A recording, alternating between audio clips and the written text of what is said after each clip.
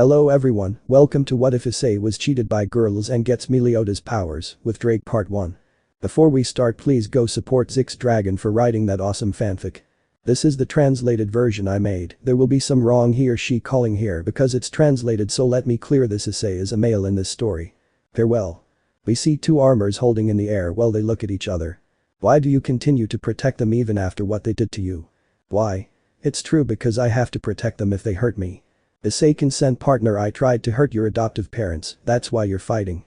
Issei. It's true, thanks for reminding me, Ddraig. Ddraig. You're welcome, mate. Issei. I don't protect Ria's, Akeno, Asia, Zenobia, Irina or Roswi, I only protect Surzich's, Mikkel and Azazel, because I see them as my parents, and that's why I will give you the beating of your life, Vali. Vali. I see, then you don't care anymore. Issei. No, but let it be a secret between you and me, okay? Vali, how do you want to continue? Issei. Of course. So both armors began to hit each other. Issei gives him a strong hit in the stomach, knocking him out of air, grabs his head and starts to knee him in the face so much that he broke his helmet, and with both of his hands he hits him to the ground, raising a smoke screen. Vali. Wow, you don't hit too badly, wiping the blood from his mouth. How did you get so strong? Issei.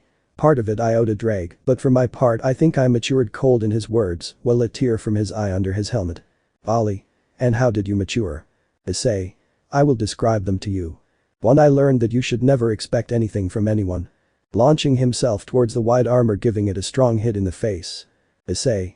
2. If you are in a relationship and the other person does not fight for the relationship, sometimes it is better to give up. They will call you a coward, but you will say that you tried and that person did not. He catches him again and kicks him in the torso, breaking his armor and ribs. Issei. 3. Pain changes you in an incredible way. He grabs him by the head and takes him falling to the ground, burying Vali's head under the ground. Issei. 4. If it hurts, take that pain and turn it into power. Vali. While lying down, Issei kicks him, throwing him into the air. Already at height, he remains floating, observing with his armor almost broken, in addition to some bones. Issei.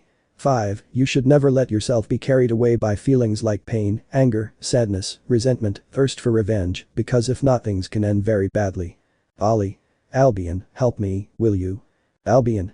I would recommend you to retreat, but obviously you will ignore me and continue fighting. Vali. Obviously I never backed out of a fight. Vali. Hey, are you going to keep telling me? Issei. Sure. 6. Forget the past, live in the present and dream of the future. 11. Issei launches him again towards Vali, hits him in the stomach, hits him in the face, grabs him by the feet and throws him to the ground, finishing off breaking his armor. Issei. Lastly, never mess with a female dragon. Vali. But you said you didn't care about them anymore, bleeding on the ground with most of his bones broken. Issei. He approaches Vali, grabbing him by the hair. Of course I don't care anymore, but this will teach you not to mess with another dragon's women. He throws him into the air and gives him a dragon shot, causing him to be totally injured. I'm sorry, but I'm done. Where Vali fell badly injured, a black portal opens from which a man with monkey-like features comes out. Vali, what happened to you? Vali. Me. They gave me a GR. Big beating, already very beaten with all his bones broken. Let's go with Opus to heal you and your red emperor dragon. I hope to fight you one day. Issei. It will be a great honor. The guy carries him and goes through the portal, closing behind him. Issei was where the Maus were, somewhat wounded, in addition to Azazel without an arm. Issei. Are you okay? Michael. Getting up. Yes, we are fine, I just have a broken rib. I think. Issei. Azazel, your arm, pointing to where his arm was missing. Azazel. Of course I'm fine, it was just a scratch, but it will help me. I was waiting for this for a long time to try an invention that I created a lot. Issei. Ooh, okay if you say so. Hey brother Surzich, I'm going to do what I told you a few days ago. Flashback. Surzich. So that's what they did, I'm sorry, and now what? Issei. I'm going to see someone who contacted me yesterday, but I'll go after the meeting.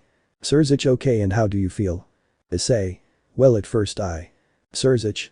Hey Grafia, go with Serafal and have her sign this, giving her a sheet of paper. And how did you feel? Issei. That's what I was telling you, I felt. Surzich. Hey, tell Azazel that I won't be able to go with him today. And how did you feel? Issei. I felt very. Surzich. Tell Sona to take care of this renegade demon. And what did you feel? Issei. Nothing. Surzich. Nothing. Issei. Nothing, I didn't give a damn. Surzich. Did you give a damn? I thought that. Issei.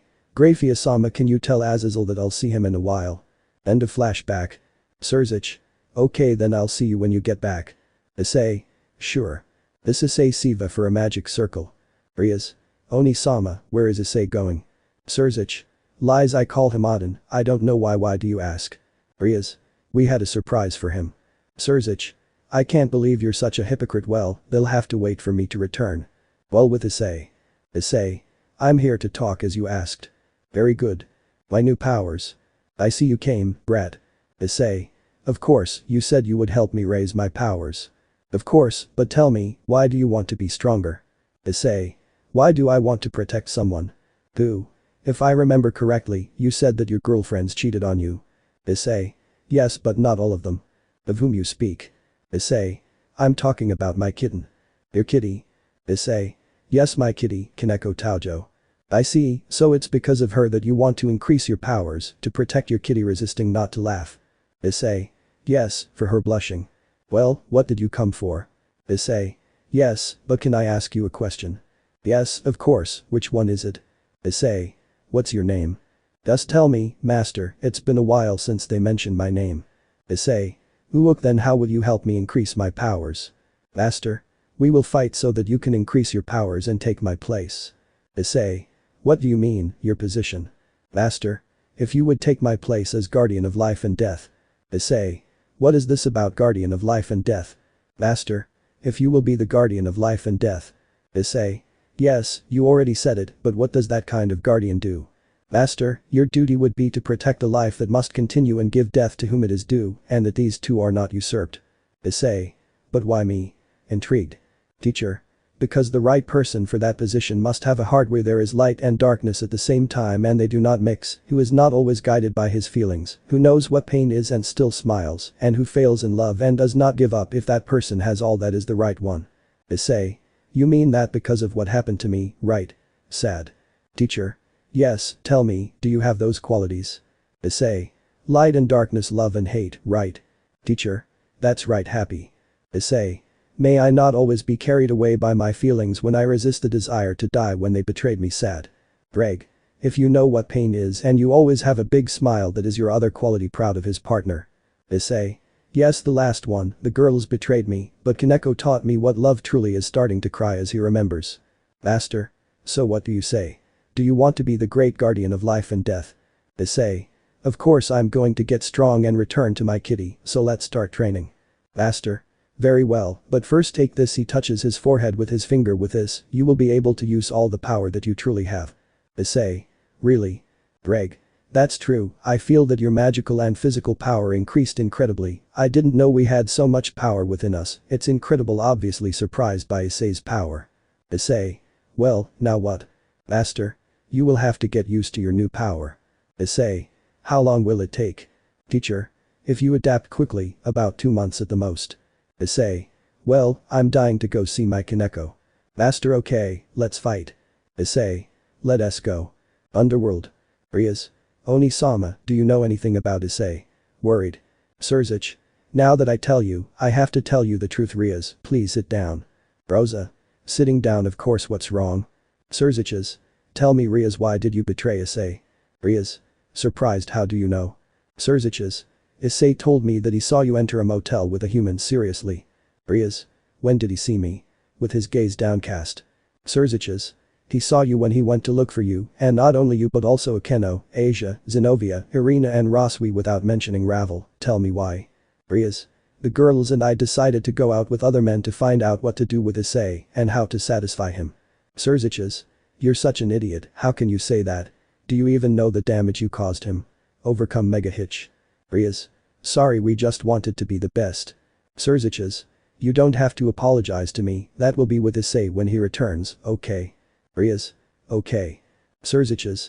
I will now withdraw, please. For the moment I will not tell our parents. For the moment I do not want to cause them disappointment. I will withdraw, please.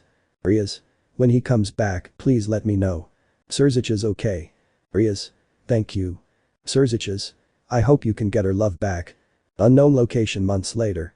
Two dragons are seen fighting when suddenly the two dragons charged a powerful attack. When both powers collided, there was a huge explosion. When everything calmed down, two men were seen on the ground with torn clothes and many wounds. Teacher. Wow, it's been a while since I fought like that, you're amazing, brat. Issei. Thanks old man. In time they healed from all their wounds. Master.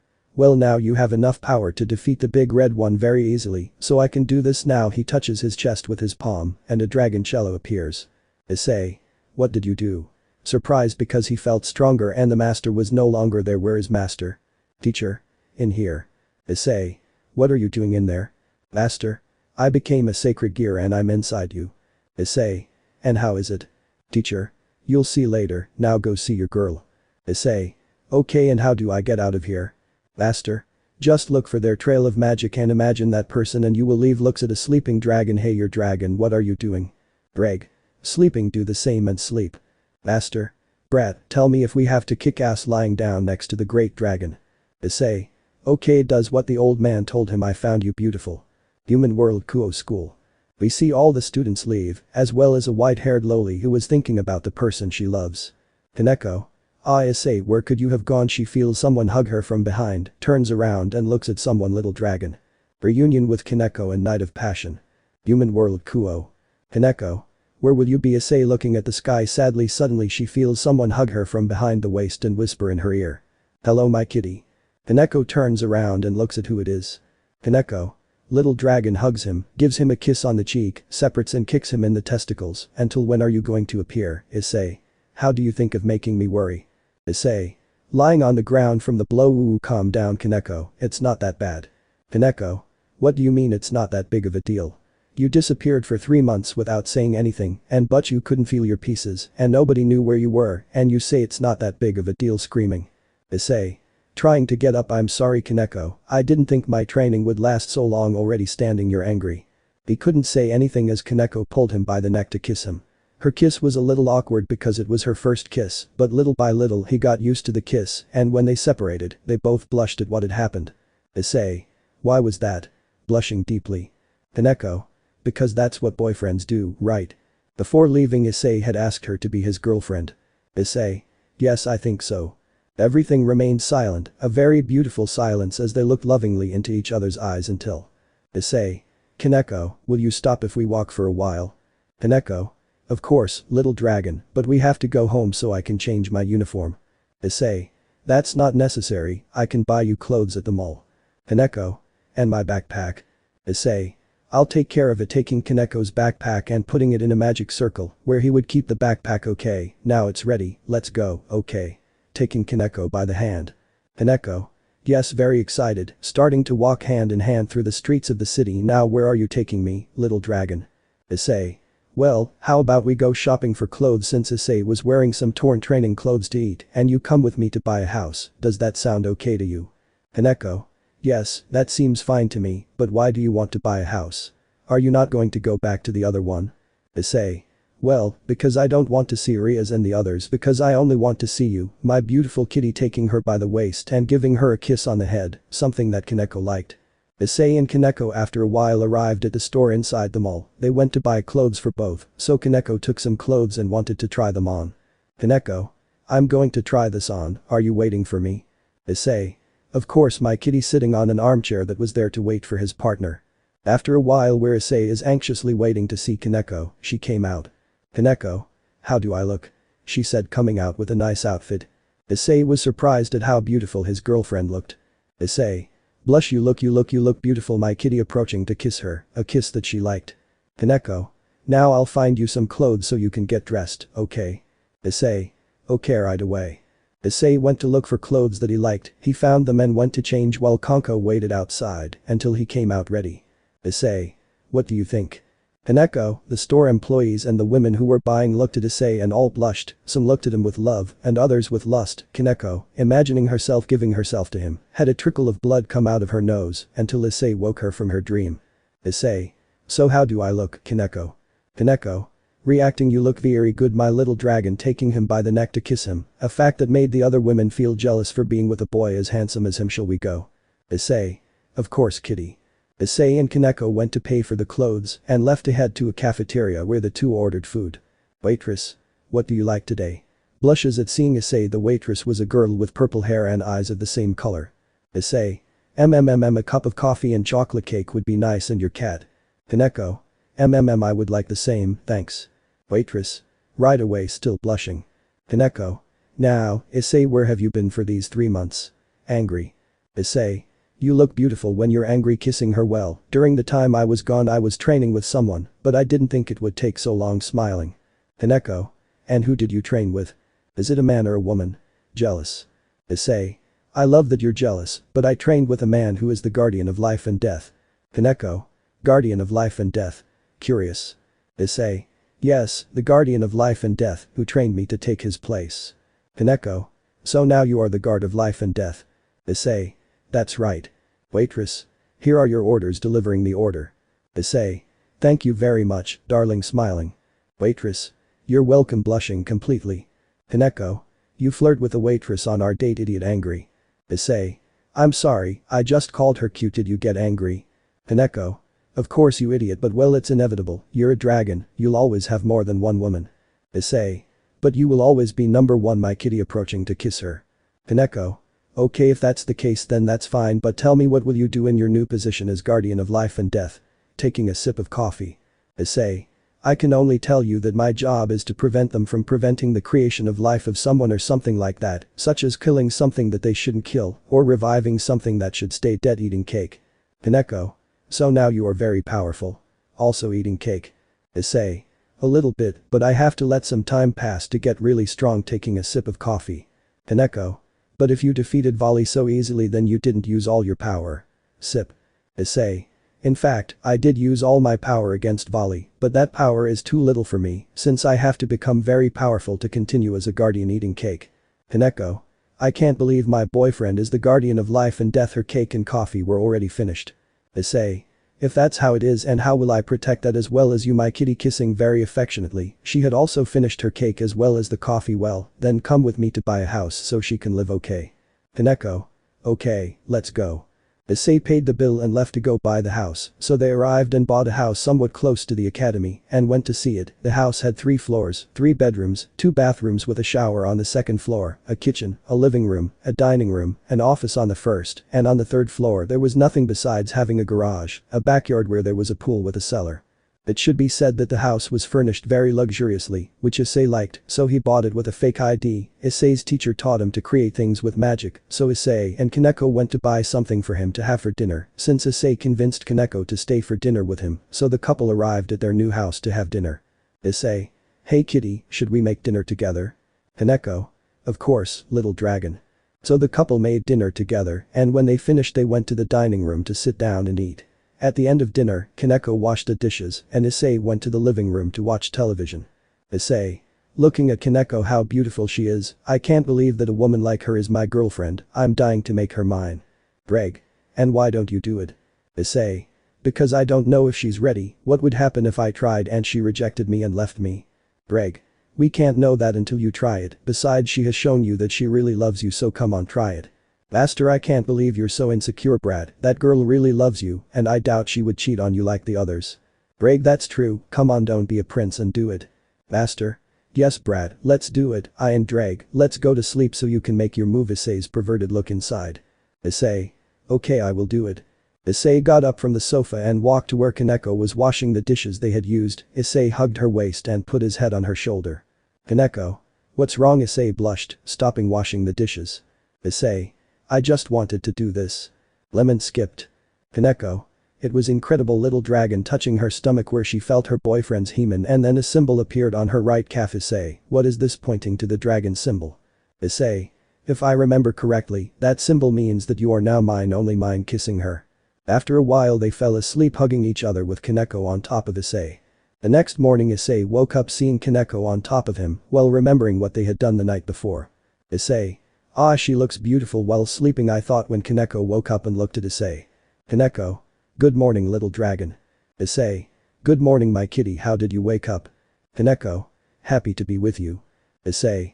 Then I think I can give you this. A black magic circle appeared from which he took out a case of the same white color. Kaneko, I want to give you this. It was a necklace with a dragon with cat ears. Kaneko. It's beautiful even though I was expecting a wedding ring. Issei. Can I put it on for you? Kaneko. Sure, turning around so Issei could put the necklace on her. Thank you very much, Dragonito. Issei. You're welcome, now we have to go take a bath and have breakfast so you can go to school. Kaneko. You're not going? Issei. Not yet. Keco. Okay, let's go. So the couple would go to bathe and then to have breakfast, then go to the garage, and Issei would create a black sports bike where Issei got on as well as Keco, and both put on a helmet of the same color as the bike so that they could go to school. When they arrived, Keco got off the bike, but not before saying goodbye to her boyfriend with a kiss on the mouth. Everyone looked at this including the Gremory, but no one could see the face of that guy since his face was inside the helmet. Keco. Goodbye dragon wanting to give him the helmet. Issei. Save it so that it can come for you later, my kitten. Keco. Okay, see you later. Thus Issei would leave before the attentive gaze of Keco, who headed towards her classroom with a smile on her face. Date with Sona. After Issei left Keco, Issei went to visit Surzik through a portal he created with his power to go straight to the office. Issei. Hello brother. Surzic's motorcycle disappearing. What are you doing? Surzic's. Issei hugging him. When did you arrive? Issei. Accepting the hug. I arrived yesterday. Separating. Surzic's. Why did it take you so long to arrive? We were worried about you. Issei. Haha, I'm sorry, I didn't think it would take so long to return. Surzic's. Yes, 3 months is not that long, at least not for me, he. Issei. Yes, but for the others it is a matter of time. Surzic's. And have you already warned Mikkel and Azazel? Issei. No, but I will do it in a while. Surzik. And tell me how the training you did went. Issei. Well, now I know a little more magic and I increased my strength and I also unlocked more power from the booster gear. Surzic's. Awesome, so now you're stronger. Issei. Yes, but I need more poser. Surzic's. Well, since you're here I'll give you a gift. Issei. What the hell? Surzic's 10 throwing a small box. Issei. What is this? Opening the box and taking out some pieces. Surzic's. Do you remember that during the fight we had against Vali you saved the mouse, that is, us? Issei. Yes and? Surzic's. Well, because of that fact, Gabriel and Azazel promoted you. You are now a high-class demon, and that is why you now have the right to have an entourage. Issei. Incredible, then now I can have my team. Surzic's. Exactly, and tell me now what are you going to do? Issei. I guess I'll have to look for good brothers for my entourage. Surzic's. Well then good luck. Issei. Thanks, I'm leaving going to the door goodbye leaving the office. When leaving he runs into Sona. Issei. Hello Sona. Sona. Issei running to hug him. When did you arrive? Issei. I just arrived yesterday and how are you? Sona. Realizing what she did blushing bye fine I'm fine. Issei. Well, do you have something to do today? Sona. Why do you ask? Issei. Because I wanted to ask you if you wanted to go to the movies with me, what do you say? Sona. I would be delighted, just let me give this to Surzic's Sama, okay. Blushes. Issei. Incredible, okay I'll wait for you here happy. Sona entered Surzic's office to deliver some papers. When she left she saw Issei waiting for her with a smile. Issei. Okay, let's go. Sona. Yes, but let's go quickly to my apartment so I can change my clothes, okay? Issei. Sure, let's go. This is what it sounds like to have a magic circle in her apartment. When she arrived, Sona ran to her room to change her clothes. Sona. Ready, how do I look? It's the image at the beginning. Issei. Blushing you look beautiful Sona. Sona. Blushes thanks can we go now? Issei. In his mind Ddraig, do you think she'll get angry if I kiss her? Ddraig. I don't know, mate, but you have nothing to lose by trying. Issei. No way to attack. Issei slowly approached Sona. When he was close enough he kissed her. At the moment Sona was surprised by what Issei did, but then she accepted the kiss, but since it was her first kiss, she didn't know what to do, but she got used to it. When they separated a thread of saliva joined them. Sona why did you do that? Issei. Because I love you Sona, I love you and I want you to be my girlfriend. Sona. You're your girlfriend. But you weren't into fights and the rest. Issei. Yes, but I don't love them like I love you. The cult club. Riaz. Because I feel like something was stolen from me. Keco. What are you talking about, Riaz? Riaz. You're welcome, forget it. Back to the apartment. Sona. Really? Issei. Yes, I like you since we started dating, so that's why I'm asking you. Sona. Issei. And if you accept, I want you to know that I'm with Keco and maybe I have more girls, so if you don't accept, I won't judge you. Issei couldn't continue talking because Sona kissed him. Issei was surprised by what Sona did but accepted the kiss. He took her by the waist and Sona hugged him by the neck like that for a few minutes until they separated. Issei. I guess it's a yes happy. Sona claw of course I love you too. Issei. And I'm more my queen. He calls Sona queen because they call her the ice queen for her seriousness. Sona kissed Issei again and then left for her date. On the way, Sona is seen holding Issei by the arm, who was very happy. Sona. Where would you take me my king? That's what Sona says to Issei. 11. Issei. Let's go to the movies, then eat, play video games and we'll see later. Sona. Okay, tell me how did it go during these 3 months that you were away? Issei. Well, I unlock new powers thanks to my master, but I must train them to control my power and not die, besides I already have my dragon pieces. Sona. Dragon piece. Issei. They are like the evil pieces, but since I am a dragon I call them dragon pieces. Sona. Now you'll have a following, right? Jealous. Issei. That's why. Curious. Sona. I was just asking. Issei. Speaking of entourage, how's Tsubaki and Momo's relationship with Saji going? Sona. Well, they broke up because Saji is now dating Asia. Issei. I see, Sona. What's wrong? Issei. Well I'll be honest with you, I like Tsubaki too. Sona. Well, don't worry. I know that being a dragon you will have more women, so I'm going to tell you he likes you too. Jealous. Issei. Really? Surprised. Sona. Yes, but you will be mine first. Blushes. Issei. Okay my queen kissing her. So Issei and Sona were going to watch a movie which was a horror movie, so during the movie, Sona got scared and hugged Issei, putting her face on his chest. Issei. Are you okay? Sona worried. Sona. Yes, it's just that I got scared, I'm sorry scared. Issei. Calm down my queen hugging her. So Issei spent the whole movie hugging his girl, and once in a while he kissed her so she wouldn't get too scared. When they left the cinema they went to a restaurant to eat and then they went to a game center to play and take pictures together. Issei. Now you want to be queen. Sona. I want to rest, let's go to my apartment, okay? Issei, of course, why not? So Issei and Sona headed off but on the way 6 gang members appeared and surrounded the couple. Gangster A. Hey, cutie, how about you go with us? You'll have a better time than with this brat. Sona. Don't you see that I'm with my boyfriend? Gang member B. Come on, darling, come with us, what's wrong with him that I don't? Issei whistle. Gang member B. But you have it small. Issei. But you didn't deny not having a penis. Ooh. Gangsters. You're dead, idiot. Issei. Hahaha fun time. At that moment a mark appeared on the right side of his forehead. Height narration. Issei took the fist of one of the guys and bent his arm behind the guy to dislocate his shoulder from the force and leave him on the floor, then he grabbed the foot of one who wanted to kick him, but Issei pulled him towards him, giving him a punch in the testicles with his free hand and threw him into a wall, then he grabbed the heads of 2 who wanted to hold him. When he grabbed the heads of the 2 guys he slammed them into each other with such force that he broke both of their heads, leaving them unconscious. Another lunged at him with a knife. Issei only grabbed the knife high with the guy's hand to whom he punched him in the torso, breaking some ribs, causing him to spit blood. Finally he grabbed him by the collar of his shirt and slammed him into the wall, causing him to be unconscious. End of the paddle. Sona. Don't you think you exaggerated? Surprised by what he did. Issei. Yes, I think so haha. Sona. Okay, let's go. Issei. Sure, let's go. So finally Sona and Issei arrived at the apartment. Issei. Well, I'm leaving, bye. Sona. Don't you want to come in? Issei. Really? Sona. Yes, rest for a while. Issei.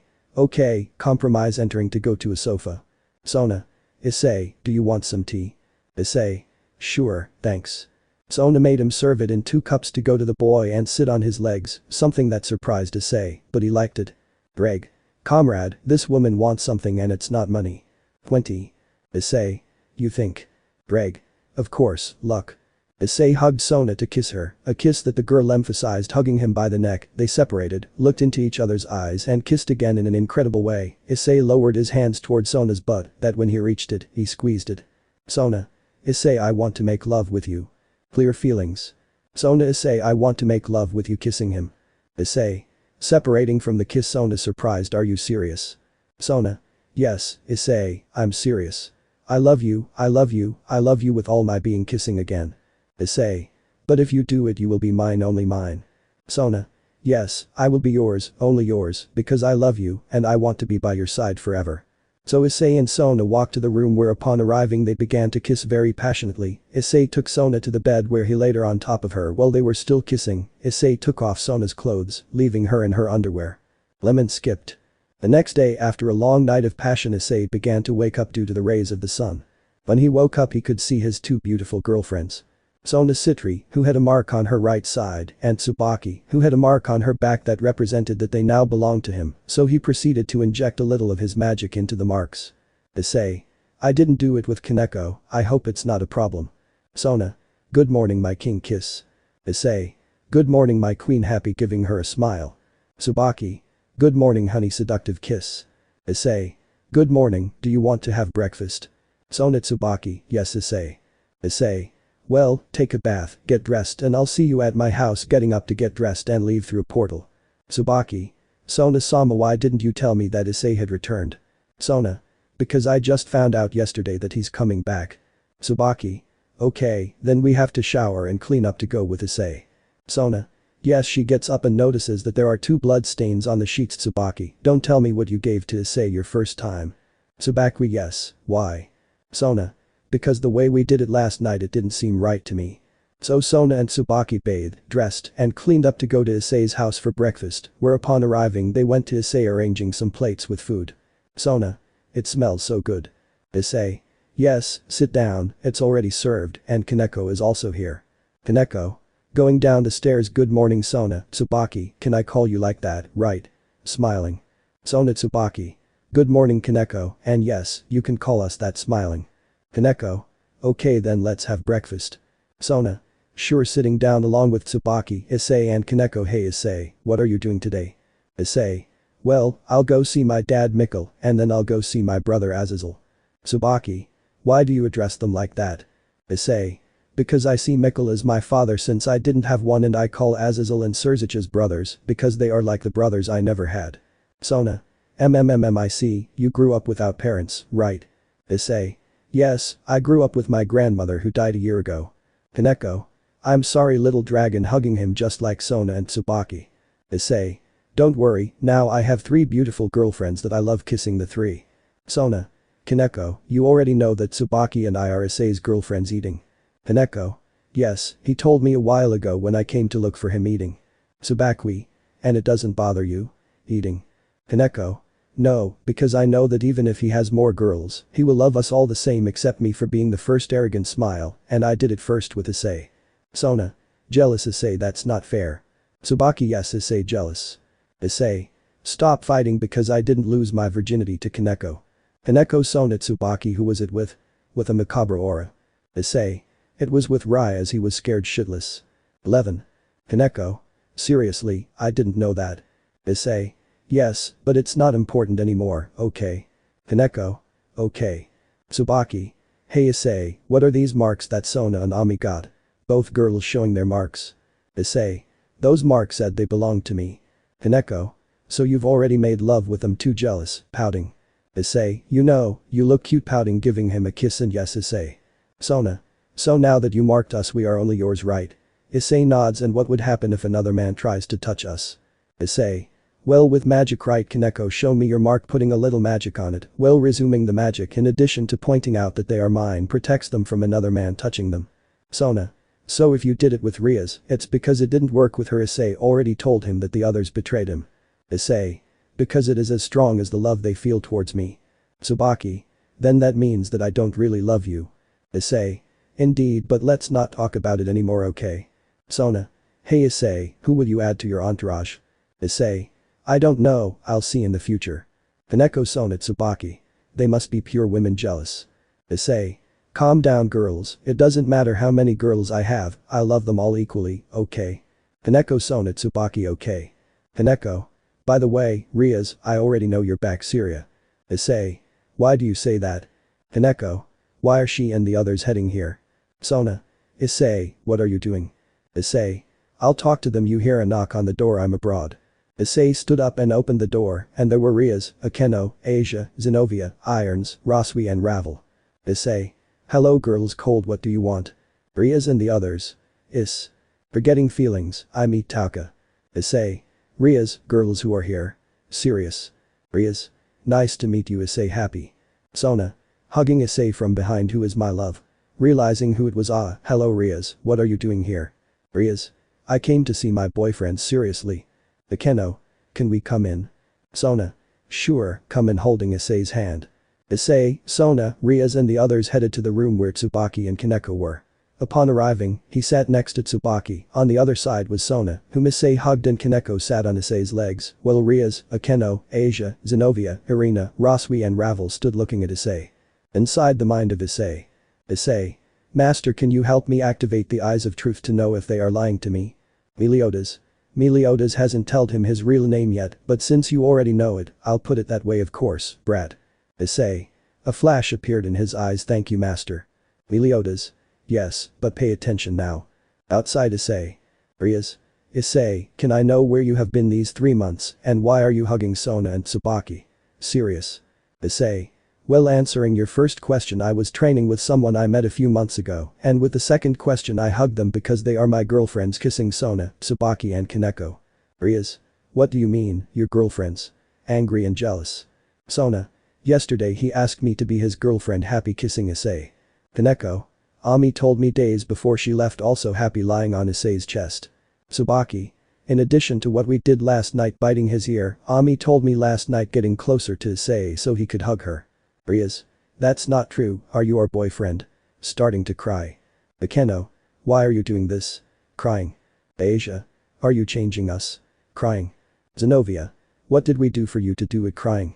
Issei. Do you want to know? Addressing Zenobia, taking her by the waist to bring her closer to him. Zenobia. Yes, I want to know, seriously. Issei. Seriously, okay, pointing to Rias. Besides sleeping with a human, she has started a relationship with a high-class devil, or am I wrong? Rias. No, resigned. Issei. She, pointing to Akeno, slept with Kiba, right? Akeno. Surprised, how did you know? Issei. Because the day I asked Kaneko to be my girlfriend, I saw you in the club room with Kiba. As if nothing, she, addressing Asia, started dating Saji right after I left. Asia. When did you find out? Crying. Issei. Yesterday Sona told me, she, addressing Irina, also sleeps with Vali. Irina hasn't fallen because if they have hex and do it out of love they won't fall, and don't worry, you're not going to fall, yet Ravel is going out with the son of a teacher that Roswi is going out with. It must be said that they are upper class. Ravel and Roswi only lowered their gaze as well. All that's left is for her to explain to me what you were doing with that guy in the park. Seriously, looking into Zenovia's eyes. Zenobia. Did you see me? Issei just nods. Well, after we left to go back home I saw you weird. I thought it was because I did something wrong, and the next day a boy asked me if I wanted to go eat with him, so to know what I had done wrong, I accepted and went out with him, but on the way back he wanted to hold my hand and I told him that you were my boyfriend and he got angry and left. I swear it's the truth. Crying. Issei. Smiling. I believe you, calm down Zenobia, okay. That day he was just depressed because the day before he had seen Rias. Rias. Well, since you know, there's no point in pretending at that moment. Rias, Akeno, Asia and Ravel stopped crying, except Roswi. You know, we were just pretending to have you by our side since you had the booster gear. Did you think we would be with a loser like you? My boyfriend Roko is much better than you, arrogant. Akeno. That's true, you're a nobody, an idiot who swallows it all just because people tell him they love him, with an arrogant smile. Asia. It's your fault I died and Saji won't let him because he is strong, and without Ddraig you are nobody. At that moment a magic circle appears and the girls' couples come out of it and Roswi stands behind Issei. Rias. Hey guys, each one giving a kiss to their partner, so from now on you are banished from the Grimoire clan. Roko. After you kill that idiot, would you let me play with the boars behind him? Rias. Of course my love, making a circle on Issei's chest. Issei. What are you doing? Rias. I'm going to take away your pawn pieces. Issei. Ah, that, taking out a bag from a save dimension. Here you have, and he also took out a black box where 2 sets of chess pieces were seen, from which 2 towers and a knight entered. Kaneko, Zenobia and Roswi also these pieces. Rias. How did you get the pawn pieces and how come you have 2 sets of evil piece? Issei. Sir Zychas took the pieces from me before I left, and the pieces are because I became a high-class devil, and when I introduced my power 2 games were created. Sona. Yes, you can also stay with Saji. Rias. Yes, it's not a problem for me placing 4 pawns in the chest that were introduced, and Sona's pieces came out. Here you have Sona. Sona. Thanks Rias. Issei. Well, since there's nothing else to talk about, it's better that you go. Rias. Sure, bye, idiot. Issei. I hope you get bucked well with the money that your boyfriend has. Roko. I'm going to kill you and then grape those hitches. Roko tried to hit Issei, but he caught it with his hand and some marks appeared on Issei's forehead. Expelling an incredible aura. Issei released Roko's hand and immediately tried to kick him, but Issei broke his leg just by moving his hand. Issei. Riaz, take your boyfriend before I kill him. Riaz. Holding a magic circle, see you. Saying this they left and Issei deactivated his mark. Issei. Aya, how annoying. Sona. My love, are you okay? Issei. Don't worry, girls, from today on you're going to stay here, okay?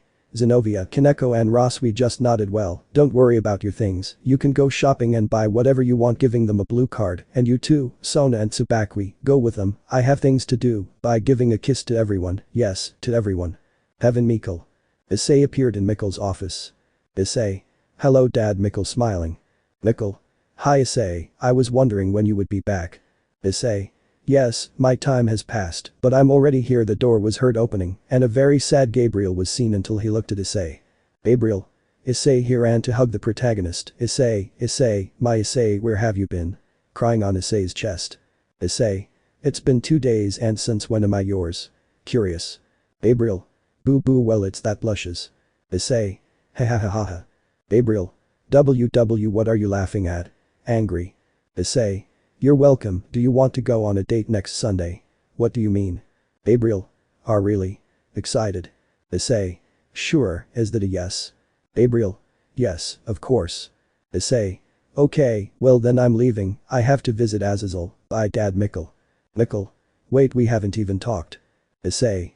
Later there will be more time, he said, and left through a portal.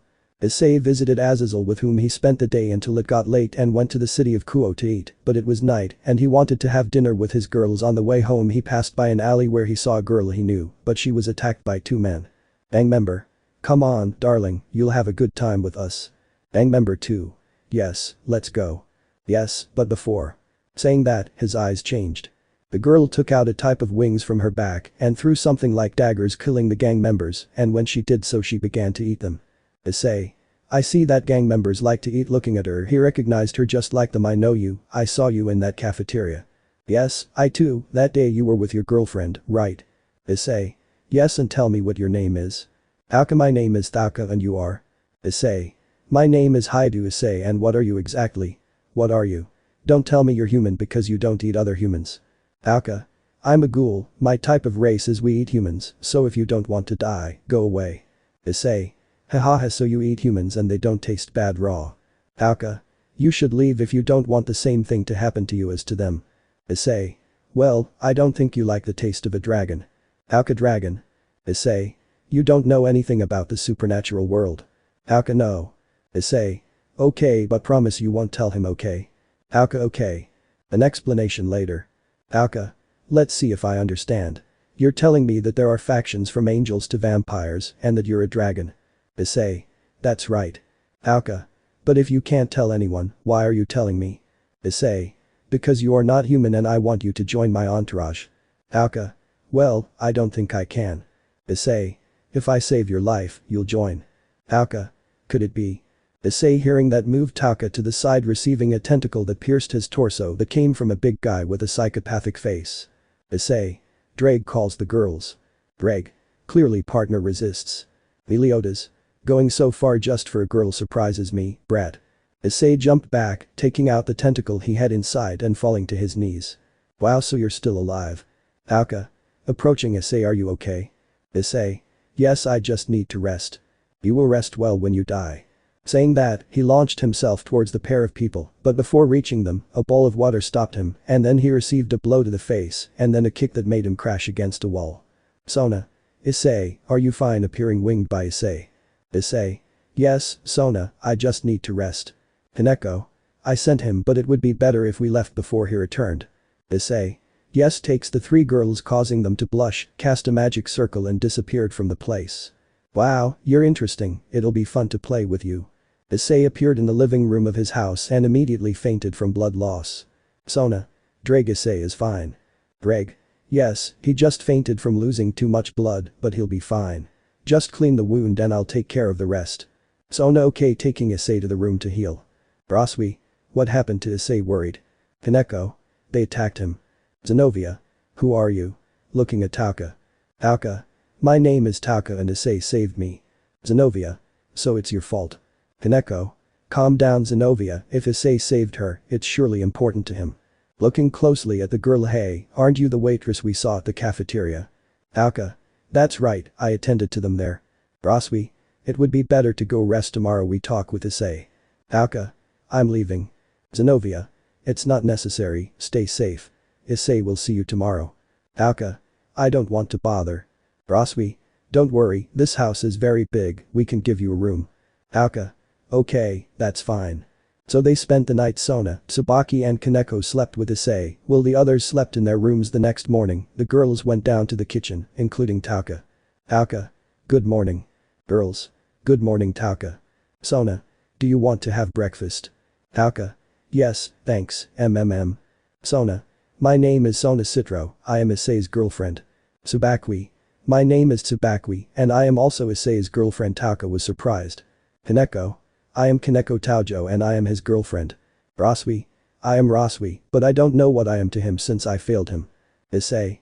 Yes, but I still love them just like Zenobia. Girls. Issei, are you okay now? Issei. Yes, I've already recovered, don't worry. Sitting at the table causing the girls to have an epic level nosebleed because Issei wasn't wearing a shirt and you could see his well-worked torso. I'm sorry I can't make breakfast. Sona. Don't worry, I already made breakfast. Giving her a plate. Issei. Thank you. Giving a jealous kiss to everyone including Tauka. Girls. And us. Issei. Okay. He stood up and kissed everyone and approached Tauka. You also want a kiss? It didn't end because Tauka kissed him, making the others angry. Tauka. That was to save my life and I want to be part of your entourage. Blushes. Issei.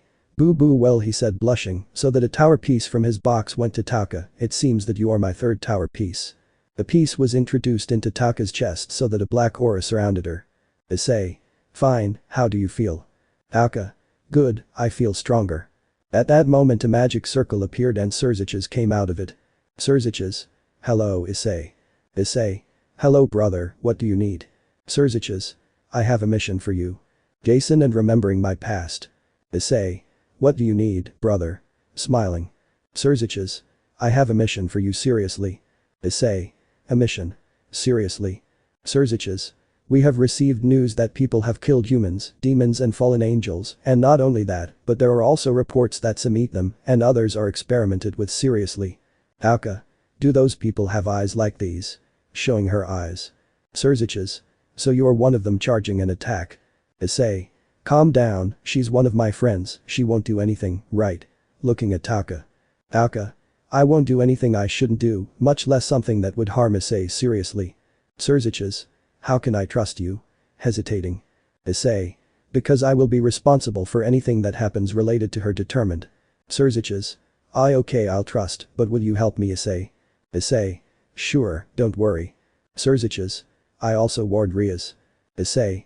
It won't be necessary for her to interfere. Irritated. Surziches. Okay, I'll let him know. Issei. Thank you. Bowing. Surziches. Okay, bye. Let me know if there is anything. Issei just nods. Take care. Leaving in a magic circle. Issei. Okay girls, I'm going to take a bath to go fulfill the mission. Finishing eating. Zenobia. We're going with you. Getting up to follow him. Issei. No, you guys stay. I want you, Roseway, Kaneko and Tauka to train. Tauka. But what if something happens to you? Worried. Issei. Don't worry, I'll be fine. I'm leaving. Sona. Well, we have to pick up and do our things. Issei took a bath and changed into comfortable clothes that were white pants, a black shirt and black shoes. He said goodbye to his girls with a kiss and went out to see if he could find something that would take him to the guy he ran into the night before.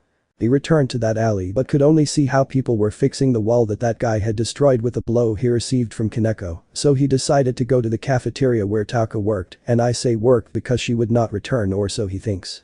When he arrived he could see that there were no customers, so he sat at the bar where there was a large man with white hair wearing the cafeteria uniform and a badge, indicating that he was the manager. Manager. That it is offered kindly. Issei. A coffee, thank you very much. He felt the aura he had and knew he was also a ghoul. Excuse me, you are also a ghoul, right? Manager. I'm sorry, I don't know what you're talking about. A little nervous while preparing the coffee. Issei. Don't worry, there's nothing wrong, I just need information. Manager. How do you know I'm a ghoul and what information do you need? Now calmly handing him the cup of coffee. Issei. I know because you have the same aura as the ghoul race and I was wondering if you knew a ghoul who has been killing too many people. Manager. Well, since you know, I hope I can trust you. And about the ghoul you're referring to, he's an SS rank and I know him like Jason. He only kills for fun, unlike us who only kill criminals or eat the bodies of people who commit suicide seriously. Issei. But why do they need to eat humans and what makes them different from humans? Taking a sip of his coffee. Manager. Well, you see, we can only eat human flesh because if we eat normal food it would taste like garbage and we couldn't eat it. Plus, our eyes are different showing his ghoul children and we are immune to common weapons like knives and bullets. Issei. Can I try? Manager. What do you mean? Issei. Well, you see, ghouls are not the only supernatural race, did you know that? Manager. Yes, I also know that there are demons, angels, fallen ones, yaokeis, vampires, among others. Issei. Well, that makes it easier for me, you see I'm a dragon taking out his dragon wings and I can use magic, so I wanted to know if magic affects them. Taking a sip of his coffee. Manager. Well, if I'm not in any danger, I'll be fine. Issei. Don't worry. The man walked to be in front of Issei who activated the booster gear and took out his sword Ascalon. Issei asked him to show him his hand and so he did. Issei cut the man's hand superficially. Issei. So if magic damages them keeping his sword. Manager. That's how it looks cleaning his hand. Issei. And tell me, besides the magic, what can harm them the most, because I don't feel a trace of magic inside you, just like I didn't feel it inside Tauka drinking coffee. Manager. Do you know Tauka? Surprised. Issei. Yes, she is a member of my entourage since this morning and has the tower piece. Manager.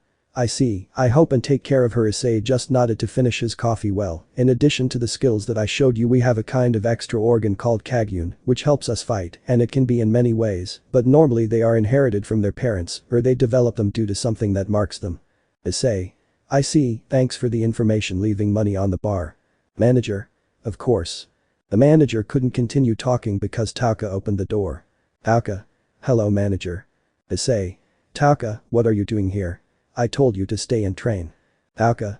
I came to resign because you didn't want me to come. Issei. It's not that, it's that. Tauka. You didn't want me to come because you were going to see more women, right? Jealous in some way. Issei. Calm down, none of that nervous. Tauka. Look, Issei, wherever you dare to be with more girls behind our backs, they won't forgive you. Cornering Issei towards a glass door that led to the terrace. Issei. Don't worry, nothing like that, I just wanted. He could no longer continue speaking because a man appeared breaking the glass to kick Issei. You're in the way. Tauka. Standing in front of him they tied. Issei. He had already gotten up. That guy looks like Tauka. Meliodas. Yes, maybe they are brothers. Beato. Hello stupid sister. Tauka. Where the hell have you been? Beato. I've been around learning about society, unlike you who are satisfied with their peace. Tauka. Arrogant idiot. Annoying. Beato. The only idiot here is you, accept reality. That was enough. Beato-kun spoke, a tall, large man with white hair dressed in a suit of the same color, who was accompanied by another who looked gay with purple hair and a suit, and another who wore a mask like bandages that covered his face and wore a black trench coat. Beato. I didn't think you would find me Yamori. Issei. Hahaha, what a great name.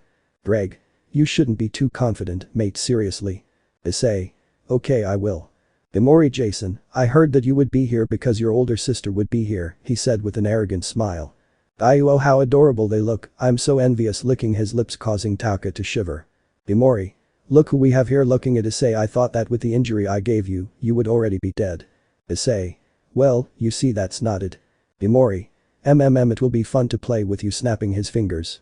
Issei. I'm sorry, my grandmother told me not to hang out with strangers with psychopathic faces. Yamori. Too bad, why are you still going with me? Tauka's brother activates his kagyun that looked like his sister's to throw a type of stake that hit Issei squarely, causing him to be stuck in the wall. Tauka wanted to interfere, but Yamori hit her with his kagyun, knocking her unconscious. Issei wanted to do something, but the guy in the trench coat tied him up with a type of chain that absorbed his power. Issei. What is this? Trying to free himself from the grip of the chains. That's my sacred gear, chains of despair, which can absorb any type of magic as well as physical strength. Yamori. Well, how about we go and start having fun? Yamori hit Issei in the stomach, taking away his air to inject him with a type of substance. Manager. What did you do, damn it? He couldn't finish because Beato had knocked him out. Yamori.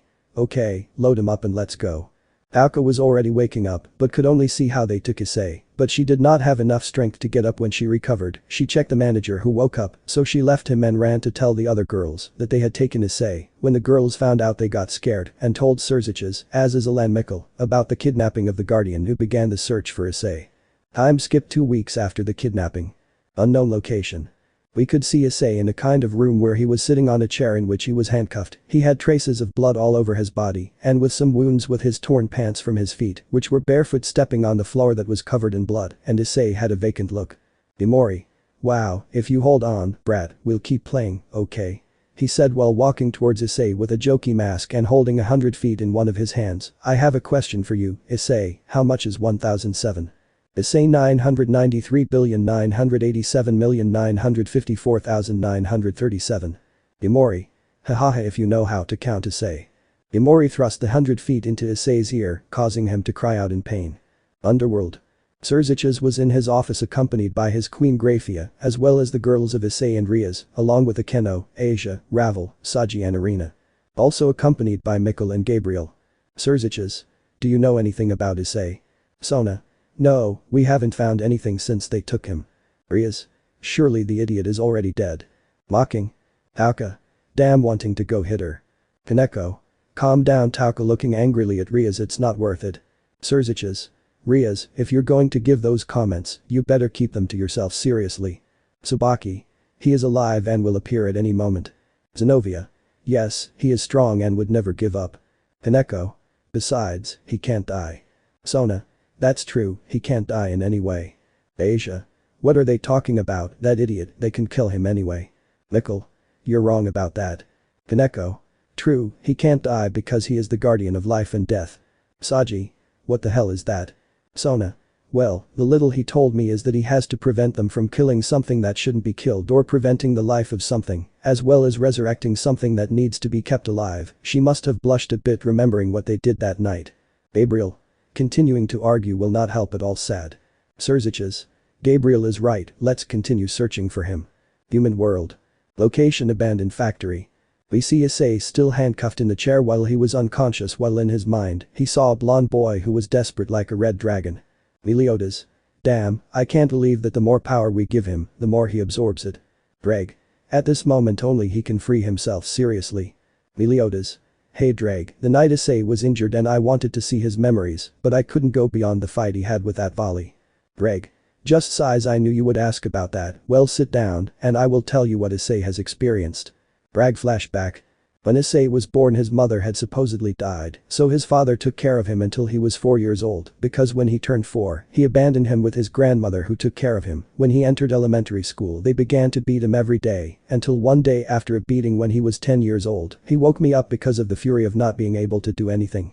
I told him everything about the factions and our power, and we became very good friends. Days later he found out that his mother was alive, and he found him and went to live with her, but because I had woken up, he began to release the aura, causing several demons to be after him, but he was able to live well until he was 15 years old, until one day when he returned from school. That day they had beaten him again. When he entered, he could see his dead mother in front of a fallen angel. He had another explosion of power with which he killed the fallen angel. Then he returned to live with his grandmother, with whom he moved to Kuo.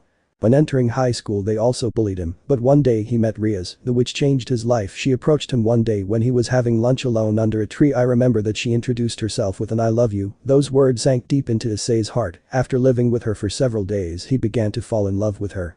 One afternoon when he accompanied Riaz to the club, he returned very late. When passing through a park he faced a fallen angel, but this killer was called Rainer. When he killed him, Riaz appeared and reincarnated him into her pawn, explaining everything. He agreed to be her servant. In addition to that, he met Akeno, Hiba and Keco. With Keco did not have a good relationship. As the days went by, he met Asia, with whom he became friends, but in a contract he found out that she was a nun who carried a sacred gear and was an assistant of an exorcist, with whom he fought to free Asia, but lost because with a sword that she carried, she cut her thigh, causing his defeat, and that he was saved by Riaz.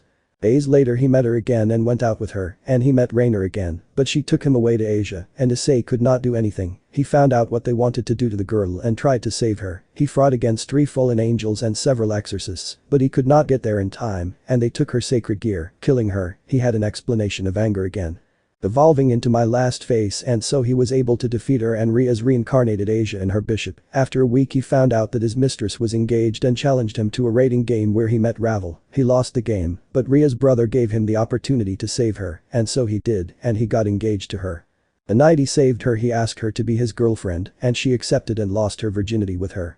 A week later, some exorcists sent from the Vatican arrived who had fragments of the Excalibur, and one of them was a friend who had the only one by the way. She helped them look for other fragments that were stolen by Keco, and she found it and defeated it.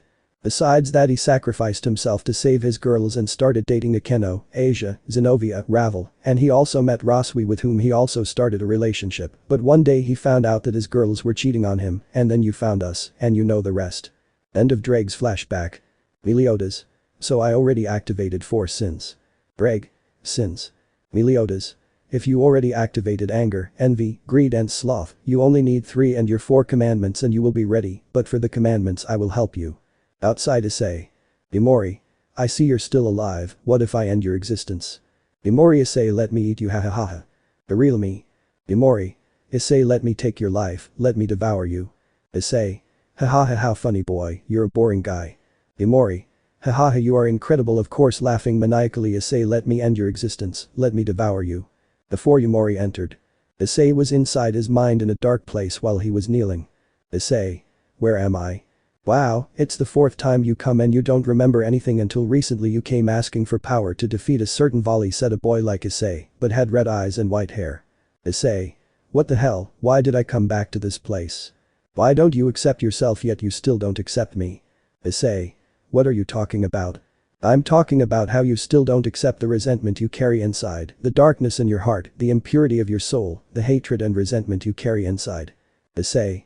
I will never do it, because if I do you would take control. Tell me, how did it feel when your father abandoned you? Issei. Shut up, with a melancholic tone. What did it feel like when they killed your mother? Issei. Shut up. What did it feel like to be beaten, harassed and robbed on a daily basis? Issei. Shut up. What did you feel when the girls you loved, the ones you gave your own life for, cheated on you with other men? Issei. Shut up, trying to hit him, but the other Issei only stopped him when the white-haired man stopped his fist with one hand. You are weak because you do not accept how we really are. Issei. What do you want me to do? Accept me, accept the hate, resentment and every negative or positive feeling that you carry inside, so that we can be strong, and nothing and no one can stop us, much less mess with the people we love. Leaving Issei's fist. Issei. I don't want you to have control of me. You didn't understand. I want you to accept me and we can be someone new. Issei. Do you promise to give me strength to protect my girls? Yes, and you accept extending your hand. Issei. Yes, shaking hands. At that moment the 2 Issei along with the place where they were began to shine, as did the Issei outside, surprising Meliodas along with Ddraig, because when the light disappeared a new Issei was seen, since he had white hair with black eyes, but his pupil could be seen, his muscles could be seen perfectly but not exaggerated, and he grew something that his girls are going to like. Back to the moment where Yumori talked with Issei. Yumori. Issei, let me end your life. Yumori shouted to activate his Kagyun to crush Issei. Issei broke free at the last moment to jump on Yumori's back to hang him with the chains they had. Issei. Try to devour me if you can, whispering in his ear with a ghoul eye on his face, showing that he was one. Yumori wanted to attack Issei, but he tried to jump and fall in front of Yumori. Issei. You taste horrible, he said, wiping the blood from his mouth. Yumori. You bit me? Surprised. Issei.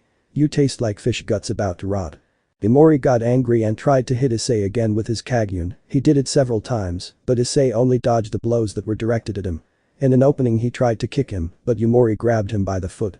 Yumori. I'm not going to let you go, with a psychopathic smile. Issei just spun on the foot that Yumori was holding to kick him in the face, throwing him towards one of the walls, while Issei fell on his feet, returning his foot to normal since he had spun it.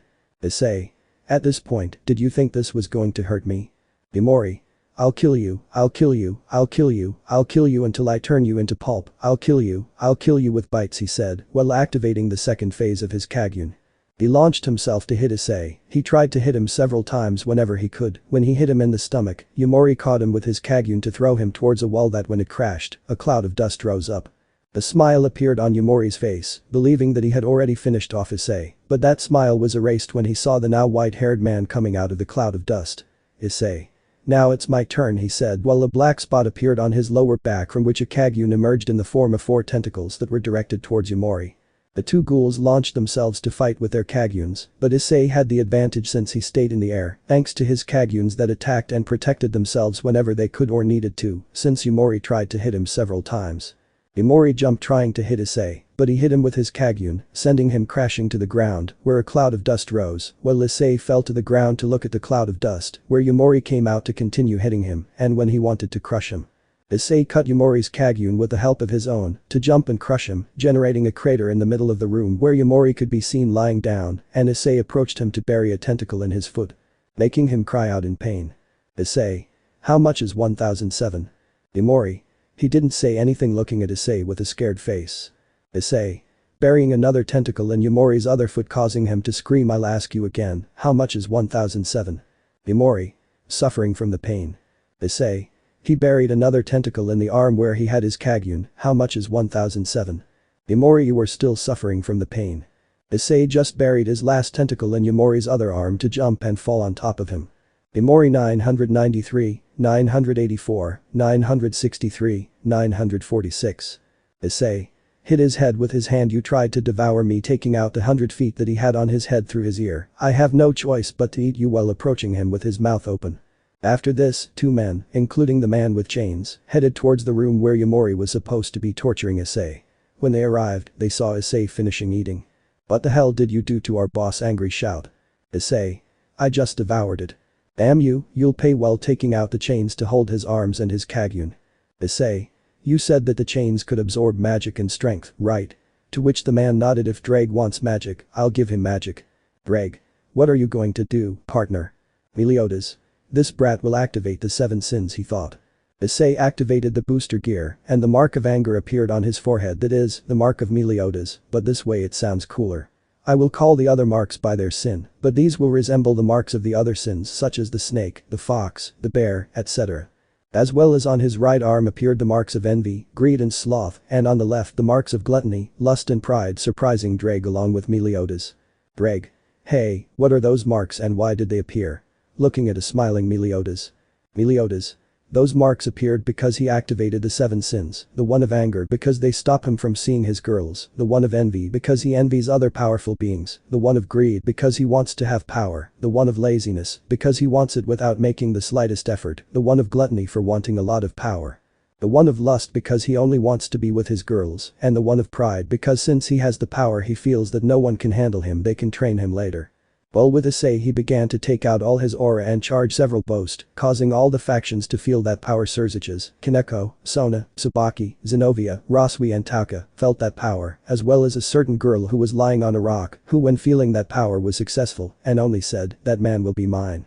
The girls quickly knew who it was, as did most of the factions. Issei's girls quickly headed towards him. While with Issei she continued to raise her magic while the chains absorbed it, but began to crack, scaring the guys. The other guy made a sword appear, with which he tried to launch himself to kill Issei, but at that moment the chains broke. How did you break my chains? Issei. I overloaded them with magic. Well, the guy with the chains exploded from the overload of magic, causing all his organs to scatter all over the place. You continue. While Issei's girls were arriving at the abandoned factory, but they could no longer feel Issei's aura, thinking the worst, but they were happy to see Issei walking towards them. Although they saw him differently, they knew it was him. Girls Issei, they shouted as they rushed to hug the white-haired boy. Sona. Issei, are you okay? Issei. Yes, I just feel tired. He couldn't continue talking because he fainted. Girls Issei worried. Ddraig. Calm down girls, he just fainted because he used too much power. Roswi. Will he be okay? Ddraig, if you just need to rest.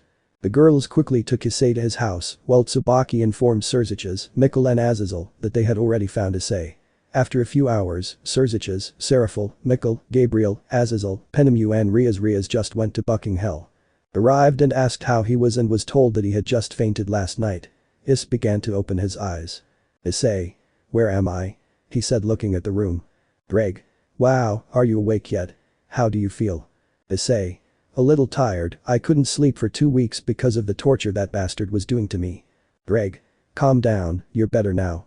I'll leave you alone since you'll be in good company. Issei looked down and saw that Gabriel was sleeping there. After a few seconds she woke up and saw that Issei was looking at her. Issei. Hello, Gabriel. Smile. Gabriel. Issei screams to hug and kiss him. Issei, I thought I would never see you again. Crying. Issei. Calm down, Gabriel, I'm already here and I won't leave again, okay? hugging her. Issei raised Gabriel's face to kiss her again, while she sat on top of Issei and hugged him by the neck, and Issei hugged her by the waist. They were like that until. Girls. Issei's girls shouted, causing him to look at the door. Issei. Hello, girls, scared shitless. Auka. You barely woke up and you're already kissing another woman. Issei. Calm down, girls. Keco. Don't be calm, we'll give you your punishment right now. Issei. No, girls, calm down. After the bore. Issei was sitting on the sofa hugging Sona with his right hand and Tsubaki with her left. Zenovia and Roswi were sitting on one of his legs, as was Gabriel, while they looked into each other's eyes, and Taka was sitting behind hugging Issei by the neck, causing jealousy in Seraphil and Penemu. Surziches. Well, I see you're better now. Issei. Yes, a little, but I feel a little tired. Mikkel. Could you tell us what they did to you? Issei. Yes, you see, when they kidnapped me they took me to an abandoned factory. When I arrived they chained me with chains that absorbed magic and physical strength, making me weak.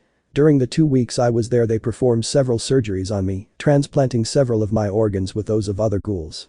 In addition, they tortured me day and night until today when I was able to free myself and kill them, he said the last part in a cold way. Riaz. It was to be expected, after all you are very weak. Roko would have escaped faster at that moment. A magic circle appeared and Ria's boyfriend came out of it. Roko. Hello my love, kissing Ria's mouths, looking at Surziches, Azazel and Mikkel idiot and his hitches. How are you looking at Issei and his girls? The last thing made Issei and Mikkel angry. Issei looked at Roko with his ghoul eye, causing a chill in him. Issei, turn around and talk to my girlfriends like that again and I swear I'll kill you. Roko. Ah yes, look how scared I am, mocking you are just a low-class demon who can't do anything. Issei. Look, idiot, first of all, I'm not a low-class demon, I'm a high-class demon. Surziches. In fact you are a supreme-class demon, a seraph and a cadre. Issei. What? What are you talking about? Surziches. You see, you are a supreme-class devil since you were engaged to Sona, Seraphil and Tsubaki. Issei. Ah well, wait with Seraphil. Seraphil. Yes, only if you accept my feelings for you doing the puppy eyes Kaiken X 10 jutsu. Issei. If the other girls accept it, it will be fine since I like you, so girls. Girls. We approve it. Issei. How easy, smiling nervously with a drop of sweat in I'm style. Seraphil. Yes, she throws herself to kiss Issei, causing jealousy in the other girls. Mikkel. You are a seraph because you are also engaged to Gabriel. Issei. Really? Gabriel. Yes, why don't you want to? Feigned sadness. Issei. Of course I want to kissing Gabriel. Azazel. And you are a cadre because I committed you to Penemu. Issei. What? You too? Penemu? Yes, and the others have already approved me, she said while approaching Issei to kiss him. Keco.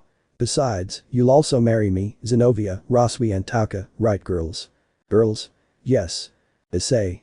Of course, he said to kiss the missing wings, returning to what he was. He said looking at Roko, you already saw that I am not a low-class demon, but a supreme-class demon, a seraph and a cadre, and I would appreciate it if you left my house, since you are not welcome here. Roko. Goodbye, damn it, he said as he left with Riaz. Surziches. Well, leaving that aside, tomorrow if you can, I want you to go to my office to sign some papers so you can make a new clan. Issei. Sure, tomorrow I'll be there. Mikkel. Well, I'm leaving so you can rest. Gabriel, I suppose you'll want to stay with Issei, right? Gabriel. Yes, brother. Mikkel. Well then, goodbye son. Issei. Goodbye dad. Azazel. I'm leaving too, Penemu, don't worry, you can stay with Issei, I'll hire someone. Penemu. Thanks Azazel. Azazel. Goodbye brother. Issei. Goodbye Azazel. Surziches. I'm leaving too, bye brother. Issei. Goodbye. Since everyone had left, Issei had sat back down on the couch. Sona. They want to have dinner. All? Yes. Sona. Okay, I'll go make dinner. Penemu. I'll help you. Gabriel. Me too. Keco. And me. Since the four had left, the rest sat with Issei. Seraphil. Hey Issei, could you buy me some clothes tomorrow? Issei. Of course, that's how it works, I buy them all. Auka. I want to date Issei. Issei. Agree on that among yourselves because if I choose, you will say that I have a favorite. Roswi. Issei is right, tomorrow we'll all go and then we'll see who goes on a date with Issei, okay? Girls? Yes. After a while they went to dinner while talking about how they would choose who would go on a date, and after talking a lot it was like this. 1 Seraphil. 2 Penemu. 3 Gabriel. 4 Taka. 5 Keco. 6 Tsubaki. 7 Zenovia. 8 Roswi. 9 Sona. Sona was sad that she would be the last, but she cheered up because Issei told her in her ear, the day after our date, you will not be able to walk when he finished. He bit her ear, making her get excited. At the end of dinner everyone went to sleep, and each girl as she could clung to Issei, falling asleep like that. Dark zone, unknown location. So I already activated the 7 sins. That's right, master. Well, keep an eye on him, we won't know what else he can do. Okay master. Sins. Issei was in his subconscious, looking everywhere and could visualize his master and Ddraig. Issei. Hey guys, what do you need? Meliodas. We need to talk, Issei. Issei. Yes, what do you need to talk about? Melodies. Do you remember the fight where you expelled great power? Issei. Yes, and? Melodies. Because of that you unlocked a great power that was inside you, and it is very dangerous if you do not have control of this power. Ddraig. Because of that we will take you to train with some people who know those powers very well. Meliodas. If you have to train the powers of dragon, ghoul, guardian, the powers of sins and commandments. Issei. Wait, what are those powers of sins and commandments? You haven't told me about them. Meliodas. You see, those powers are special and each one of them gives you great power, but you'll see later. The best thing would be for you to tell your girls. Issei. Okay, but where will we train? Ddraig. In limbo. Issei. Limbo. Meliodas. That's what limbo is like, in that place there is no time so you can train at ease. Issei. Ooh, that's weird, but it's okay, I'll see you later. Outside Issei's subconscious. Issei began to wake up, seeing all the girls sleeping next to him. Issei got up very carefully, so as not to wake the girls. He took a bath and went down to prepare breakfast. A while later the girls came down to have breakfast. Issei. Good morning girls, smiling. Girls. Good morning darling. Keco. It smells so good. Issei. Yes. Sona. Yes, it smells delicious sitting at the table like the other girls. Enemu.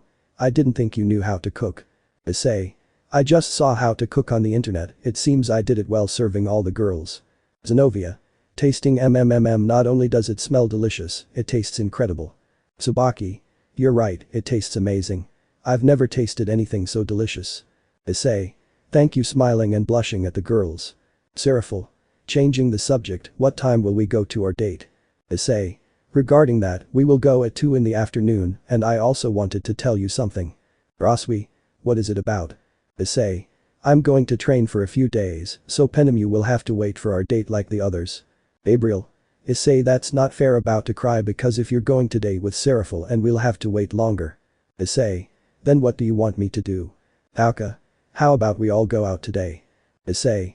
Good idea, girls. They all gather together to talk as Issei looks uninterested in what the girls are talking about. Keco. We only accept if you take us shopping for clothes and to eat. Issei. Sure, then let's go. Girls. Yes. After a while Issei and his girls went out to the mall where they spent their time buying clothes until Issei felt that someone was missing. Issei. Hey girls, where's Seraphil? Sona. She said she was going to the bathroom, nervous. Issei. Okay. He didn't know that Seraphil had gone to buy some things. After they finished buying the clothes, Seraphil was with them and they headed to a restaurant to eat. After finishing eating, they headed home since the girls wouldn't see Issei again until a few days later. Issei. Girls, I'm going to take a bath, I want to go to sleep now. Sona. Sure, but do it quickly. Issei. Sure. Issei took a bath and went to his room, and when he entered he found a beautiful sight. It was his girls in erotic outfits. Issei. Kai girls, who are you dressed like that, blushing? Roswi. You see Issei, tomorrow you will go to train and because of that we want to give you your dear farewell. Gabriel. And don't worry about me because I won't fall for doing these things because I love you. Keco. And we haven't done these things for a long time. Zenobia. And we, that is, Roswi, Seraphil, Gabriel, Penemu, Taka, haven't done it with you, or we don't want to do it. Roswi. And I want you to know that I never had sex with that guy, we just dated. Issei. Don't worry Roz, I believe you, so there's no problem, okay? Auka. And that way you'll forget about the bad things that idiot Jason did to you. Issei. Well, let's get started because I'm leaving tomorrow, starting to take off his clothes to walk towards them. Girls. Issei. And so they had a great night of passion, so much that the girls one by one fainted from the pleasure they felt, and from this night a new life would be born. Issei subconscious. Ddraig. What a farewell they gave you, Issei. Issei. If I loved it this way I would go to training more often. Meliodas. Maybe you don't say the same thing when it comes to training. Issei. Yes, maybe, well, what time are we leaving? Meliodas, I will go ahead to find my comrades, and we will see you in limbo. Issei. Okay, I'll see you there. Watching Meliodas leave. Ddraig. Hey, you better get ready to leave. Issei. Yes, of course, I'll see you later. Out of Issei's subconscious. Issei. How beautiful they are while they sleep, smile, blush or pout. I will protect them with my life if necessary. Looking at his girls. Issei got up, took a shower, put on training clothes, and went down to make breakfast for his girls, finally leaving a letter and leaving. 5 minutes later. The girls woke up seeing that their partner was missing, and they felt bad for not being able to say goodbye to him, but they knew it would only be a few days. They went downstairs when they smelled a delicious aroma and realized that Issei had made them breakfast. Gabriel. How nice that you didn't make breakfast before leaving. Keco. Yes, but why hasn't he said goodbye to us? Sitting at the table like the others. Tsubaki. Well, he will have his reasons. He would never do anything without having a reason. Aoka. You're right. Looking sideways at a red envelope, she gets up and takes it. Look, Issei left a letter. Broswi. I read it, taking the envelope to read it out loud. Girls, you may be wondering why I didn't say goodbye to Gustids, but I did so because they would like to come with me and they could not do so that's why I made them breakfast and left, but don't worry, it will only be a couple of days, so wait for me. P.S. Don't get into trouble. The loves Issei. Sona. You saw that he had a reason. Seraphil. Yes, and he said he loves us, putting on a face like a girl in love. Enemu. Yes, it feels good to have someone who appreciates you for who you really are and not just for your body eating. Gabriel. Yes, he was the first man to look at me with love and not lust, remembering the first time he saw him, which was in heaven when Issei went to see Mikkel. Sona.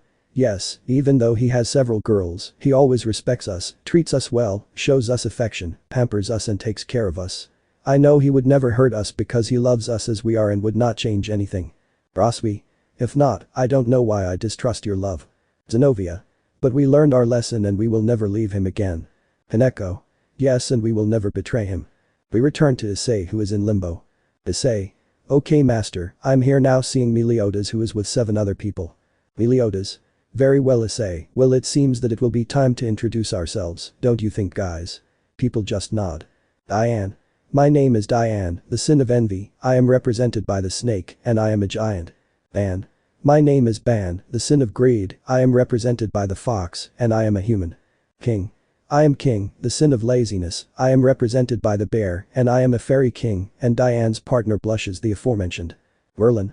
I am Merlin, the sin of gluttony is represented by the boar and I am an enchantress. Eskener. My name is Eskener, the sin of pride, I am represented by Leo and I am a human. Elizabeth. I am Elizabeth, the 3rd princess of the kingdom of lions. I am Meliodas' partner and I am human. Meliodas. My real name is Meliodas, the sin of wrath, I represent the dragon and I am the son of the demon king. Issei. So your real name is Meliodas? Meliodas. That's right, but the boys call me captain. How about you introduce yourself? Issei. Of course, I am Issei, the bearer of the Boaster Gear, guardian of life and death, and I am human, dragon and ghoul. Merlin. What race of ghouls is that? Issei. It is a species that looks like humans, but the difference between them is that they cannot eat human food, only human flesh. Elizabeth. So you can eat me? Issei. Not at all, of course I need to eat human flesh, but only from time to time because I am half dragon, I can continue eating normal food. Ban. That's incredible, hey, what is this about guardian of life and death? Issei. Well, you see. An explanation after. Ban. Then you can revive people. Issei. Yes, of course, why? Ban. You would do me a big favor. Issei. Yes, of course, what do you need? Ban. Could you revive my beloved? King. It's true, you could do it. Issei. Yes, I just need her name or something that characterizes her. Ban. Her name is Elaine, she was the guardian of the fairy forest and was killed by a red demon. Issei. Wait, he said while being surrounded by a white light that then blinded everything, so that when everyone could see they would see Issei carrying a blonde-haired girl, is that her? Ban. Elaine here ran to hug his girl and see that she had her eyes closed, why don't you open your eyes? Issei. I just need to do something, I hope, and don't get angry. He took the girl and pierced her heart, surprising everyone, then Issei took out his arm and Elaine slowly woke up. Elaine. Where am I? Looking at Ban. Ban. Ban, is that you? Ban. Yes, Elaine, it's me. Elaine. What am I doing here? I was dead, how come? Issei. I revived you, faints. Elizabeth. What happened to you? Merlin. He fainted from the wear and tear of magic, it seems he has not yet fully perfected it. Meliodas. That's right, that's why I brought him here. Escanor. What are you talking about, Captain? Meliodas. I need you to help me train him to face him. And. I will help you, Captain, after all I reunited with the person I love most in the whole world, kissing Elaine. King. I will help you too, he brought my sister back to me. Diane. I helped my boyfriend too, so I will help him. Merlin. I also want to know how strong it can become. Escanor. I have nothing else to do either. Meliodas. Very well, just wake up and we'll start training. Dark place unknown. Location. Master, it seems that the Guardian is becoming stronger and stronger. If that seems to be the case, what do you say about the other Guardian? I'll find him for you. Yes, I've already found it, my love. Very well, put the plan into action. I want to prevent the other Guardian from finding him. Yes, my love, leaving the place. It seems that it gets more and more interesting every time. Training with sins and children. Issei woke up little by little. Issei. What happened? Elizabeth. You fainted from the exhaustion of magic looking at him. Issei. Where are we? Looking around, realizing he was in a room. Elizabeth. We are in the cabin that Merlin created so that they could be well. Issei. And the others? Elizabeth. They are outside, we must start with your training. Issei. Sure, let's go. Issei got out of bed and headed for the exit with Elizabeth. On the way he realized that the cabin was very large, and when he left he was surprised by what he saw. Issei. Weren't we supposed to be in limbo? Elizabeth. That's right, Merlin changed the landscape with magic. Issei. It's beautiful. Elizabeth. Right. Meliodas. I see you've already woken up, how do you feel? Arriving with the other sins. Issei.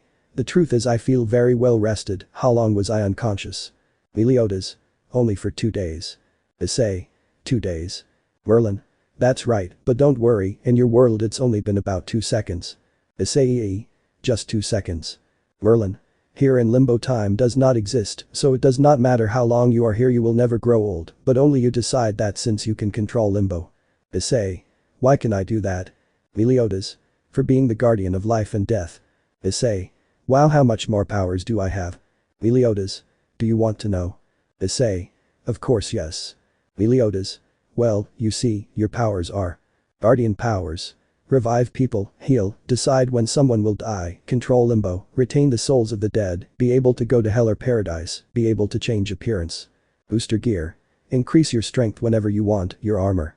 Activate the ZykxDragon, regenerate your body slowly and be able to carry Ascalon. Sin of Wrath. Incredibly increase your power, be almost immune to magical attacks, and be able to return them with double the strength. Sin of Envy.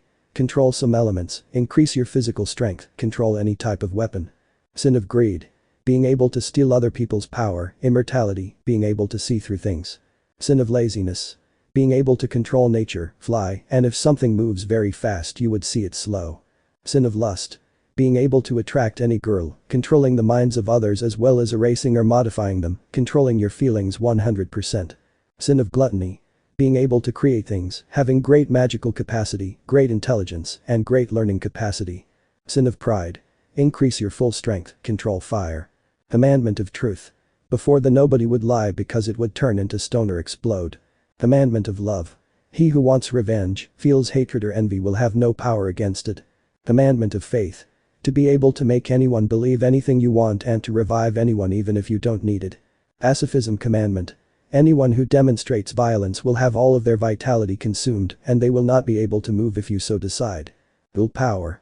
You will have more than one Kagyun, not any weapon could hurt you, you can see better even from a distance. Meliodas. That would be all. Issei. Incredible, I didn't know he had all those powers. And. Well, we also have those powers except for the commandments. Issei. Then why don't I feel as strong as I should be? Merlin. Because I had to seal them because your body couldn't handle it and you would explode. Meliodas. That is why each of us will train you, so that little by little your body gets used to your power. Issei. Okay, I want to become strong so I can protect my girls. Meliodas. That's how it is, let's start with your training. Issei. Okay, who do I start with? Diane. With me I will help you increase your physical strength, for that Merlin help me. Merlin. Sure. Circles appear on Issei's hands, elbows, shoulders, torso, back, feet, knees and hips and then disappear, watching as Issei fell to the ground. Issei. What's wrong? I feel heavier. Merlin. That's because I put weight stamps on you. Issei. And how much weight do they give me? Getting up. Diane. Each stamp increases your weight by 10 kilos, which in total would be 160 kilos that you carry on you and will increase by 10 kilos daily for each stamp. Issei. What the hell? Well, what does it matter, my training starts. Diane. Okay, I want you to run 100 kilometers, do 1000 push-ups, 1000 sit-ups, and then you will climb a tree and until you finish you will eat. Issei. Understood, starting to run. Meliodas. I'm surprised you're doing this. Diane. I also thought that she would quit after hearing all those exercises. Elizabeth. He has great potential. Eskener. What will he do with the other guardians? Meliodas. Well, my father wants to talk to him when he finishes his training. King. And what does your father want to talk to Issei about? Meliodas. I don't know, but to want to talk to him it must be very important. Everyone looked at Issei as he ran around the field. Issei's house, human world. Sona. Girls, get ready because we are going to school. Seraphil. What are you talking about, little sister? Sona. Apart from today, we will all go to school. Enemu. But I don't look the age of a high school girl like Roswi. Tsubaki. Don't worry, Roswi will enter as the teacher of Issei's group and Penemu will be the new nurse. Gabriel. And us. Zenobia. Well, you, Seraphil and Tauka will enter as exchange students. Sona. And so we can force Issei to go to school. He has already missed 3 months, he can't keep missing school. Roswi. Sona is right, Issei should finish high school at least. Keco. If it's okay with me, let's go to school. Seraphil. I'm dying to do perverted things with Issei. Gabriel. No, I'll do them first. Sona. Calm down, stop fighting and go change or we'll be late. Girls. Yes. But Issei limbo.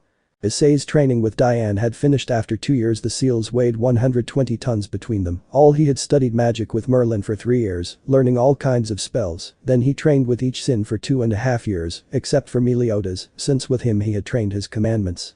He also trained with the boaster gear and the sacred gear that Meliodas gave him, and also his Kagyun, and managed to fuse the ghoul armor and that of the Red Dragon Emperor. Now we can see how Meliodas with his mark on his forehead crashes into a mountain.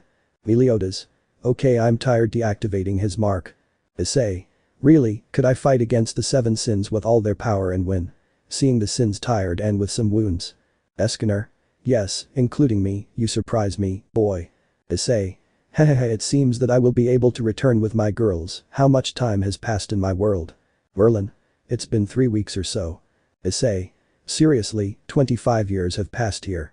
Elizabeth. Yes, but you still look like you're 17 years old. Issei. Yes, that's true. Meliodas. Before you come back I just want you to know that I won't be able to go with you anymore. Issei. Why? Meliodas. Why have you finished your training and now you are stronger than the 7 of us together and you must stop. Issei. Who? Meliodas. I'll tell you when the time comes. For now, rest. Then I'll contact you to tell you what you should do. Issei. Okay, bye guys. Ball. Goodbye Issei, take care. Issei opened a portal to head home. Issei's house, human world. In the living room of the beautiful house you could see that a portal opened and Issei came out, who looked different. He was a little taller, his hair had grown, his muscles were more defined, and he was dressed in a very tight long-sleeved collarless shirt, tight pants and tennis shoes, all in black. Issei. Girls, I'm here realizing that there's no one in the house and the girls. The gauntlet materialized on Issei's arm and smoke came out of it and when it dispersed a red-haired boy could be seen. Ddraig. It seems that they are not. Issei. It seems so, looking for the aura of his girlfriends. I already found them, they are at the academy. Ddraig. Well, go get them. Issei. And what are you doing, brother? Ddraig. I'll go get something. Issei. Hope you do well with your search, see you soon. Ddraig. Of course brother, it will only take a month or 3. Issei. Then goodbye. Issei went to his garage and found his sports bike. He got on it and headed to the academy. Academy, human world. It can be seen that there are no students in the school except for certain people. Issei's girlfriends were leaving school to head home. Seraphil. I miss Issei, sad. Tauka. We are the same, but we can only wait for him to come back, sad. Sona. Don't worry, he'll be back soon. Keco. I don't like that he's not around for long. Sona. Yes, but the next time he wants to leave, we will force him to take us. Gabriel. I agree, throwing a piece of paper. Zenobia. What did you throw away, Gabriel? Gabriel. It's another love letter I received. Tsubaki. Do you also receive love letters? Gabriel. Yes, but I don't give them any importance and I just throw them away. Seraphil. We already told them that we have a boyfriend and they keep bothering us. NMU. Even the teachers have asked us to go out with them. Broko. That's why they don't have a real man like me. Seraphil. You're a real man from where? Riaz. My boyfriend is much better than that idiot Issei. Asia. That's what our boyfriends are like if they are real. Giba. How about we go and have fun trying to hug Sona? Sona. If you dare to touch us, Issei will kill you. Saji. That loser doesn't have enough power to try to fight us. Broko. Even he shouldn't even be able to satisfy them hexually. Riaz. With Issei's small penis, he must not have even taken their virginity. Tsubaki. What are you talking about, damn traitor? At that moment Issei arrives, but because of the discussion no one noticed. Riaz. That Issei is an idiot and they shouldn't be with him. If they ask for forgiveness, maybe they can be our boyfriend's hex slaves. Keco. Tell me girls, do you have hex with your boyfriends every day? Issei approaches the scene little by little without anyone noticing. Ravel. If we enjoy something that you can't. At that moment the girls start dying of laughter. Broko. Why are they laughing? Keco. Why do they say that Issei doesn't please us? If they knew that every time we have hex with Issei we faint from pleasure and the next day we have trouble walking and you say you can do that to us, you're a real idiot laughing. Saji. Damn you trying to hit her, but suddenly the sky turns dark. What the hell are you trying to do to my kitten? With anger in his voice. Issei's girlfriends. Issei running to hug him. Issei. Hello girls smiling. Broko. I see you've come, idiot. Issei. Behind me my love's whispering, who do you think you are trying to touch my girlfriend? King Ravel's boyfriend. What more are the most powerful beings in this world? Issei. Ah, I see, not even Eskener was that proud. Giba. You better not think so much that we have obtained a power to be able to kill you.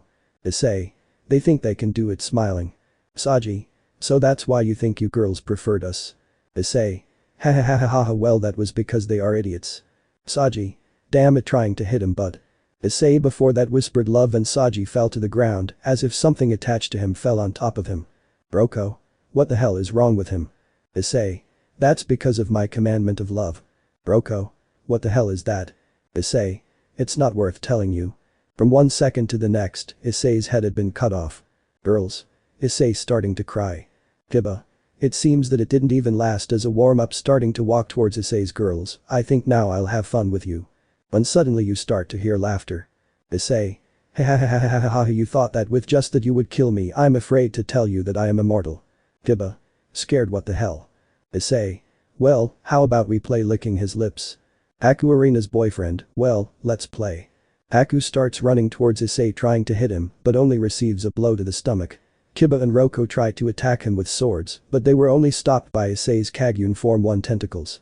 Kiba. What the hell is this? Issei. With his head down, it's my Kagyun raising his face showing his 2 ghoul eyes making the idiots feel scared, and now I think I'll go for real. Issei takes 4 with his Kagyun Sensaji had hidden. Issei. Look into my eyes and think of your worst fear. The 4 guys start screaming in fear, then Saji comes out of some bushes launching several threads in the form of snakes of Asian magic Issei that connected to his back above his Kagyun. Saji. Now I will have your power, smiling like a psychopath. Issei. Pacifism whispering. Suddenly, Saji starts to get wrinkles and little by little, Saji starts to look old and falls dead. Asia. What the hell did you do to him? Issei. Nothing, he just got what he deserved, throwing the men he had grabbed with his Kagyun who were unconscious. They will wake up in a few hours, don't worry, and Saji I am maybe his time will come back, so save his body. The sky looks normal again and the Gremories approach to try to cure their boyfriends. Asia. Issei, why did you do this? Issei. This is so that you don't try to touch my women again, and I want you to tell them right away that if you get close to any of them again, I will kill you just like I did with Saji. Goodbye. Leaving the school. Shopping mall. Human world. Issei and his girls had gone to eat at a family restaurant. Waitress. What can I offer you today? Blushes at seeing Issei. Issei. Girls who are going to ask. Keco. Pasta with meatballs. Sona. Steak with salad. Tsubaki pasta. Zenobia. A burger with potatoes. Braswi. Fish fillet. Caramel with pork loin. Seraphil. I would like to eat Issei, but I want steak with pasta. Gabriel. I want meatballs. NMU. Pork ribs with BBQ sauce. Issei. And bring a plate of each of those that my girls could for me please. Waitress. Sure, I'll bring them to you right away. Seraphil. I think it's a good time for you to tell Issei, looking at Gabriel, Sona, Tsubaki. Issei. Tell me what girls? Sona.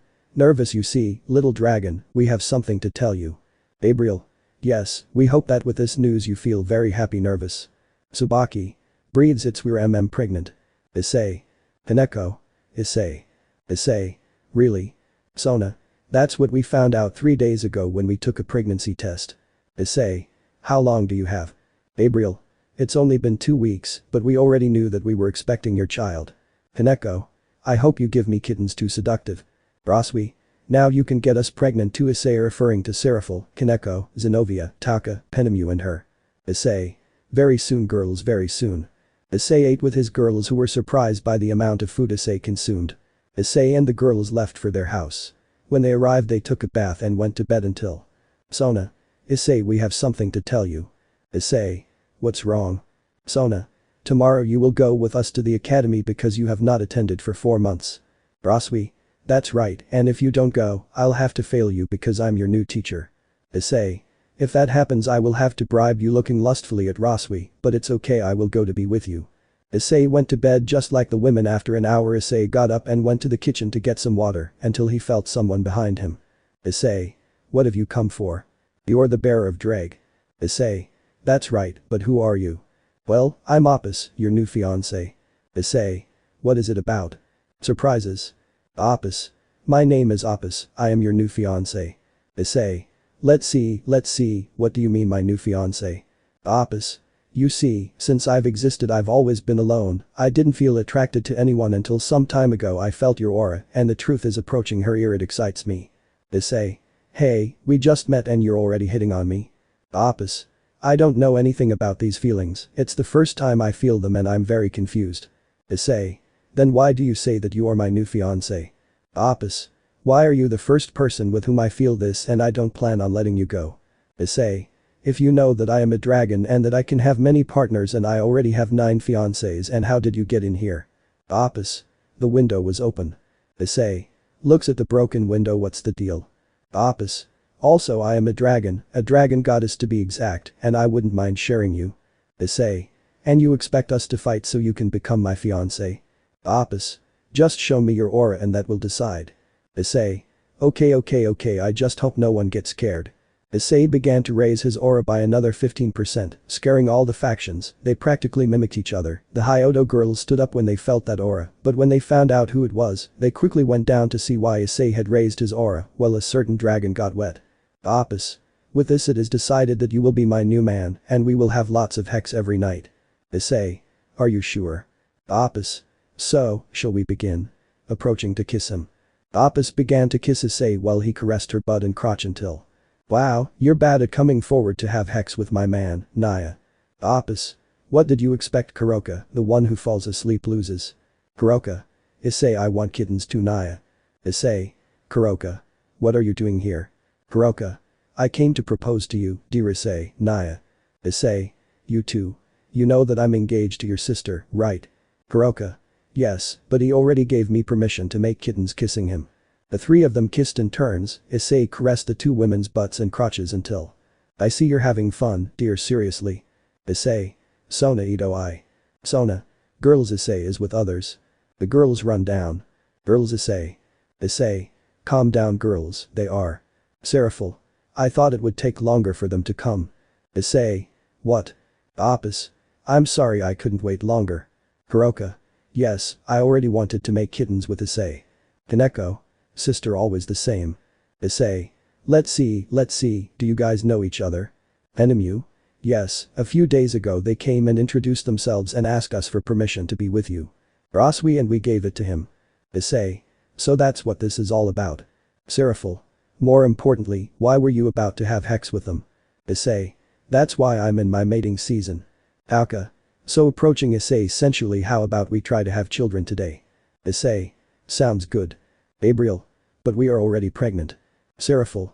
Well, this way we will make sure that it is so. Zenobia. Then let's go. Issei. Tomorrow they won't be able to walk. Issei and the girls headed to their room where they left Issei while they got ready. Issei. It seems that they took too long. Girls. Issei, are you ready? Issei is successful because of this. Issei. They won't sleep tonight. Girls. Issei walked towards Keco and Opus and began to kiss them while with his hands he groped Sona and Taka. Lemon skipped. And so they spent the whole night changing places until it was their turn with Issei, and he made them faint with pleasure. The next day Issei woke up and realized it was early. Issei. I'm surprised it's so early. I thought that with what I did last night I would fall asleep. He looks down and looks at his girls covered in heman. I think I went too far. Issei. Girls, wake up, we have to go to school. Girls. I don't want to go. Issei. Then we won't make love tonight. Girls. What's for breakfast? Issei. I hope it always works. Go take a bath and I'll make breakfast, okay? Girls, okay. They all got up and with difficulty went to the bathroom. Issei under the kitchen already in his uniform to make breakfast. After a while the girls went down in their uniform to have breakfast. Keco. It smells delicious. Issei. Putting the last dishes on the table. I hope you like it. Enemu. Of course, how could we not like it if you always cook delicious food? Issei. Thanks, by the way I wanted to talk to you about something. Raswi. What is Issei? Issei. Because I am now a supreme class devil, a cadet and a seraph, I have to create a type of clan with my last name, right? Sona. That's right, and what will you name it? Issei. I'll name him Dragon, of course, without the accent. Enemu. Like the Pendragon family. Issei. That's right. Zenobia. And what about our family? Issei. So our family is? Blushes the girls. Well, our family will be in charge of supporting the factions militarily. Gabriel. How about militarily? Issei. Well, we'll take care of the renegade demons, the chaos brigade, and anything that tries to attack the factions. Sona. Sounds good. Issei. Because of that I will need a personal assistant to take care of some things. Keco. Like Graphia. Issei. Yes, just like her. Auka. Then she will also be your fiance. Issei. I don't know, so can I have one? Seraphil. Girls' reunion. The girls gathered together holding a little ball to talk to each other so that Issei wouldn't hear them. From time to time Keco would stick her head out of the little ball. Issei. So what did you decide? Keco. We will do it but with 2 conditions. Issei. Which ones? Sona. You will play a game of chess. If you win you can have your assistant, but… Issei. But… Keco. If you lose every day you'll have to be in the house shirtless with a trickle of blood on his nose. Issei. Echo, who will I play with? Sona. With me, you know, I've never lost. Issei. We'll see. Then games won by Issei later. Issei. Checkmate. Sona. I want revenge again. Disheveled by frustration. Issei. I already beat you 10 times, give up now. Keco. If you don't follow Sona anymore. Tsubaki. I'm surprised you've beaten him 10 times in a row, no one has ever beaten him before. Issei. Yes, but for everything there is a first time. Zenobia. And when will you bring your assistant? Issei. Actually there are 2. Seraphil. That's not fair, you just said that one. Issei. But I won 10 times, it's fair. Sona. I'm sorry girls. Enemu. Well, let's go, today I start as the new director of the school. Issei. What do you mean, the new director? Raswi. A few days ago the old director resigned and Serziches helped her take his place. Enemu. That's right, and I'm starting today. Issei. Well, congratulations, how about we celebrate today? Seraphil. Issei, when will we have our dates? Keco. Yes, Issei, when? Issei. How about tomorrow? Girls? Yes. Issei. Well, let's go, it's getting late. By the way, my assistants will go to school, you'll meet them there. Issei left the house with his partners to go to school. It must be said that the whole way they fought to see who would be Issei's partner at school, and Issei intervened, saying that they would all be his official partners. When the Haidu girls arrived, they expected them to look at Issei badly, but on the contrary, all the students shouted Issei Sama, surprising them. Opus. I didn't expect this review. Auka. Yes, when I entered, no one seemed to know Issei, just by mentioning him they looked at me funny. Sona. That's because Issei is the school's Prince Charming. Keco. Yes, it's very annoying that everyone is staring at you grabbing Issei by the hand to make the others jealous. Issei. Calm down girls, don't worry, I only want you all, okay? Girls. Blush yes. Issei and the Haidu went to the office for the registration of Keco and Opus in addition to the assistants. Once this was ready, they went to their classrooms, Keco and Opus together, since they were going to first, Sona, Tsubaki and Keco too because they were going to third. And the others with Issei since they were in the same classroom. It should be said that all those who left kissed Issei, making everyone jealous. Upon arriving Issei sat in his seat. Mitsuda. Issei, I thought you weren't coming anymore. Issei. I'm sorry, I just took a vacation. Motohama. And why the white hair? Issei. This is my color, but since it was very striking I painted it. Mitsuda. Well, I'll let you know what happened. Issei. It's not necessary, my girls already did it. Motohama. Well, that makes things easier. Issei. More importantly, how have you been doing with your girls? Mitsuda. Well, but. Issei. But what? Motohama. Since you became the Prince Charming of the school, no one had bothered us anymore, but since that guy Roko arrived, he started bothering us and even tried to touch Murayama and Katas. Issei. Calm down, it won't bother you anymore because I've already arrived and if you mess with me, you mess with me. Mitsuda. Thank you, Issei. Issei. You're welcome, that's why we're friends, right? Mitsuda. Sure bro, smiling. Rasui-sensei, guys, go to your places, we have 2 new students today. Issei. I see you've arrived. Rasui. Girls come in. 2 girls pass through the door. Hello, my name is Rem. Hello, my name is Ram. Rem.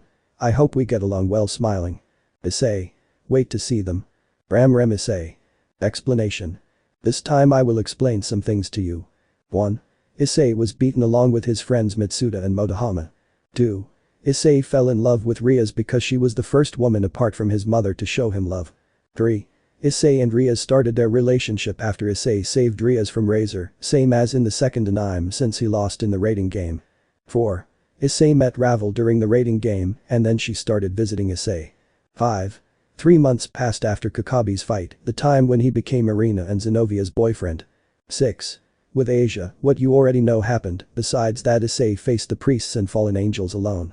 7. Kiba does not have balance breaker. 8. Issei helped Akeno to forgive her father. 9.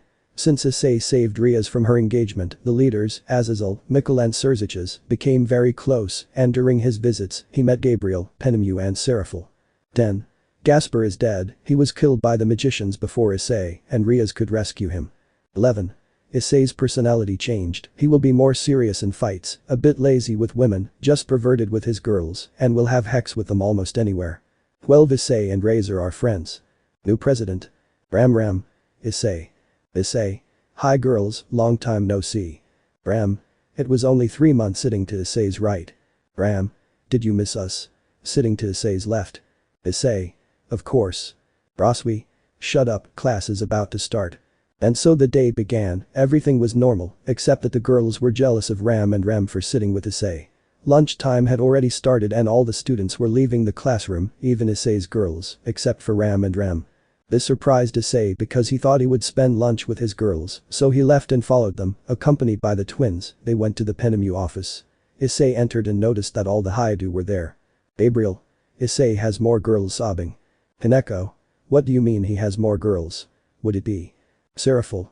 Today 2 new girls came in and sat with Issei, it was clear that they loved each other because they were even hugging each other. Auka. And he ignored us the whole class. Zenovia. It seems that we have already changed. Sad. Issei. Appearing sitting at Penemu's desk. I didn't change anyone for anyone. Rasui.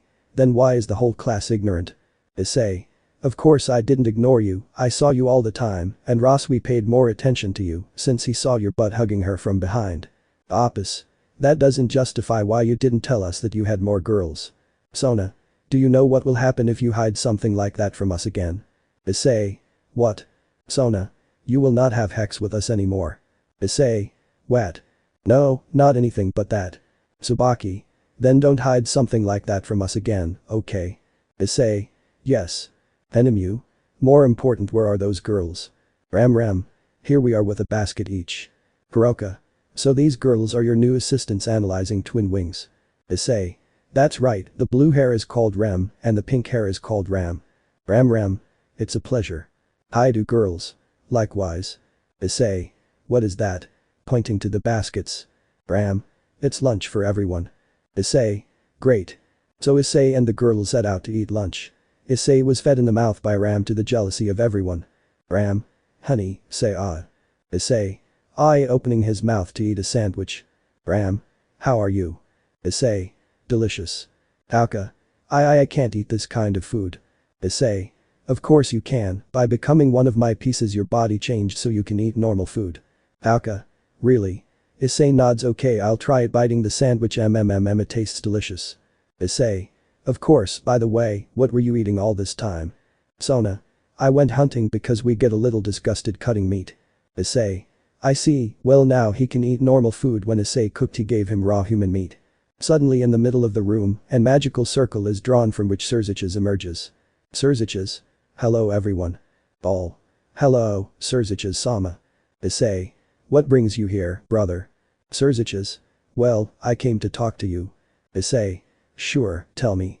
Zykxdragon. You see, I inform you that tomorrow there will be a meeting of factions where peace between us will be discussed. Issei. And what do I have to do with it? Zykxdragon.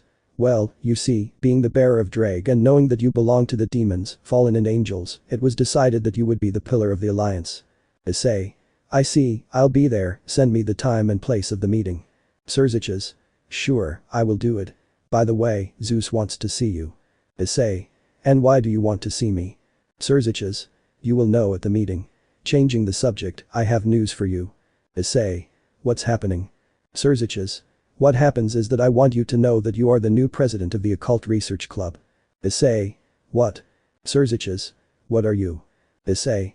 Yes, I know but why? Zykxdragon. Why did my parents ask me to take care of Riaz and the others? Issei. But they are not with their boyfriends. Zykxdragon. Yes, but yesterday they found out that they were cheating on them and were just playing with them and Riaz wanted to talk to you. Issei. Wow, I didn't expect that. Zykxdragon. Yes, because of that my parents told me that they wanted you to take care of them. Issei. Great, now I'll babysitter DD. Well, it doesn't matter, later I'll see my new club, that's all. Zykxdragon. I won't send you some papers so I'll wait and see them. Issei. Sure. Zykxdragon. Well, I'll see you at the meeting, he said as he left. Issei. Yes, we'll see each other. Sona. So now you'll have to take care of Riaz and the others. Issei. That's how it seems, ah how problematic. Ram. By the way Issei, where will we sleep? Issei. With me of course, after all they are my girls. Hiroka. But there are already many of us, Naya. Apis. If we can no longer live in that house. Issei. Don't worry anymore, we'll live in limbo. Sona. In limbo. Issei. Yes, being the guardian of life and death I can control limbo. Tsubaki. Wow, you never cease to surprise us, Issei. Issei. Yes, hahaha. Enemu. So when will we move? Issei. Today I want you to go and pack your things and head to our new house while I take care of the club. Seraphil. And what time will we go to our appointment? Issei. When you finish moving, I'll see you in the club room so we can go on our date, okay? Seraphil. Yes. And so lunch ended and everyone headed to their classrooms to end the school day. At the end, the entire Haidu group met at the school entrance.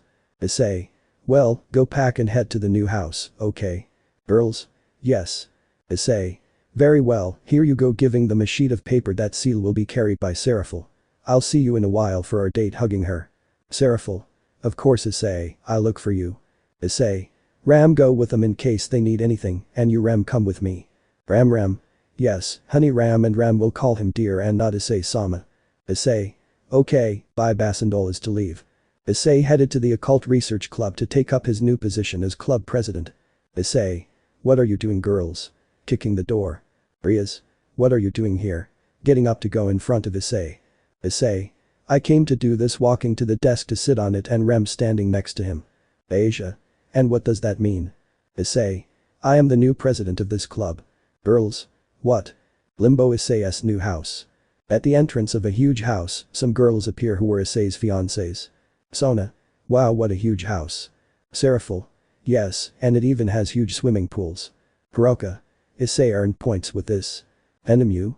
I can already imagine having Hex with Issei in the pool. Gabriel. You only think about that. Enemu. And what are you thinking about? Gabriel. I imagine our children in the pool swimming with Issei and us. Tsubaki. Yes, that sounds good. Ram. Well, it would be better to start fixing the house, don't you think? Zenobia. I hope and have a training camp. Club room, human world. Issei. Just as you heard. Riaz. This can't be. Issei. Of course, look, even my name is on this desk, placing a plaque with his name. Ravel. Why? Issei. Just because Riaz's parents asked for it. Riaz. My parents. Issei. Yes, your parents. Irina. Hey Issei, can we talk to you? Issei. I'm sorry, I have paperwork, looking at some papers that appeared on the desk through a magic circle, so don't bother me. Ram. Honey, do you want me to read the papers to you? Sitting on his lap. Issei. Please. Ram. Reading the first page, it's the request for presents at the meeting that Sirzich told you about. Issei.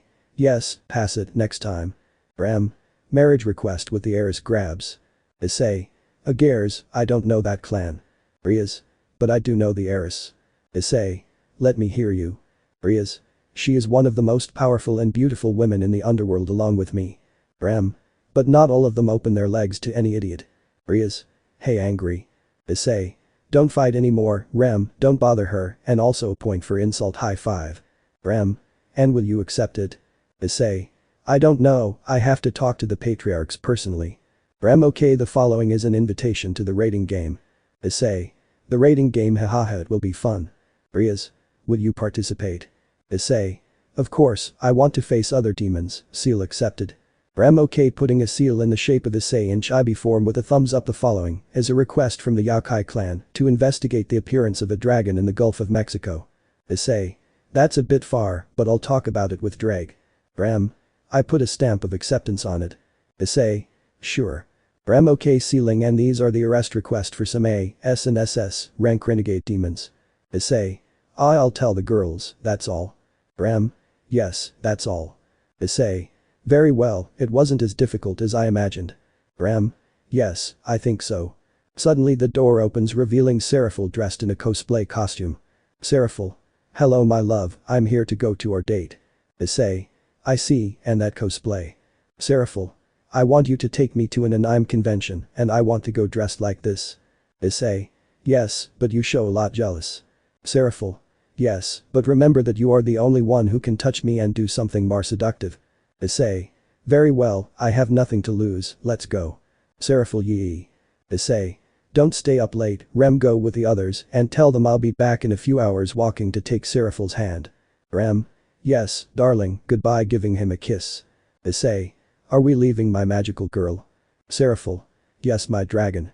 Seraphil and Issei headed to the convention on Issei's motorcycle. Upon arriving, Seraphil was looked at with lust by many men, which made Issei feel jealous and take Seraphil by the waist. They walked everywhere. Issei bought her mangas, DVDs, posters, pins, and figures until they were tired. When they finished, they headed to a park. Seraphil. Ah, that was fun. Issei.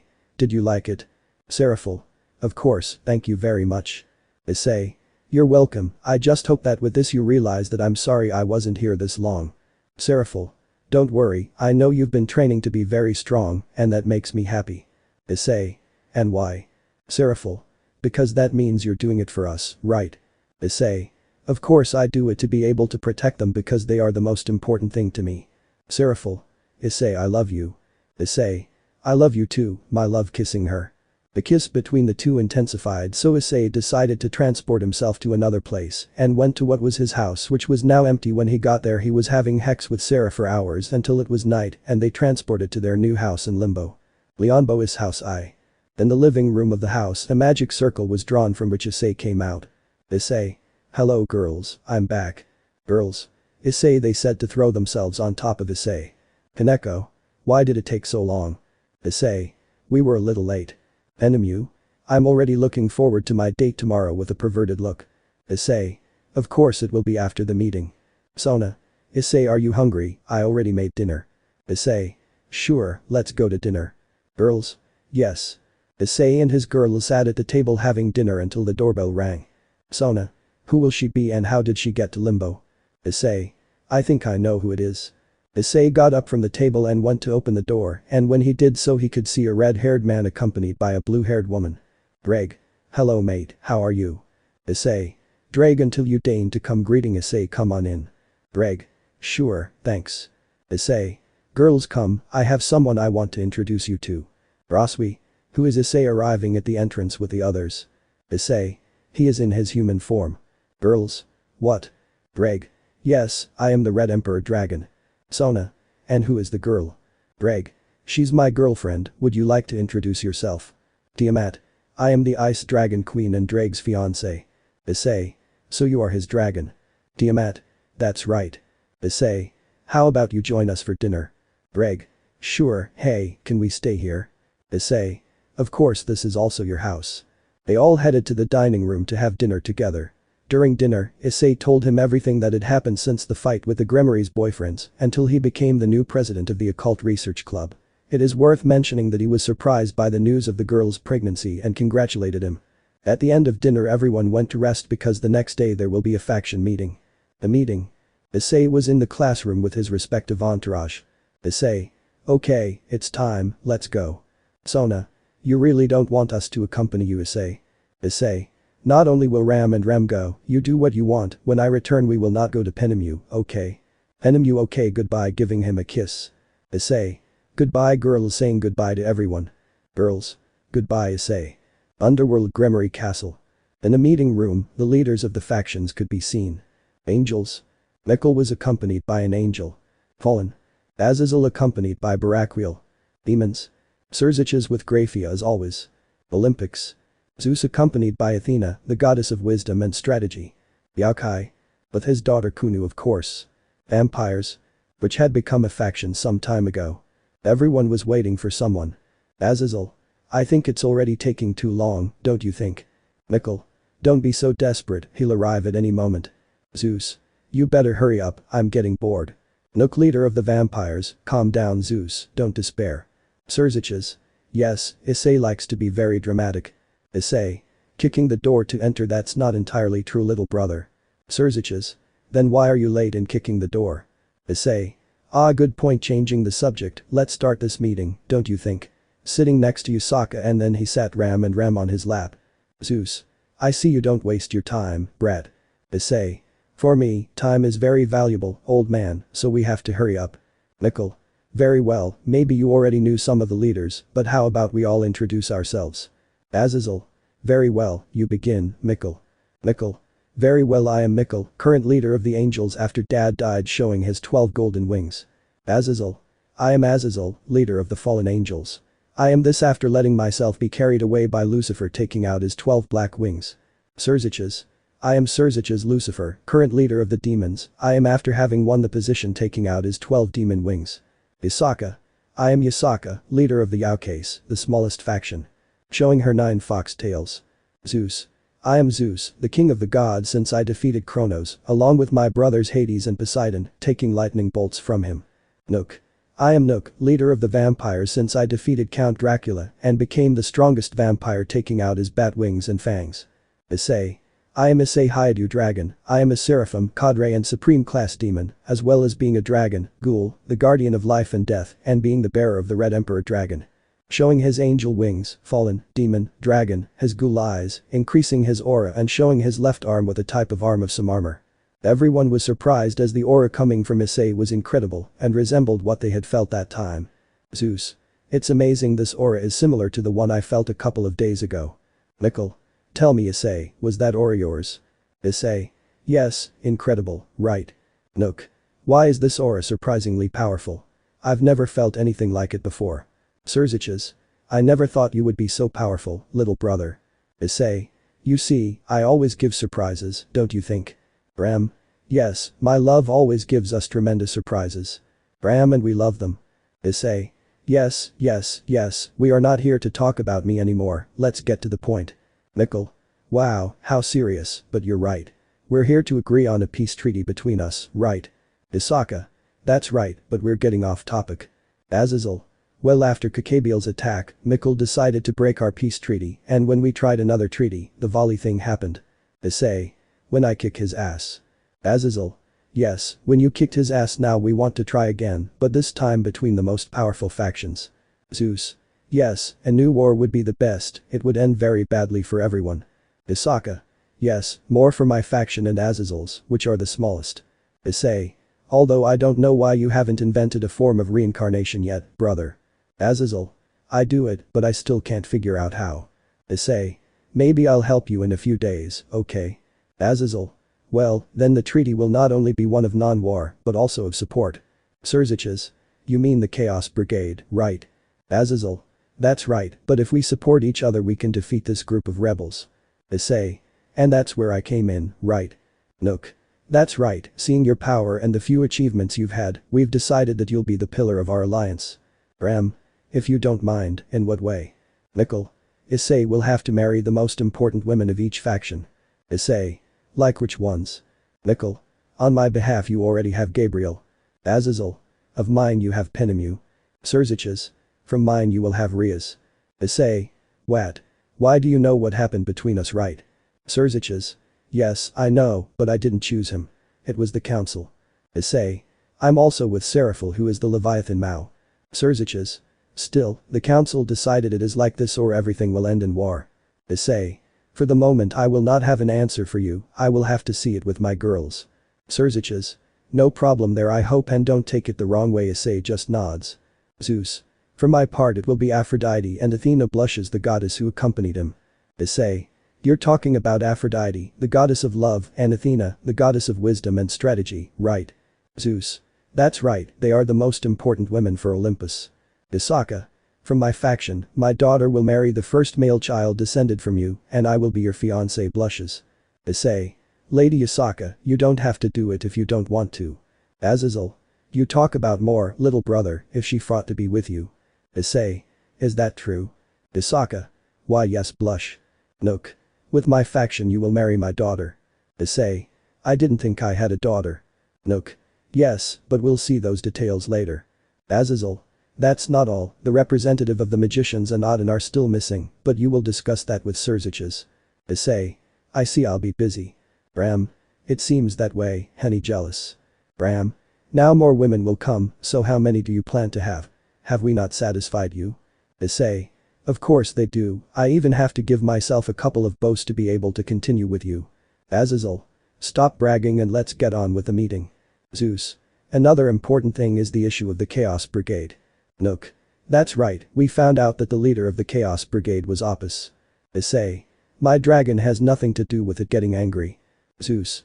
How are you so sure? Issei. Because she is one of my fiancés as well as being part of my entourage. Isaka.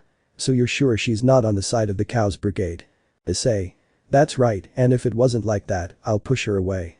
Serzich's. I'm counting on you, little brother. Issei. Then there is another thing to discuss, why if it is not like that.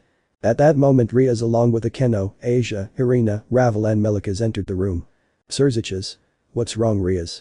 Riaz. Brother, the castle is under attack. Serzich's. What do you mean? He could not continue speaking as a strong explosion originated in what was once the Gremory Castle. When the dust created by the exploration cleared, a protective dome created by Issei could be seen. Issei. Wow, this attack was serious. Serzich's. But who did this? Roko. It was us reaching the other ex-Gremory members. Issei. So this was your plan, huh? Deactivating the shield. Haku. That's right. Issei.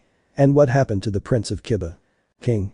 He didn't want to participate, but don't worry about us, and that's enough.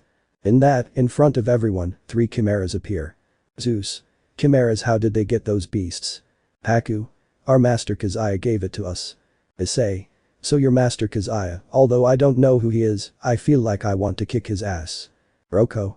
Well, you'll have to beat us. Roko and the others take out swords with great power. Issei. It's my turn, Ddraig, give me Ascalon.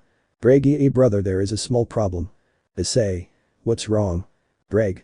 You forgot Ascalon. Issei. Leonbo Issei's house. Zenobia walked through the house to the training room that Issei had given her when she caught sight of a golden sword leaning against the wall. Zenobia. This sword is Issei's, I hope he doesn't have problems without it. Underworld, what was Gremory Castle? Issei. Shit, and now? Athena. Dear C, can I give you something? Issei. You clear what it is about? Athena. It's something for you to kill those bastards. Athena creates a magic circle from which she takes out a box. From that box she takes out a pair of swords. Athena. These swords are mine, I give them to you, always carry them with pride and passion, okay? Issei. Taking both swords, thank you very much Athena, I appreciate it. Ddraig. Hey bro, those swords are very powerful. Issei. Yes, I noticed. Let's see how long these guys last. Roko. Are we starting? Issei.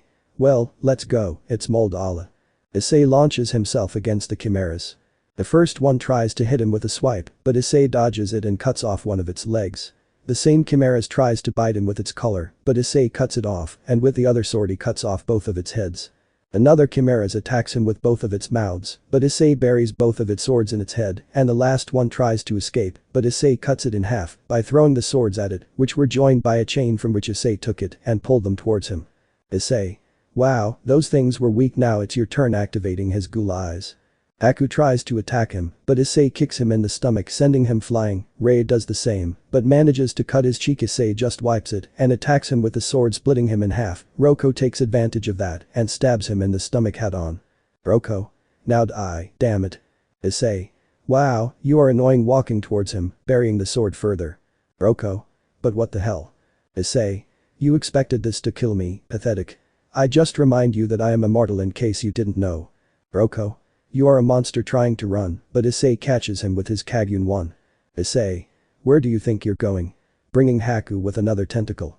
Haku. Let us go, damn it. Issei. Whispering truth, tell me, are you afraid of me? Haku. Of course not. At that point the bastard begins to inflate, for that Issei releases him. Haku inflates so much that he explodes, scattering his viscera all over the place. Issei. Wow, even in his last moments he lied, releasing Roko. Roko. Damn you. Issei. Hey Roko, who's my hitch? Snapping his finger.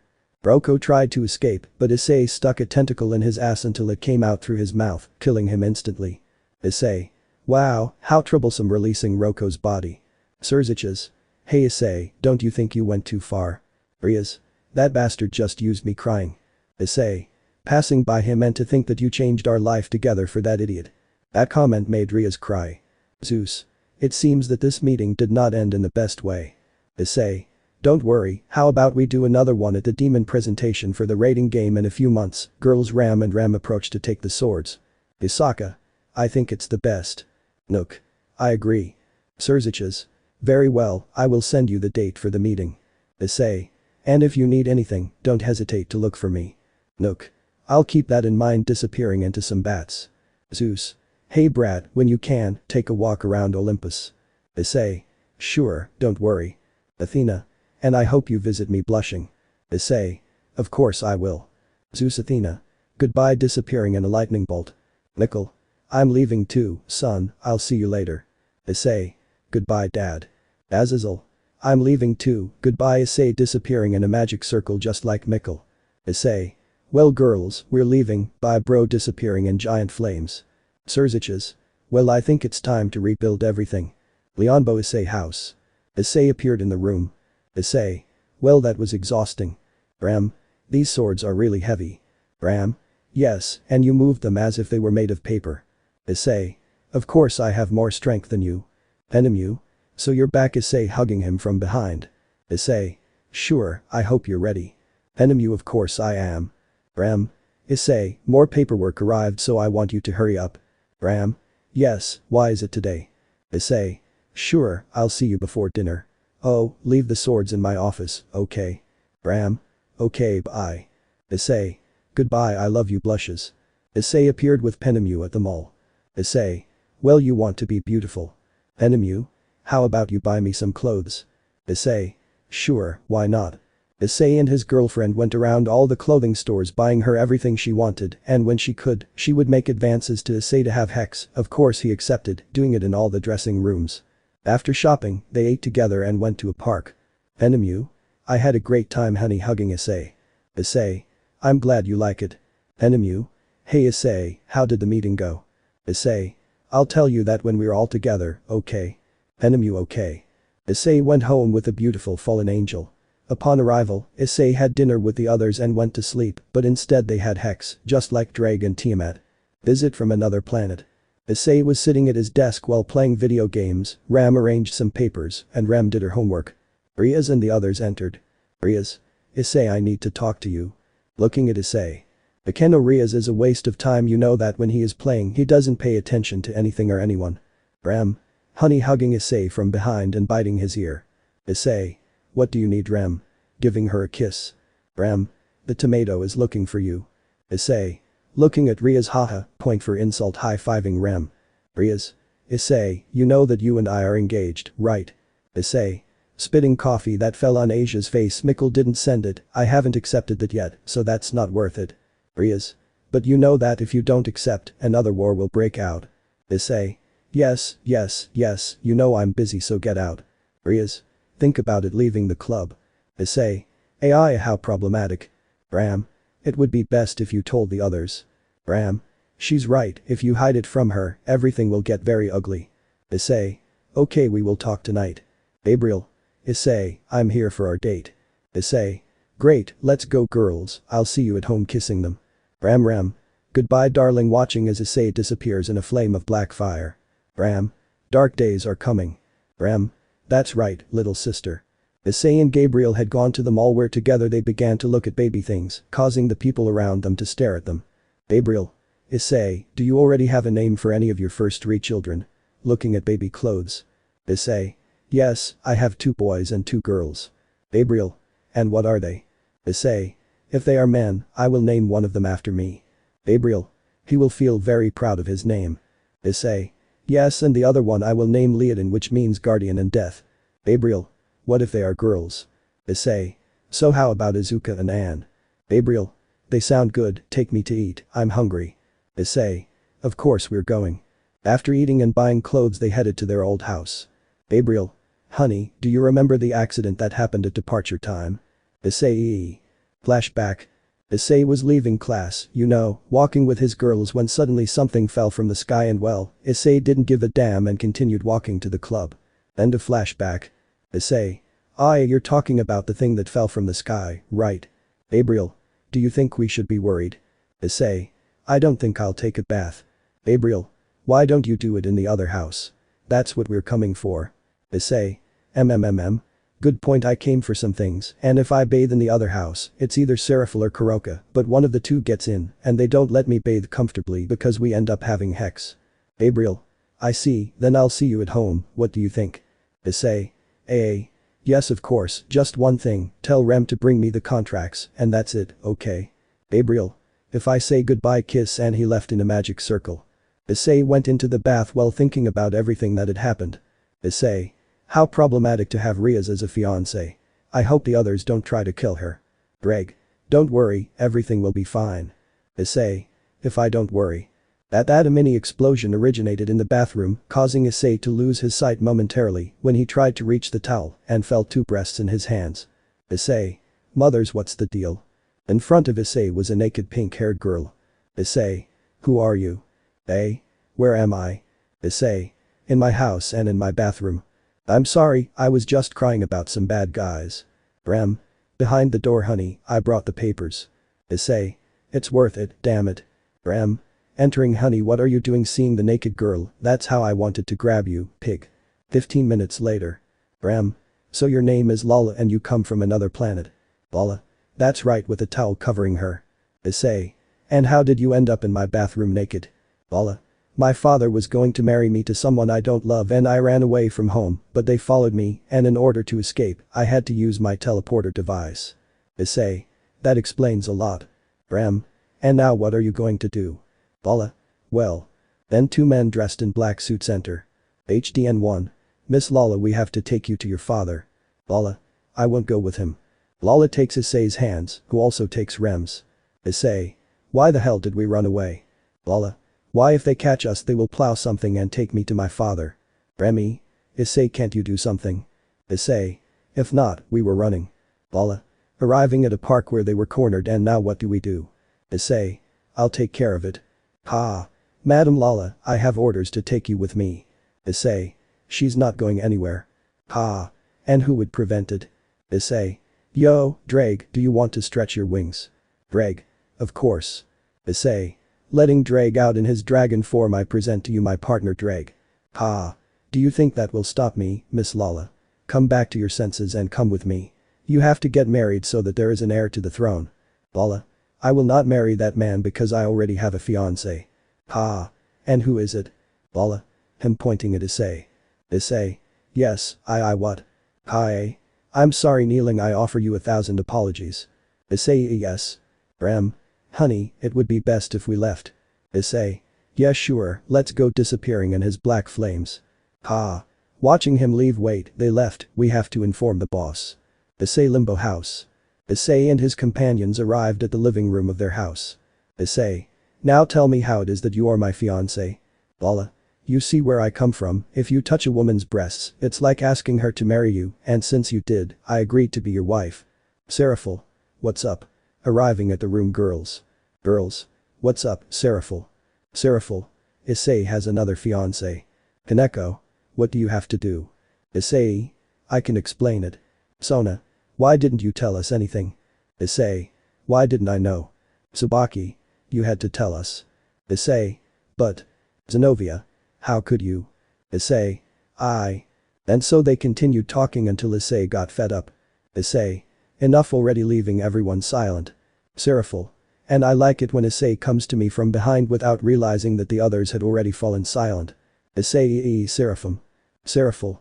Yes, my love. Hugging him. Issei. Nothing, honey, as I was saying, we have to talk, but it won't be here, let's go to the dining room, okay? Girls. Yes, let's go. Issei. But first, Ram, you can give clothes to her.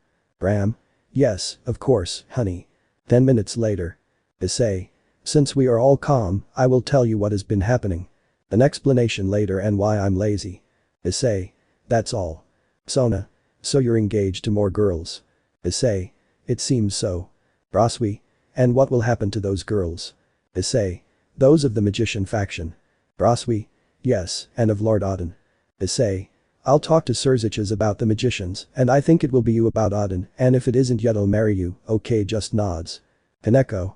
But the worst thing is, why with Riaz and not with Seraphil? Issei. I don't know, but I had to accept it so as not to cause a war. Auka. I don't know if I can live with her without trying to kill her. Vala. Why do you have bad faith with that girl?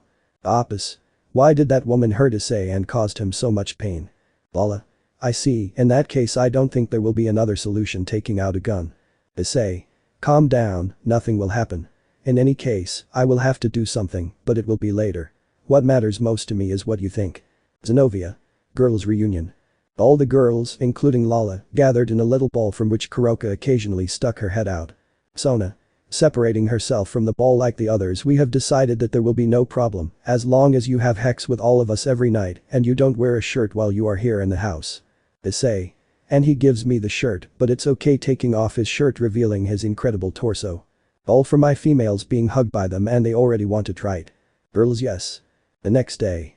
Issei and his girls were sleeping in their room. Issei. Being woken up by a knock on the door. Who will it be? Issei went down the stairs to open the door. Issei. Who is it? Meliodas. Hello, Issei, what happened? Issei. Master, as he has been hugging him. Meliodas. Well, okay. I've come to talk to you. Issei. Yes, of course, let's go to my office. Meliodas. Sure. Already in the office. Issei. What do you need, master? Meliodas. It's time for you to look for the other guardian. Ifs, attack, surprises. Issei was playing soccer while all his girls dressed as cheerleaders supported him. Seraphil. I didn't know Issei played soccer, jumping like everyone else cheering for Issei. Keco. Apparently Issei is still a box of surprises for everyone. Sona. Yes, don't you think it's bad that we do this while we're pregnant? Tsubaki. No, it's good that we do some exercise from time to time. Apis. If not, worry, and one more thing, look, Issei is going to score a goal. Issei carried the ball, he made fun of 2 players, he made a bicycle, he took the defenders, he shot with his left foot and into the corner, and obviously he scored a goal. All. Guo. Issei took off his shirt, causing all the girls to blush and his girls to get angry because the others were looking at him with lust. An hour later. Issei was sitting at his desk drying his hair because he had taken a shower. The girls were doing their thing, Sona and the student council as usual. Ram. Honey, you received a message from Olympus with an envelope in her hand. Issei. Damn, what a strange thing to say. Ram. Says that Zeus is waiting to talk to you and show you Olympus. Issei. Interesting, do I have more pending? Ram. Just a renegade demon rank SS. Issei. I'll go. Tauka, do you want to go with me? Tauka. I wouldn't miss going to see Olympus, hugging her back. Issei. Okay, if you need anything don't hesitate to contact me, okay? Seraphil. Issei, before you go I want you to know that our parents want to see you. Issei. Of course, when? Seraphil. Can you go tomorrow? Issei. Sure, why not? Keco. Issei, but tomorrow it's my turn. Issei. Don't worry, I'll manage, okay? Keco. Okay, pout. Issei. Goodbye, leaving in black flames as always. Olympus. Issei had arrived and was at the foot of the stairs to Olympus. Auka. Wow, amazing. Issei. If you get used to it after a few times. Athena. Arriving. Hello Issei, I didn't think you would come so quickly. Issei. You see, I can always make time for myself. Athena. Thank you, come follow me, I'll take you to see Zeus taking Issei's arm. Issei. Well, let's go. Athena brought Issei and Tauka to Zeus, and they found him sitting looking at some papers and an Aphrodite in an armchair. Zeus. I was waiting for you Issei. Issei. Well, here I am, he wanted to talk to me. Zeus. Well, you see, because of the alliance that we now have and that it is all thanks to you, I have some gifts for you taking out a large box. Issei. What is Zeus about? Issei opened the big box and when he realized what was inside he was surprised. Issei. Why does Zeus give me this? Taking the blade of Olympus. Zeus. I already told you and I also inform you that Athena and Aphrodite already want to go live with you blushes both goddesses. Issei. Really? Aphrodite. That's how handsome I can't wait to be with you clinging to Issei. Okay wait, it seems like they already want to move. Athena. Some emo problem. Issei. I don't want them to fight. If she wants to move, I have to ask my other girls so that the problem doesn't continue. Zeus. Sounds reasonable, how about I show you Olympus? Issei Tauka. It sounds funny.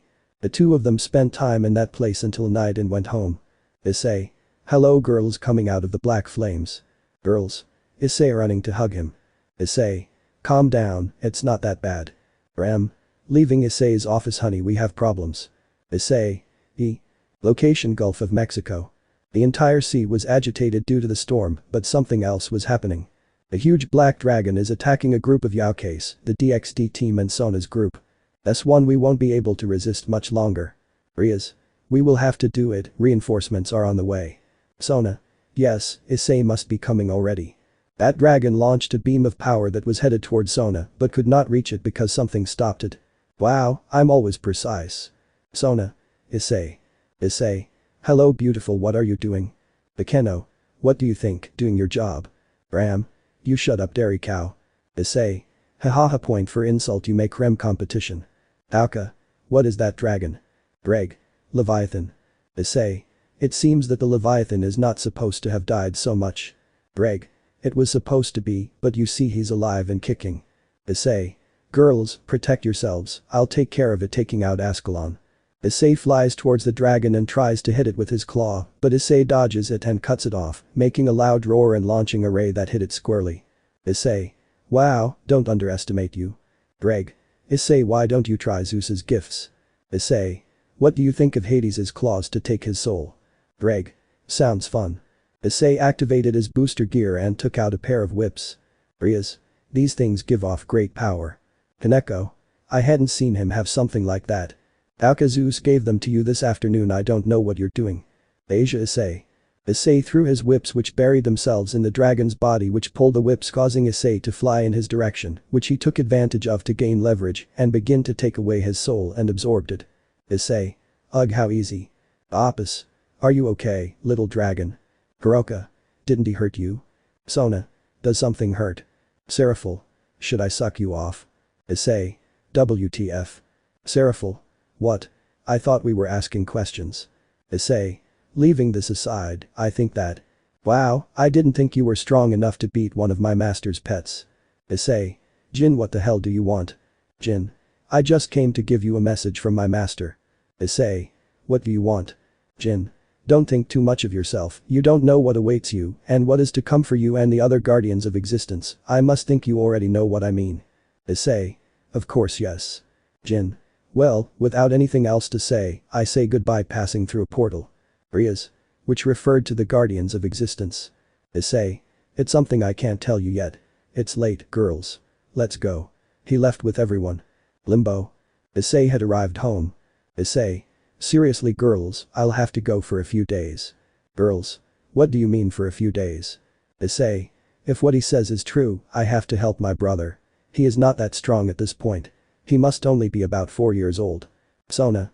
It's very small. Issei. Yes, but their time passes a little faster. Zenobia. When are you leaving? Issei. Tomorrow at the latest. Seraphil. But then no. Issei. Of course I'm going to go, don't worry, okay. Keco. And me. Issei. Don't worry, you'll go with me. Roswi. And why only her? Gabriel. Yes, why only her? Issei. Calm down then, how do we do it? Seraphil girls reunion. You already know what happened, I don't have to repeat it. Seraphil. Issei, we decided something. Keco can go with you, but with one condition. Issei. Which one? Tsubaki. We'll see you in the room in 10. Issei watched as the girls went up the stairs and waited to go up. When he did so and opened the door to the room, he realized something. All his girls were naked waiting. Apis.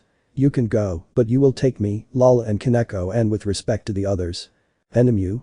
We'll have so much hex that you'll have to get us all pregnant. Issei. Well, let's go, it's Mold Allah.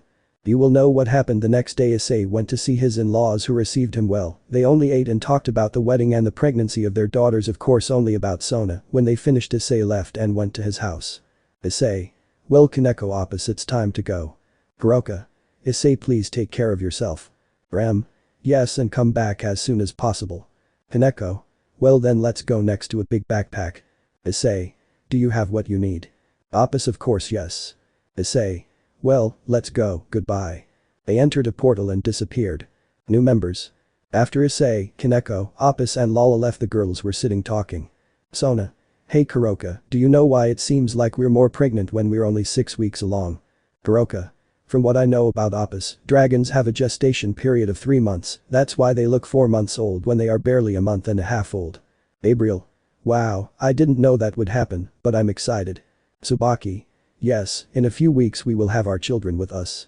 Tauka. Yes, and I hope he loves all his children equally. Seraphil. Why do you say that? Tauka. Why am I also pregnant since 2 weeks ago, putting herself in a victory pose with a peace sign? Braswi. And why don't you tell us anything? Tauka. Why, it was a surprise. Seraphil. Well, what a surprise. Underworld Gremory Castle. Zykxdragon was signing some papers sitting at his desk.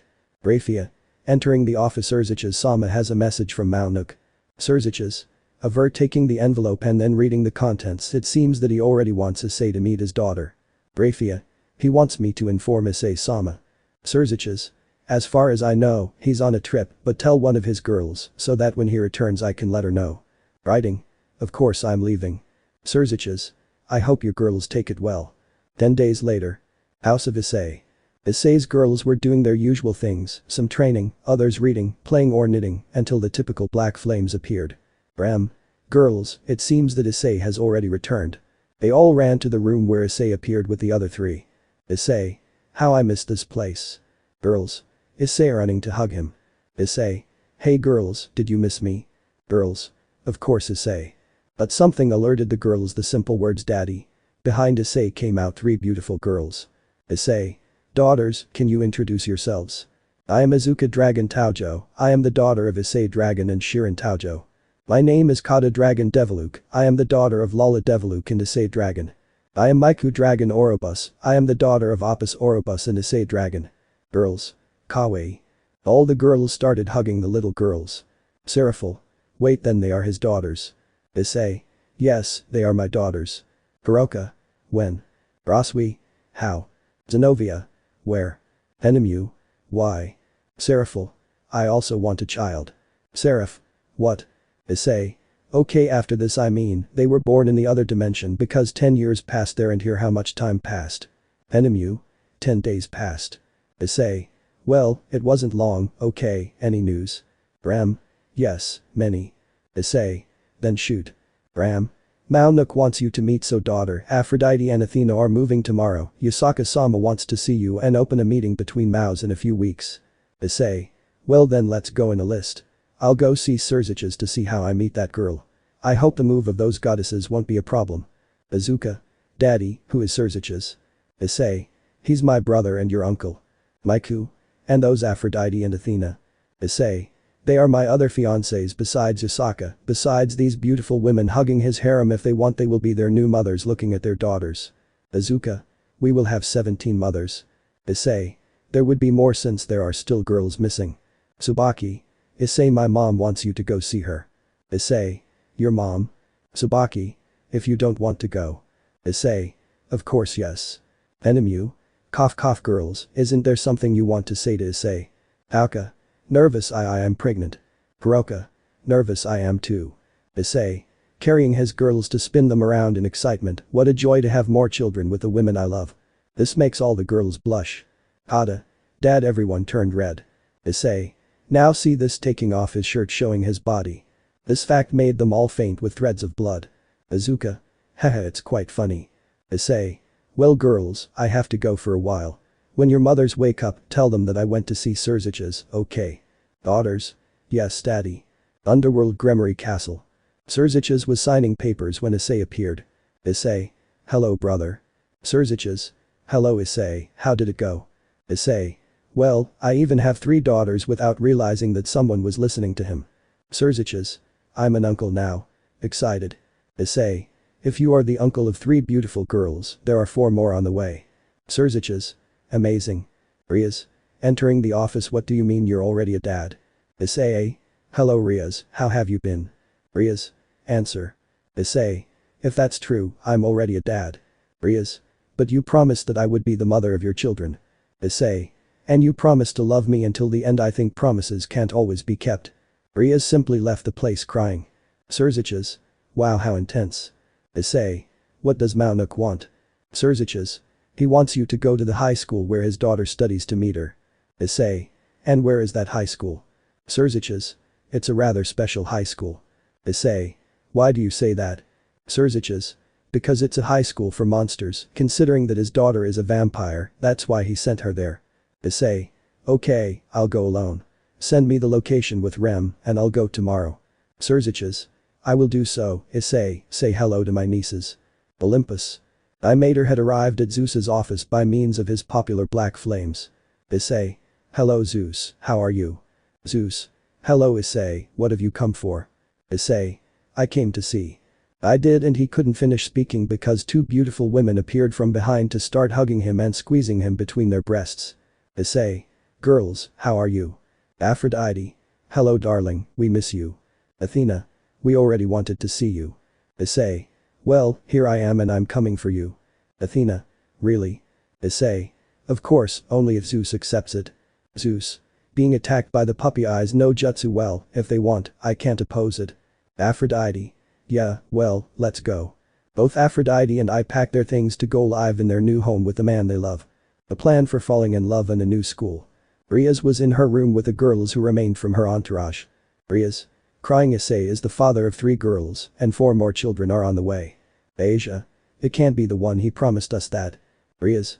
I know, I told Issei, and he just answered me that we also broke our promise. Keco. It was to be expected after all the damage we did to him. I don't think he will forgive us. Sad. Riaz. We must try to get her to forgive us after all, they will force us to marry because of the alliance. Ravel. If we do it, we must make him forgive us in some way. Riaz. I have a plan. Keco. What is it? Riaz. What we will do will be. Leonbo Issei's house. Issei cooked breakfast for his girls and those who had just arrived. He didn't mind, rather he liked it. All. Going down the stairs. Good morning honey daddy. Issei. Hello, what's up? Issei watched as his fiancés and his 3 daughters came down the stairs. Everything would be normal if it weren't for the fact that they all came in their underwear, including his daughters. Issei. Why do they all come in underwear? Sona. Because we were more comfortable that way. Azuka. And we, because we saw our mothers do it. Seraphil. How old are they? Azuka. I am 7. Ada. I am 6. Miku. Miku is 4, saying this in a cute way. Seraphil. I think I can teach you some things now. Lala. You are a danger to our daughters, pervert, hugging the girls. Seraphil. Hugging Issei to cry comically. Issei, Lala called me pervert. Issei. Whispering, but yes, you are perverted. Seraphil. You shut up, grabbing a pot. Issei. Well girls, I have to tell you something. Sona. What's wrong? Issei. Eating like the others. Issei. Maunuk wants me to go meet his daughter at his school. Braswi. That means you're going to another school, right? Issei. That's right, but don't worry, I'll come after class, okay? Auka. Then we could go out. Issei. Of course I will, and I will do it with everyone, okay? Oh yes. Issei. Very well, Rem Surzich's was going to send me the address of the academy. Rem. If that's the case, here it is, taking out an envelope. Issei. Well then I'm leaving, kissing each of his girls. I'll see you later. Issei had already left, then Sona spoke. Sona. Then Opus, Keco, Lala will write to the girls in primary and preschool. Lala. it would be fine by me. Keco. For me, they should start going to school so they can be as smart as their father. Miku. Shy, we will go to school. Opus. That's right, daughters. With Issei. He traveled by bus because he was too lazy to go any other way. Issei. What will Nook's daughter be like, what do you think, Ddraig? Ddraig. I don't know, she might be very pretty. Issei. It may be like that. Host. Are you the new student at the Yokai school? Issei. Yes, I think so. Issei looked at the landscape until he realized that they had entered a tunnel, and when they came out the whole place was very different. The sky was red and everything was very gloomy. It was scary, but Issei simply got off the bus. Driver. Take care, kid. Issei. Thanks, watching him leave. Wow, this place seems interesting. Ddraig. If that seems like it, you better hide all your auras and just leave the human one. Issei. Okay. Issei walked like that through the forest, it influenced fear, but Issei didn't care, but suddenly he began to hear a whistling sound. This caught his attention, and he stopped wanting to find the source of the sound. And suddenly a bat appeared in the sky. He thought that would be all, but he didn't know he expected someone riding a bicycle to come out of nowhere and hit Issei. Of course he didn't move, but the person did fly away. Issei quickly walked to the place where the body had fallen and realized that it was a beautiful red-haired girl, and by being distracted by her beauty, he fell and put a hand on the girl's leg. Issei felt this contact and got up very quickly. Issei. I'm sorry. Are you okay? Of course, don't worry, I'm fine, but this smell dares me. Leaning towards Issei's chest. Issei. Yeah, it smells amazing. I can't take it anymore. The girl bit Issei on the neck. Choo. Issei. Ouch, why did you do that? I'm sorry, I couldn't help it, it's because I'm a vampire. Issei. A vampire, right. Tell me, what's your name? My name is Mocha Ayakachiya. Issei. You're the daughter of Mao Nook, right? Mocha. Yes, how do you know? Issei. I am ZykxDragon. Mocha. Are you Issei, the bearer of the Red Emperor Dragon? Issei. That's right, that's me. Mocha. Running towards Issei. You don't know how much I wanted to meet you, since my father told me that you would be my fiance, it made me very happy. Issei. Yes, I see, but how about we go to school? Getting up. Mocha. Sure, let's go. Starting to walk arm in arm with Issei. Issei and Mocha walked until they reached the school. This one did not seem different from the others. The couple separated to look for their classroom. Issei had already entered his corresponding classroom and was sitting by the window. The teacher entered and began to give some rules. Teacher. Okay, guys, welcome to this high school, and for healthy school coexistence, I will tell you some rules. Rule 1, you can't tell what kind of monster you are. Rule 2, they cannot take their true form. Rule 3, humans are strictly prohibited from entering this school or its grounds. Student. Speaking of students, it smells like humans here. Sticking out his tongue. Issei. Thinking, should I think it's me? Ddraig. Don't worry, nothing will happen. Issei. I hope so. Teacher. Very well then. The teacher did not continue because a student had interrupted her. Mocha. Teacher, I'm very sorry for being late, but I got lost. Teacher. Don't worry, come in and introduce yourself. Mocha. Of course, I'm Mocha Ayakachiya. All the students were surprised to find out who she was. Mocha. Looking at Issei to run to hug him. How good that we are in the same classroom. Issei. Yes, I think I'm lucky. Time after. It was lunchtime and Issei and Mocha walked through the hallways very close together while being looked at by all the students. They did not care and walked outside where there was a drink machine and bought a house one. Issei. Looking at the rosary he was carrying. Hey, what is this? Mocha. This rosary is a type of seal that suppresses my power. If it were broken, I would become a monster. Issei. I see. Mocha. Then Issei, why are you here? Issei. Why did I come to meet you? Mocha. Seriously? Issei. Yes, I wanted to see with my own eyes your incredible beauty. Mocha. Thanks. Student. Who makes the beautiful matcha with an idiot like this? Mocha. Standing angrily, I'm talking to Issei, don't bother me. Issei. Calm down, Mocha, nothing's wrong. He couldn't finish speaking because the guy hit him and sent him flying away. Mocha. Issei. Where Issei fell. Issei. Ddraig, why did I fly away with just one hit from him? Ddraig. I don't know, but since that girl bit you something happened. Issei. I feel weak. Ddraig. Don't worry, I'll find out what's going on. Student. Arriving at the place. Wow, but you are very weak. Issei. Damn, I'll show you who's weak. Issei activated his level 1 Kagyun and attacked the boy who transformed into a troll, and they began to fight. Surprisingly, he lasted a long time and Mocha appeared behind Issei. Mocha. Issei, are you okay? Issei. Calm down Mocha, everything is fine. The boy simply tackled Issei and threw him to the side of Mocha. Mocha, Issei, please get up, crouching. But Issei, while trying to bend down, accidentally grabbed Mocha's rosary and pulled it, causing it to break. That hair, that attitude when fighting, that look in that body. Issei. I'm an $. Mocha. So you are Issei, you are really handsome. Issei. Thank you. Mocha. Taking the rosary from Issei's hand, you know, one day I'll have to go out, but not as my other self, but as the real me. Issei. Okay. Mocha put the rosary back together, causing a light to slightly cut Issei, and the girl went from being white-haired to pink-haired and fainted to be caught by Issei. Issei. Wow, that was intense. Ddraig. Don't even say it, but let's go. Issei. Okay. Unknown place. Jin. I love you and I have given you your message as you asked, kneeling. Very well, you know, keep watching, tell Kasaya to get ready to go for the third one, we can't let him get away. Jin. Of course master, getting up to leave. Plan executed. Issei was on the roof of the school he was now going to, looking at the sky with Mocha who was next to him. Issei. You know what? Matcha. What's wrong? Issei. I met the other you and by the way I finished off that guy. Mocha. And what did you think of the other me? Issei. Well, I just saw how he kicked that guy's ass and then he told me that he wanted to go out with me, he put the cross on the rosary and you appeared. Mocha. I see, well I think you want to know what Honda is with this rosary, right? Issei. Yes, but only when you're ready. While the bell rang I think we have to go back to class. Mocha. Yes, let's do it. Classes went on normally like in any other school, and at the end of the day Issei accompanies Mocha to the buildings where she would stay and Issei went to the occult club room. Issei. Hello girls while appearing in his black flames. Ram. Hi honey, how did it go? Standing in front of him, just like Ram. Issei. I did well, what about the others? Ram. You left early, the others are still in class. Issei. And you? Ram. We did some things so we asked Roswi to let us leave early. Ram. Yes, and Lala, Apis and Keco also asked us to go get the girls. Issei. Well, there's no problem. You guys do whatever you have to do.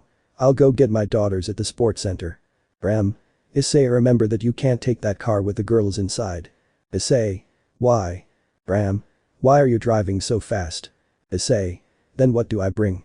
Primary school.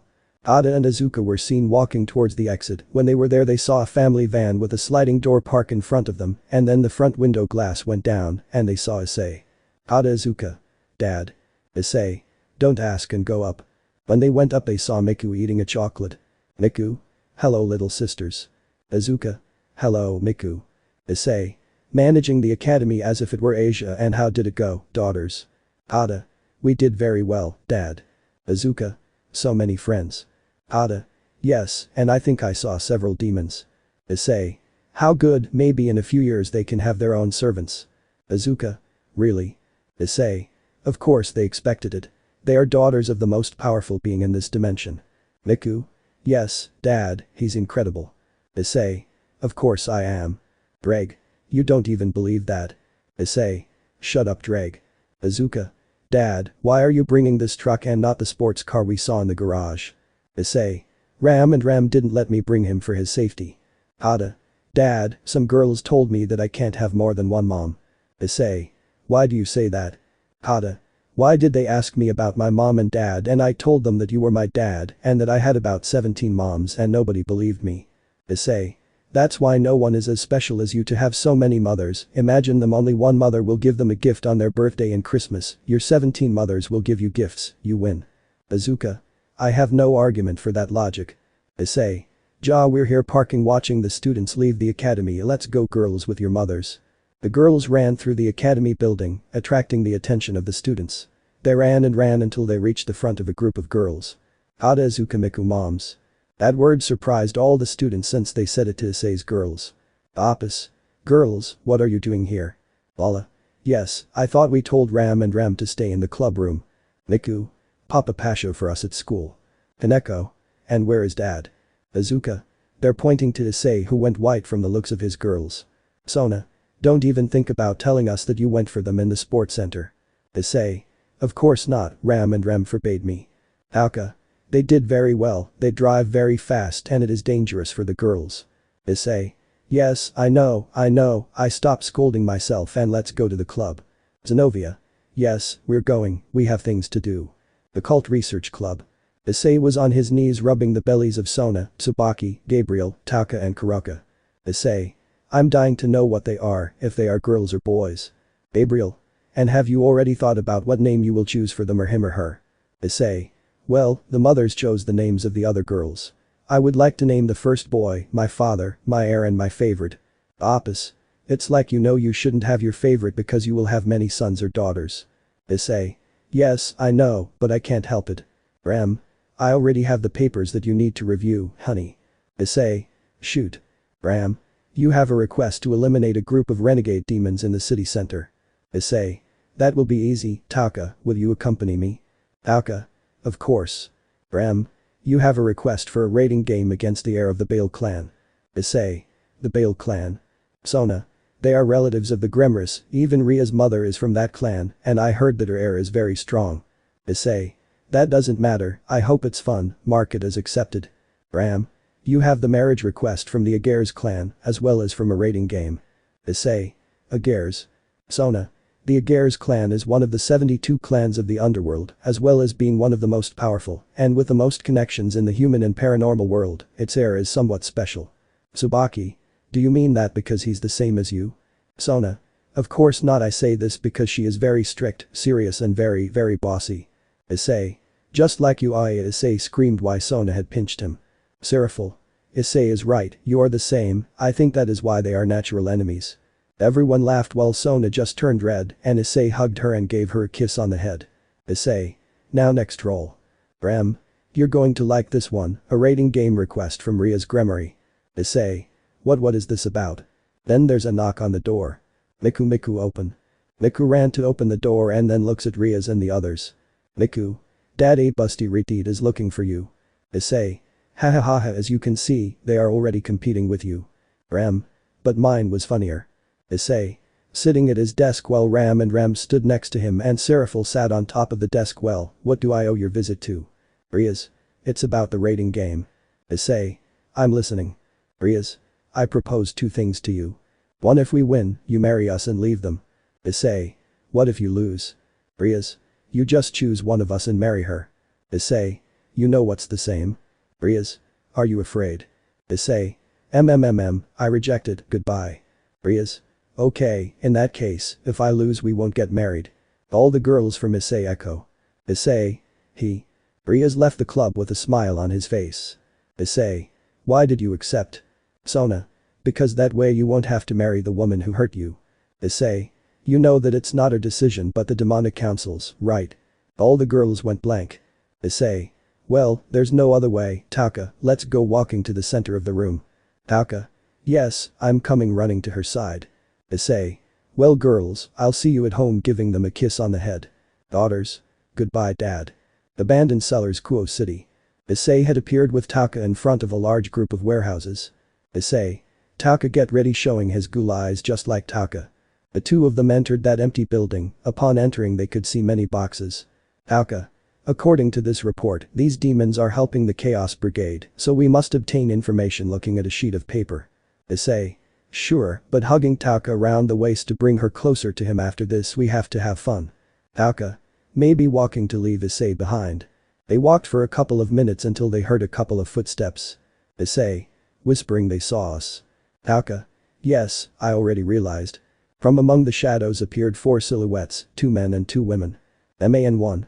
So this is the famous Ekariety that they talk so much about. Woman 1. You can't see much. WOMAN 2. How about we kill him now? Man 2. Yes, and we can have fun with that woman. Taka. It's already bucked up, seeing Issei, who was getting angrier and angrier with each word. Issei. Taka, take care of the women, I'll eat those idiots. The demon women ran to the other side with Taka behind them and Issei stood in front of those men. Issei's fight. The 2 demons drew swords from a magic circle. Man 1. Get ready for us to kill you. Issei. Ha, I hope, and don't scream, activating his level 1 Kagyun. Issei ran towards them, and with one blow he sent one of them flying and stayed dodging the other's sword. His attacks were slow, so he wanted to finish quickly, and with a single tentacle, he pierced his face leaving a hole in the guy's head. This was seen by the other man making him angry, so he ran to try to harm him, but Issei just grabbed him with his kagyun by the limbs to lift him up. Issei. Sin of Lust Mind Control said with a raised hand towards that guy, tell me who is the leader of the Chaos Brigade. Man 2. He is a certain Rizavan Lucifer, son of the original Lucifer. Issei. What are you looking for? Man 2. Destroy the factions and rule in the underworld and the human world. Issei. What happened to Apis? Man 2. She left the Chaos Brigade because she fell in love, but before leaving they took away half of her power. Issei. Well, that's all. He dies tearing off every part of his body and then devouring it like the other body. Issei had his mouth stained with blood and then Taka arrived with blood in her mouth as well. Taka. How were they? Issei. Disappointing, but they taste good in you. Taka. Not bad, and approaching Issei, now we can have fun. Issei. Sure, let's go to the old house. Issei took Taka and they disappeared from the place to go to the house that Issei had in the human world. They appeared in the living room and kissing they went to Issei's bedroom. Upon arriving they quickly began to take off their clothes. Taka. Issei, tell me you can regenerate, right? Excited. Issei. Yes, why? Taka just looked at him with malice. Lemon skipped. Leonbo Issei house. Issei had appeared in the living room of his house and was greeted by a hug from his daughter. Azuka. Dad, why did you take so long? Issei. I had to do things. Honey, someone is waiting for you in your office. Issei. Girls, go to sleep. I'll be there in a moment to give you your goodnight kiss. Miku. Yes daddy, while running next to her sisters. Issei had headed to his office. When he entered he could see his teacher Meliodas. Issei. Hello master. Meliodas. Hello Issei, how are you? Issei. Well, I'm not complaining, tell me what you need. Sitting in his chair with Meliodas in front of him. Meliodas. I received a message from the previous guardian of light and darkness. Issei. And what was it about? Meliodas. It seems that the third guardian managed to wake him up and requires your help. Issei. Is he part of the previous Echariety? Meliodas. That's right, and its bearer woke them up at the first. Issei. Well, it took me a couple of months, and the first wing must have potential. Meliodas. Well, that's right, he's the new guardian of war and peace. Issei. The last one. Meliodas. That's right, you have to help him and give him his powers, giving him a sphere. You know what to do. If you need anything, don't hesitate to call me. Standing up. Issei. Of course, goodbye master, shaking his hand to see how he left through a magic circle. Well, I'll have to go for the second to help the third, but first my daughters. Yoke. Issei was in his office reading some papers, or rather resting, because he had just returned from seeing the third guardian and he had made him think that they were the guardians. This is very problematic. Knock knock knock. Issei. Come in. Azuka. Dad, are you busy? Issei. No daughter, I will always have time for you, so come. Smiling. Azuka ran to hug her dad. Azuka. Aren't you going to school today, Dad? Issei. No daughter, it's Saturday, you won't go either, so don't worry. Azuka. Then we can go for a walk. Issei. Of course, little one. Issei carried his daughter and went to look for his girls so he could go with them, but when he went up to his room, he saw his girls putting away some things along with his other two daughters. Issei. Girls are going out, putting Azuka down. Sona. That's right, honey, we'll go to the doctor at the Citri grounds. Roswi. We'll also go fix some things. Gabriel. And we will buy things for the babies. Keco. Hugging her daughter. So today you will take care of your daughters. Issei. What? Apis. You will not go flirt with any hitch while your fiancés are not around, giving Miku a load. In some monster school. The girl with pink hair and big breasts sneezed. Achoo, someone is talking about me, I hope they are good things. Returning to Issei's house. Zenobia. So you can go there with your daughters. Azuka. Mom, I wanted us all to go together. Keco. I'm sorry daughter, but we can't. Issei. And why don't I go with you? Vala. Why you should spend time with your daughters. Zenobia. You spend a lot of time away and you don't have time for your daughters. Issei. But. Roswi. But nothing, darling, you will stay and spend time with your daughters. Issei. What if something happens to them? We have the couple marks that will protect us. If you want to know what the couple brand is like and where they are located in each girl, check out the power levels chapter. Issei. Well, I give up. I'll stay. Athena. That's how you talk, darling, giving her a kiss. Aphrodite. whispering in her ear, tonight you can enjoy a specialty REATMENT 13. Sona. Okay, it's time to go making a magic circle. Issei daughters. Goodbye precious, goodbye moms. Girls. Bye. Issei. Well then let's have fun. Izuka Kadamiku yes. 30 minutes later. Issei taught his daughters to swim in the large pools. Issei. Come on girls, if you can, seeing how they approach the shore with the help of a board. Miku. Daddy, I'm hungry, while her stomach growls. Issei. How about you go eat at a cafeteria? Izuka. Yes, it sounds fun.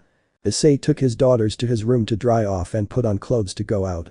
When they were going down to leave, a magical light began to shine very brightly. This scared the girls. When the light stopped shining, a white-haired woman with wings was seen. Issei. No way, I'm already loaded. Izuka. Dad, don't be rude. Hello honey, hugging Issei. Issei. What are you doing here, Janisa? Janisa. Can't I come see my husband? Izuka Kadamiku husband. Issei. Haha, long story, scratching his neck. Janisa. Haha, I came because someone wanted to meet you, holding herself to one side, showing a 6-year-old boy with white hair and blue eyes. Issei. He is. Surprised. Janisa. It's your son Issei. Issei and the little boy looked into each other's eyes. Issei saw himself in the boy's eyes, remembering his past and everything he had suffered when he was his age, the abuse of his father, the shame of seeing his mother die in front of his eyes, how they bullied him at school, and Ria's betrayal. He didn't know why, but he knew that the same thing wouldn't happen to that boy. Issei. Approaching the child. Hello little one, what is your name? Crouching down to his height.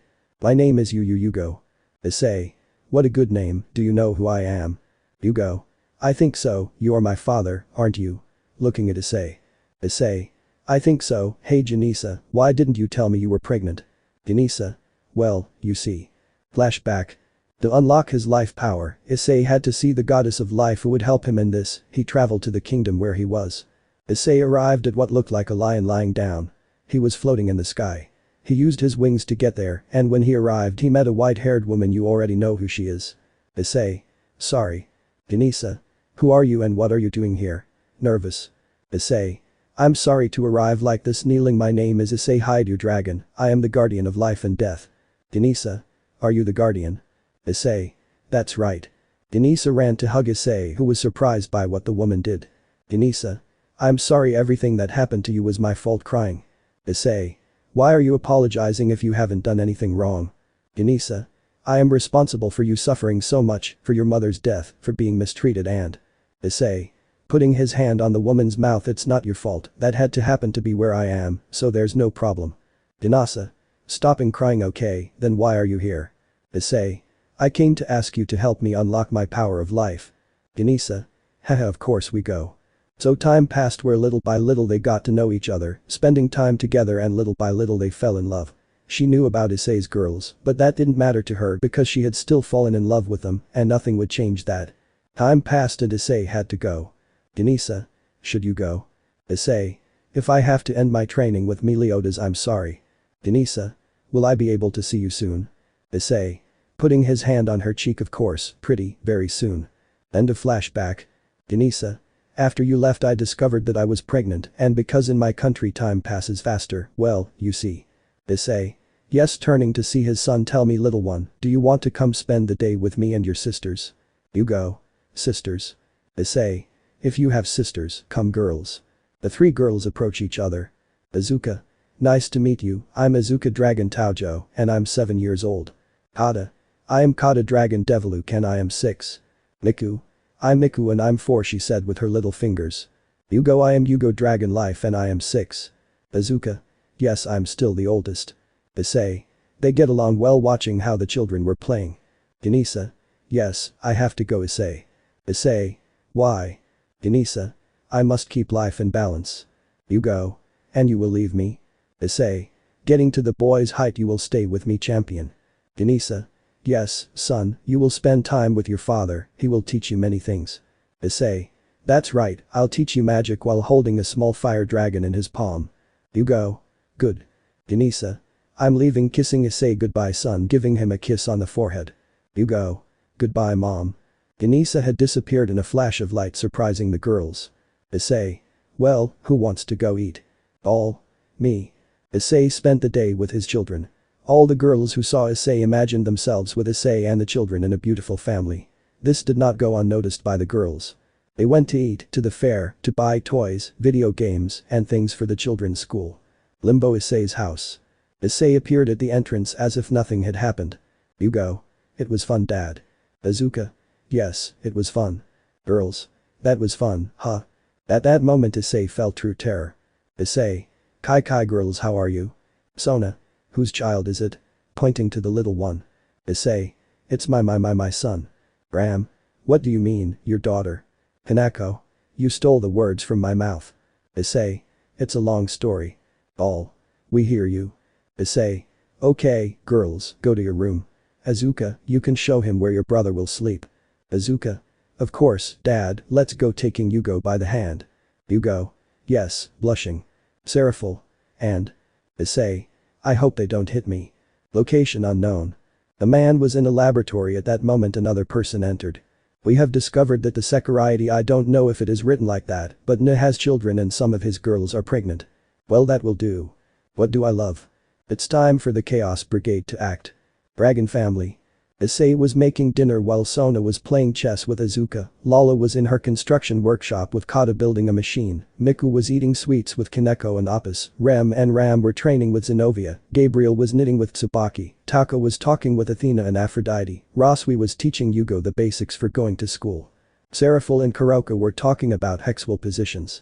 Issei, while cooking, wondered how soon his children would be born, but he didn't know what. Suddenly Sona, Tsubaki and Gabriel felt something running down their crotch and suddenly felt strong pains. This alarmed them immediately. Sona, Tsubaki, Gabriel. Issei.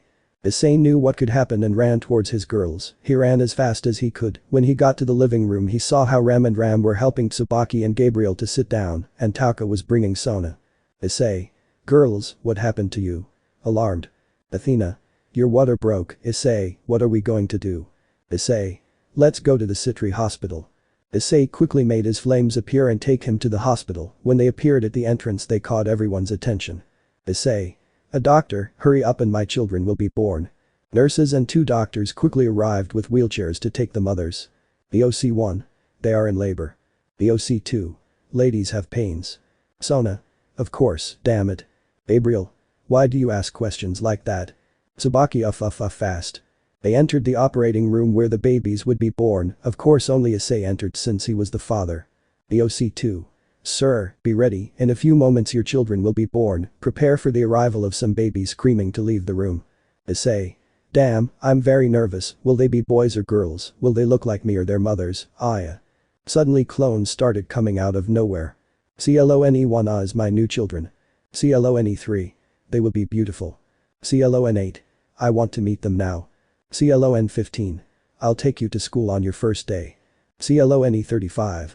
If they are girls, no idiot will come near them meeting with other clones. Clone 46. If no one is worthy of being with our daughters. CLON68. Yes, we will get rid of all those who come close. The entire room was flooded with Issei clones until Issei exploded at Sona. Sona. Issei, you better calm down or you want me to stand up and destroy your damn balls myself. That scared Issei until all the clones disappeared and he calmed down. Issei. Calm down, Sona. Sona. Damn it, Issei, don't you see what's happening? The doctors returned and prepared the girls for delivery. Outside the operating room. Roswi. How do you think the girls are? Ram. Don't worry, they are strong and Issei is with them. Seraphil. I wonder when he will give me some dragonite, stroking his stomach. Miku. Mommy, are my little brothers going to be born soon? Looking at Apis. Apis. Carrying her daughter, that's right, little one, your new siblings are going to be born. Azuka. And what will they be like? Keco. Stroking Azuka's head, I don't know, but I hope they are as handsome as their father. Aoka. I want my baby to be born now, excited. Kuroka. Yes, me too, I hope my kittens are very pretty. Ram. Silence has already begun. In the operating room. 3 women could be heard screaming while holding their husbands' hands. Issei had created 2 clones to go with Gabriel and Tsubaki, while the original stayed with Sona. The OC1. Come on lady, push. Sona Asa. The OC2. Yes, ma'am, let's go. Tsubaki The OC3. They're coming, bid a little more.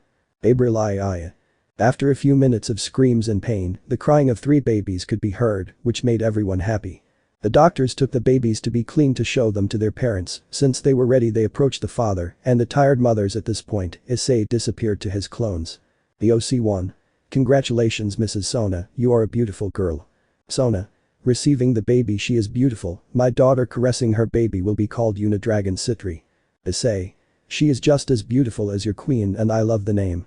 Smiling warmly. The baby had hair as dark as night with purple eyes. The OC2. Congratulations, Mrs. Tsubaki is also a girl. Tsubaki. Taking the girl in her arms, look, Issei has your eyes, those beautiful black eyes that made me fall in love. Looking at the girl, her name will be Naomi Dragon. Issei. Yes, that name is great.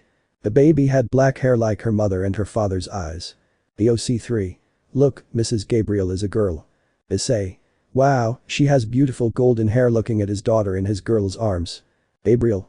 Yes, my dear daughter is beautiful. Hugging her baby, I want her to be called Saya Dragon. The baby had golden hair and chrome eyes, one black eye and the other blue. Issei. Of course it's perfect, and those eyes are like my mother's. If my mother was here and saw my perfect family. Ddraig. Will you do it, mate? Issei. Yes, it's time. After the girls were taken to another room, the babies were bathed and dressed and given to their respective mothers. The other girls went in to see the new members of the family. Azuka, Kata, Miku and Yugo just looked at the babies in amazement as they imagined themselves playing with their new siblings. The day was over and Issei took his children to sleep and he returned to the hospital to spend the night there with his fiancés and children. The next day. Issei took his children to school. Issei. Good luck, children. Azuka. Goodbye, Dad, kissing him on the cheek. Kata. See you at the exit, I love you, Dad, giving him a kiss on the cheek. Issei. Yugo, take care of your sisters. Yugo. Of course, Dad. Issei. Approaching his son's ear, don't let any boy get close to him, seriously. Yugo. Of course, Dad, no boy will come near them, firm. Issei. Smiling, well now go, son. Yugo. Goodbye, Dad, running to the entrance. Issei. Looking at Miku, who was holding his hand, now to your school. Miku? Yes. Time after. Issei had appeared in what must have been his room at the Yakai school. He took off the clothes he was wearing and put on the school uniform, which was a green jacket, white shirt, red tie and pastel-colored dress pants. I do an apostrophe T know if I write it like that. He left the place and began to walk towards the school. On the way he saw more students. Issei. Wow, you can't even tell they're monsters. Ddraig. You're right, my friend, but don't trust them, everyone here is. Issei continued walking until he heard the students screaming. He turned around and saw that pink-haired girl. Mocha. Good morning, Issei. Issei. Good morning, Mocha. Mocha. How was your weekend? Issei.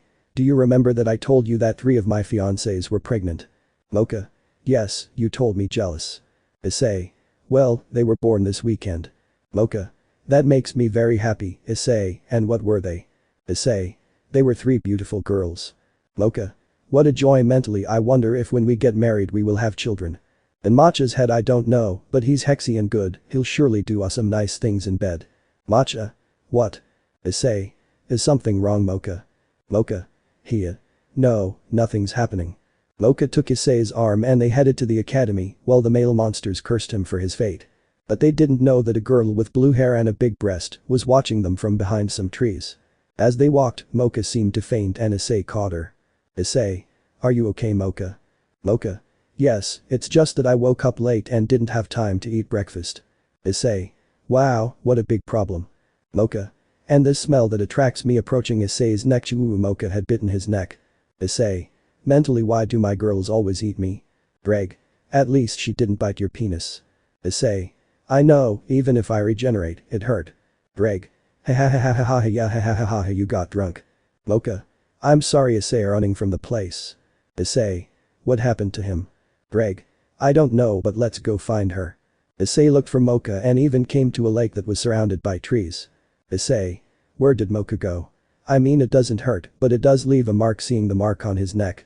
Then he heard a moan of pain and turned to look and saw a girl who looked like she was about to faint.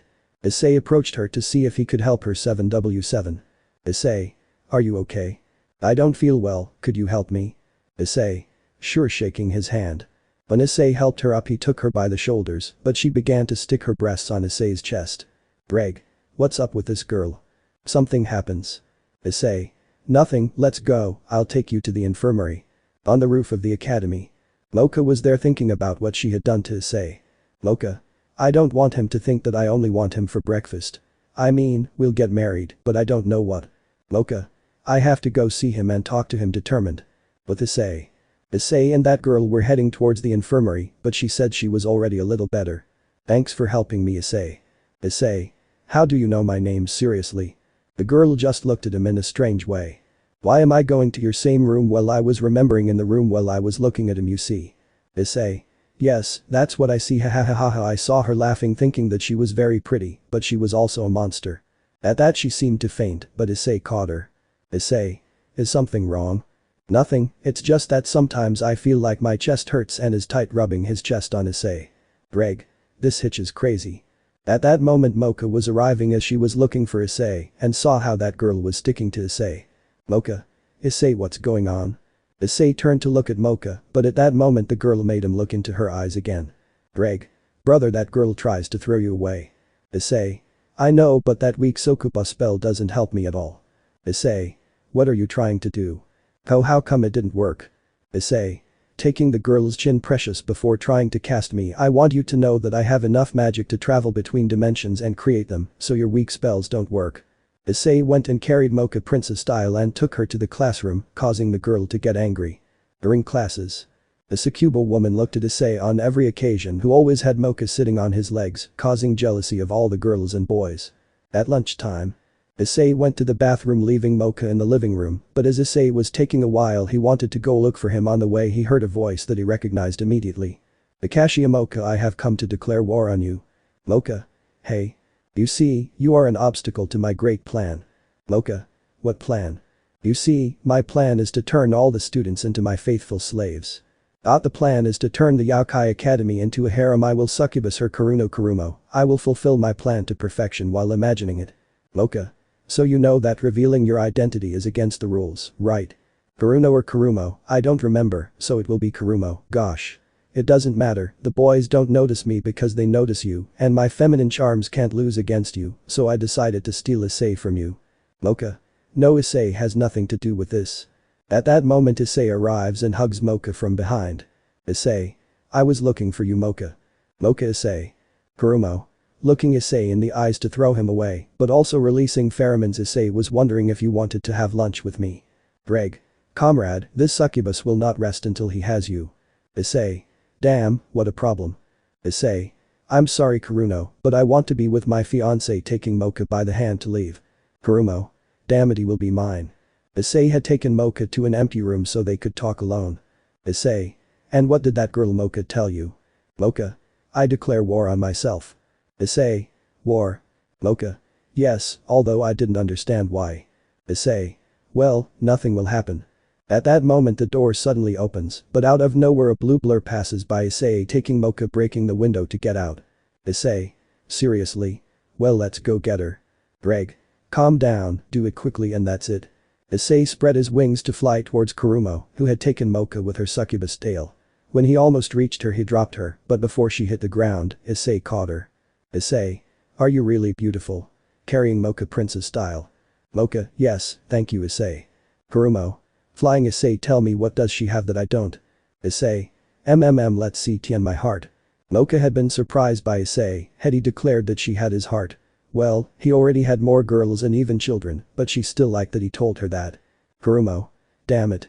Kurumo made her nails grow like claws to attack Issei and Mocha, but each attack was effectively dodged. Mocha. Issei, please take the rosary off me. Issei turned to look at Mocha to take her by the chin and kiss her. The quiet kiss with love, affection, attraction, chemistry, seduction, all the feelings they felt for each other. Issei. Don't worry, I'll protect you. Issei turned to attack Kurumo, but accidentally removed the rosary cross from Mocha's neck. Issei. Oops. At that moment everything became cloudy and bats appeared to surround Mocha so that she would transform and release a great light. Kurumo. Wow, this is where you can feel the power. The bats left to reveal a white-haired Mocha with more chest and butt. Makav. Wow, I'm jealous of the other Mocha. Issei. And why? Mocha. Because you did kiss her. Issei also took her chin with one hand and with the other he pulled her by the waist so that she would wrap her arms around his neck, but their kiss was deeper as they had a battle of tongues, and when they separated they left a trail of saliva. Issei. You know, he'll figure out how to separate you from the other Mocha so he can have them both. Makav. Really? Issei. Yes. Kurumo. Stop kissing, it makes me want to kill you. Makov, let me enjoy my moment with my fiance. I'll kill you. Mocha and Kurumo approached each other very quickly, but Moha grabbed her by the face and slammed her into the ground, making a crater, then lifted her up and kicked her with some force, making her crash into a tree. Makov. To make sure you don't bother me again, I'll tear off your wings and tail. Kurumo. Not everything but that, please. Before Makov attacked Kurumo, Issei surrounded her with his arms. Issei. Calm down, Mocha, it doesn't matter. Mocha. You are too good separating from Issei, I hope we meet again. Issei. Sure, putting the cross on the rosary. Then Mocha fainted and her white hair turned pink again. All that ended and they went to finish the academy, then Issei went to his house to see his new daughters. Limbo. Issei's house. Issei appeared in the three babies' room to watch them sleep soundly. Issei. They are beautiful, caressing Yuna's cheek. Sona. Appearing behind Issei. I'm glad that the fruit of our love is finally here. Issei. Yes, now I have 3 more beautiful reasons to fight day by day. Sona. Yes, do you know something, Issei? Issei. What is it? Looking at Sona's eyes. Sona. I love you, Issei. Hide your dragon. Issei. I love you too, Sona. Dragon kissing her. That's when the other girls arrive. All. And us, Issei. Dad. Issei. I love all my beautiful girls being hugged by all. Issei. Well, tomorrow will be a very tiring day, Mom. Looking at the moon. Attack on the family. It had been 2 weeks since the birth of Issei's daughters. Since then the mothers did not attend school, and the girls took turns skipping classes and helping. Sona, Tsubaki and Gabriel, Kaneko, Apis and Lala were the ones who helped them the most since they had had certain problems. Issei's children were special. And I say this not only because they were the children of 3 very well-known girls among the factions, but also because they were different from what they expected. At 5 days old they could already sit up and no longer needed to be breeched, but ate meat. After a week and 3 days their wings had grown, surprising their mothers of course, but something else they didn't expect was that the babies would spit fire. If they literally spit fire. Yuna, daughter of Sona, spit fire of a somewhat dark purple color and had her dragon wings with the same purple color. These ended in a point, giving her a demonic touch. Naomi Hajada Tsubaki also spit purple fire, but it was lighter than her sisters, and her wings were also the same color and shape as her sisters. And Saya, daughter of Gabriel, spat golden fire and had dragon wings, but covered with pure white feathers, as if they were from an angel, although of course they are. Apis' explanation was. Apis.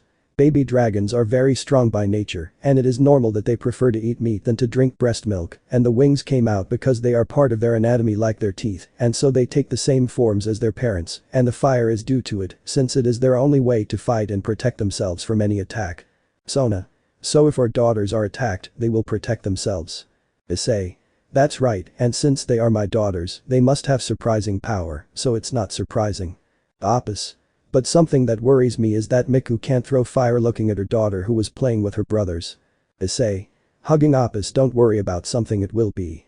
After all, the mothers calmed down, and the future mothers just waited anxiously for their future children. In the present. Issei was in his office with Ram and Ram, who were helping him with some mission papers that some of his girls had completed. Ram. Tell me, Issei, why won't you go to school for a whole month? Issei. Flashback to the day before. Issei's school group was looking at the facilities of the supernatural school where they were. If it was like a tour of the facilities, why they did it I don't know. Master Guide.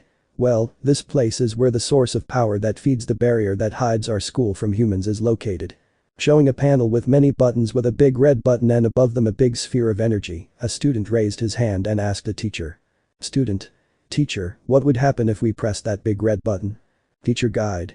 You would cause the barrier to break, leaving our school defenseless. Why do you ask? Student. Why did Issei already pressure him? Everyone looked at Issei who pressed the red button. Issei. I'm sorry, I couldn't help myself. Then everything began to shake and from one moment to the next a barrier was destroyed like glass. All the students and teachers came out to see what was happening, even Issei's group had left. Mocha. Issei, you screwed up to Issei's side. Issei. End of flashback. Issei.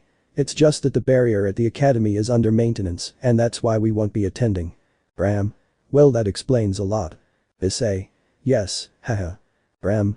Honey, do you remember when we first met? Sitting on one of her legs just like her sister, and Issei took them both by the waist. Issei. How can I forget it? That moment when I saw you when I entered that big mansion is why I fell in love with you. Smiling. Ram. And how can I forget the day you were not yours? Placing her hand on Issei's cheek. Issei. Yes, it has been one of the best times we have had. Bram. Hey honey, how about we try to have some kids? Lifting her dress to show off her provocative underwear. Lemon skipped. I have to go get the children. Bram. Don't take the sports car seeing how Issei left the office. Issei. Moving his hand yes, I know. Human world Kuo. Issei appeared in what was his house in the human world, went to his garage and got out with the family's brown truck and drove to the preschool to pick up Miku. When he received her he noticed how all the mothers were staring at him, except for a few who only said he was attractive. Then he went to the elementary school to pick up his other children. Issei parked outside the school waiting for his daughters and son. He saw them leave. Yugo was between both sisters while they were holding hands. When they got to the car Issei lowered the window. Issei. Hello kids, come on up, opening the sliding door since it was electric. How about we go get some ice cream? Yugo. I want a mint one. Azuka. I have a vanilla one. Odd I made cheese. Miku wants chocolate. Issei saw his children, smiled and started the car in the direction of the ice cream shop that was in the center. Issei. How did it go today? Looking in the rearview mirror. Ada. I did very well, Dad. Today the teacher praised me because he says that I am very intelligent, more than I should be. Issei. That makes me happy, daughter, and does it make you Azuka? Azuka. Today a child gave me a flower smiling. Issei braked immediately causing the other cars to honk at him and his children to be surprised. Issei. What? Azuka. That a child Issei. I know but why? Yugo. Don't worry Dad, that boy won't get close to my little sister anymore seriously. Issei. Okay starting. Issei wanders around the city until Miku speaks. Miku. Dad, do you have a friend? Issei. Yes daughter, why do you ask? Miku. Because several cars are following us and I deduced that they were your friends. Issei looked in his mirror and saw 6 black vans following him. Issei. Is Ddraig what I think? Ddraig. That's right Issei, they are demons. Issei. Those bastards know that I can't attack them with magic, but we have to do it fast and furious style. Issei opened what looked like a mini gate and pressed a button, causing the car to change into one of the fastest cars in the world. Issei pressed the accelerator causing the trucks to do so as well. He drove past several cars, the trucks also did so, but slower. Then a truck appeared trying to stop Issei, but he didn't expect that on the HUD of the car, a small part would rise, showing a small cannon from which a mini ground air missile came out destroying the truck and managing to pass it. Issei. Thank you Lala for my little gifts. Flashback. Issei walked to Lala's workshop where she worked. He knocked on the door and walked past. Seeing that Lala was under his truck, she was on a board with wheels. He pulled it and stood on it. Lala. My love, what happened? Hugging him by the neck. Issei. I came to see how my gifts are going. Lala. Well, I'm almost done with the car, but the rest is ready, come. Lala took Issei to a table where there were different things. Lala. Here throwing a sphere at him is the weapon you asked me for. Issei. How it works? Lala. You just have to fuse it with your booster gear. Inside it are your 4 swords, firearms with special bullets capable of damaging dragons, meaning it can easily kill a demon or human. It also has other things like a flamethrower and a rocket launcher and other things. Issei. Incredible admiring the sphere. Lala. Put it in your booster gear. Issei activated the booster gear and placed the sphere on the green gem and it absorbed it. Ddraig amazing. Lala. Okay, now the gift for your number 1 student. Lala threw 2 objects at him. Issei. Did you find the knife with the metal I gave you? Lala. That's right, the metal of the Excalibur sword was very resistant. I had to take it to the sun so that the metal would melt and I could use the metal. Issei. Amazing. Lala. Later I'll show you how to use it. Now the firearms for your new friend. Look taking 2 weapons out of a briefcase. Lala. It's what you asked me for, isn't it? Issei. Taking the weapons they are incredible, thank you kissing her. Lala. The car will be ready tonight, so now go play with the girls. Issei. Yes kissing Lala before leaving. End of flashback. Issei drove to the outskirts of the city where there were no civilians. He stopped the car, making it lay on its side, and started walking towards the black vans. Issei. Children stay there. Issei activated the booster gear and took out the sphere to then deactivate it and transform the sphere into the Olympus blade. Soldier. Let's see what you're capable of getting out of the trucks along with several men and a hooded man. Issei. Well, let's dance. As they approached, Issei cut off their heads or split them in half. The hooded man took advantage of the fact that Issei was distracted and appeared behind him with a sword in his hands trying to kill him, but something stopped him. With all his strength he turned to look back and saw that Yugo was holding some golden chains that were holding him. Boo boo, but what? Slash. The yoke had split that man in half. Issei killed the last man and ran to his children. Issei. Are you okay? Hada. Yes, Dad, we are fine. But a roar stopped their speech, everyone turned to see what had made the roar and saw a minotaur. Issei. But what the hell? Issei was going to do something, but Miku stopped him. Miku. Dad, Miku wants to show you something. Issei. What is it? Miku. Look. Miku took 2 steps forward, breathed in a large amount of air, and as she blew, she also released a black fire, burning the minotaur and everything behind it. Miku. How did Miku do it, Dad? Issei. You did it well, little one. Suddenly a communicator appeared in Issei's ear. Bala. Issei immediately comes to the underworld. Issei. What's happening? Bala. There's a dragon destroying everything along with a bone monster, come quickly. Issei. Well, I'm going there. Well kids, it seems we'll have to go later for that ice cream, we have things to do. You go. Come on Dad. Issei. Good. Attack on the Family Part 2. Issei had appeared in the Citri mansion where all his girls were. Issei. Entering the mansion. Girls, where are you? And that he sees how Sona goes down the stairs with Tsubaki and Graybeal. Issei. What's wrong Sona? Sona. They were attacking the capital of the underworld. Issei. And the babies? Tsubaki. They are in their rooms. Issei. Okay, kids, go see your sisters. Children. Yes Dad, running to where his sisters were. Issei. And what was it that attacked? Sona. They were some Muns. At that point an explosion was heard in the mansion. Gabriel. What was that? Issei. An explosion. Tsubaki. And it comes from the children's room. Issei and the mothers ran up the stairs, and when they reached the room, they opened the door and saw their eldest daughter spitting fire at what looked like a woman with snakes on her head. Sona. Is that Medusa? Issei. If you don't look her in the eyes. Issei took his eldest daughters and the baby's mothers. Issei. Go down and protect yourselves. Seeing how his fiancés and children were leaving Ddraig, didn't Medusa have been killed by Perseus? Covering his eyes. Ddraig. Yes, he did, but it seems he didn't kill her properly. Medusa. So you're Issei, huh? Issei. Yes, since I owe you a visit, Medusa. Medusa. They sent me to take your babies. Issei. I think you can't. Medusa. They told me your eyes were as dark as the night, could you show them to me? Issei. Whispering pacifism in normal voice. I'm sorry jellyfish, but I won't be able to teach you. Medusa. What a pity, then you will have to die. Launching into the attack. Issei had his head down, and Medusa crossed Issei's torso with her hand, then Medusa began to age. Medusa. What's wrong with me? Scared, looking at her hands. Issei. It is one of my abilities, pacifism. If you show violence before me your vitality will be consumed by me. Medusa. Damn. But before she could attack him again, Issei pierced her with his Kagun Phase 1. Issei. I think you should tell me who sent you. Medusa. Buck you.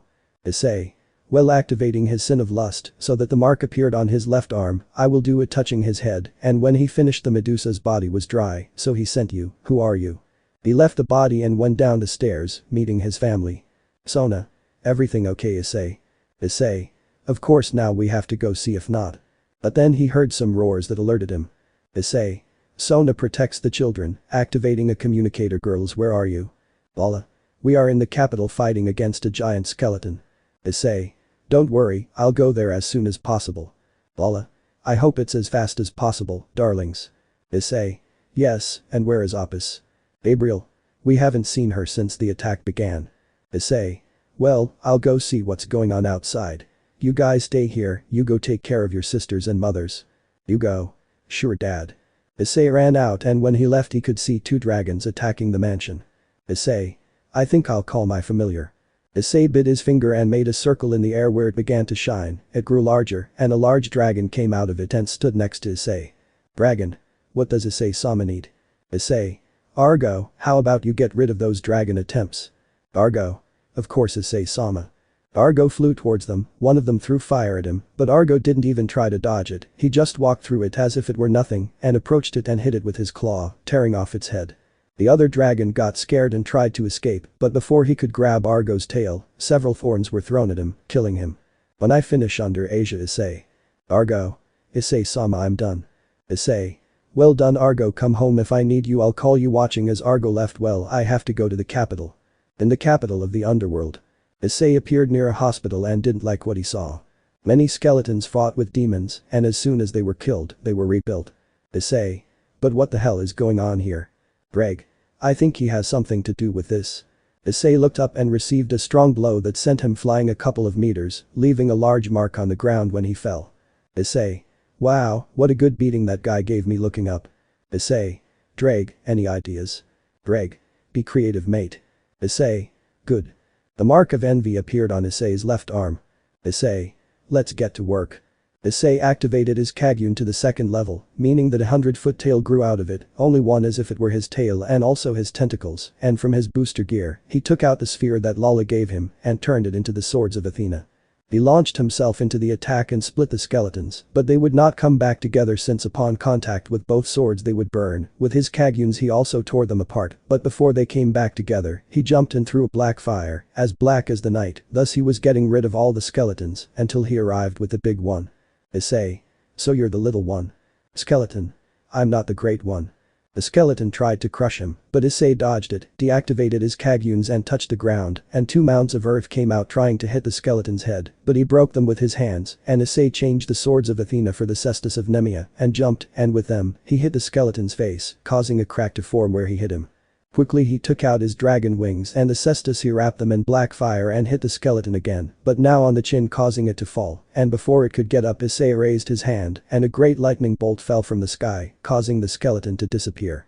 Issei put away his weapons and went to see his fiancés, who were in the Gremory mansion when he arrived. He opened the doors and immediately went to where his girls were. When he opened the doors of the room all of Issei's girls pounced on him and they were accompanied by Surzichas, Graphia, Rias and Akeno. Girls. Issei. Issei. It's good that you are here looking for someone, whereas Opus. Ram. Disappeared before the skeleton appeared. Gabriel. Do you think it has anything to do with it? Issei. I don't think so. Athena. Issei, the girl said they were attacked, is that true? Issei. Yes, but I got rid of them. Athena. Yes, and then they attacked the Citri mansion. Sona. But before that they attacked the capital. Athena. Where we were, and that's where Opus disappeared. Issei. Wait, at the Citri mansion. Medusa appeared to take my children. Sona. But why? Athena. By the power of infinity.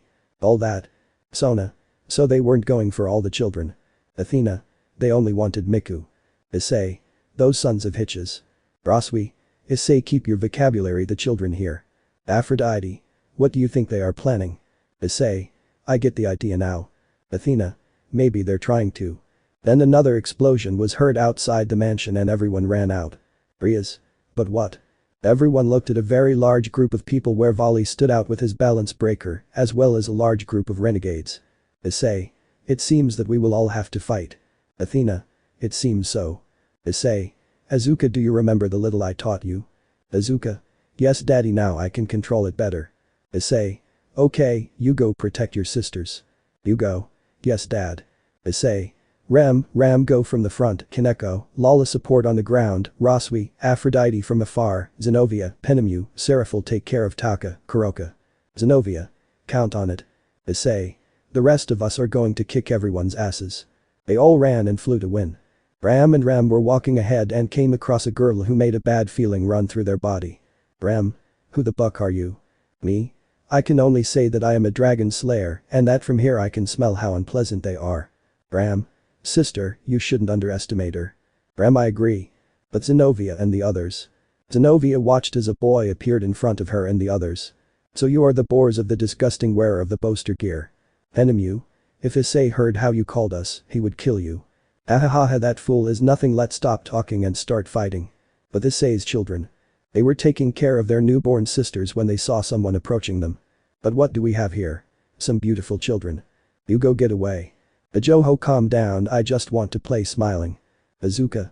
Standing next to his brother, come on brother, let's show him what the sons of the great Sekirite are made of. You clear? Well, let's play. Of Keco and Lala. They could see someone strange approaching. A pleasure, beautiful ladies, I am in charge of killing them. Lala. Wow, how polite. Keco. Knowing how naive Lala was, wants to separate you from Issei. Lala. He wants to separate me from. Lala turned to look at that man who, upon seeing her in the eyes, almost shit himself with fear.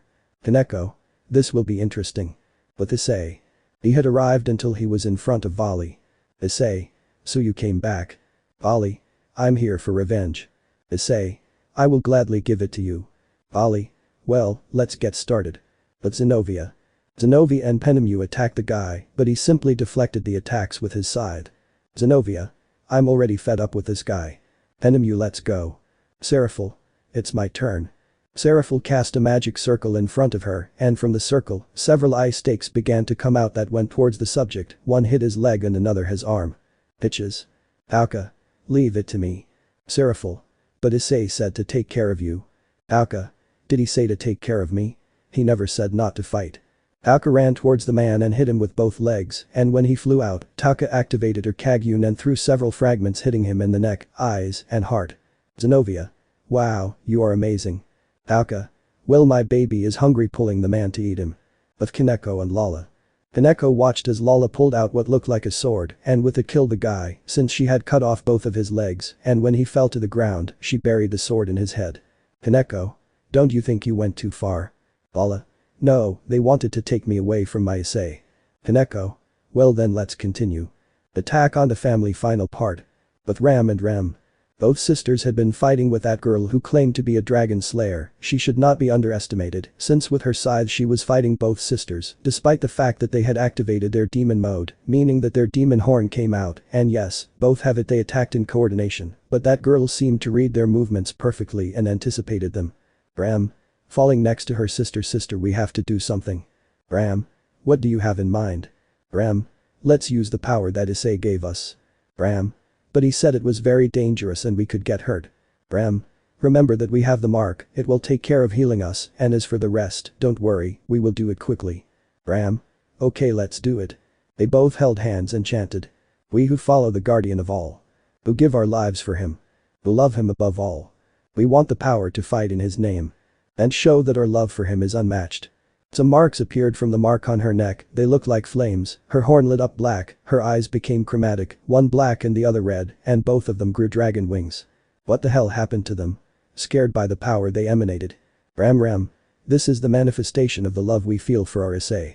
Ram attacked with her scythe, which was now bright pink. The girl only blocked the attacks, but forgot about Rem, who appeared behind her, and with her bright blue spiked ball, I forgot the name, hit her ribs, breaking a couple of them. She shot out towards one of the castle walls, crashed and fell to the ground, and dropped her scythe.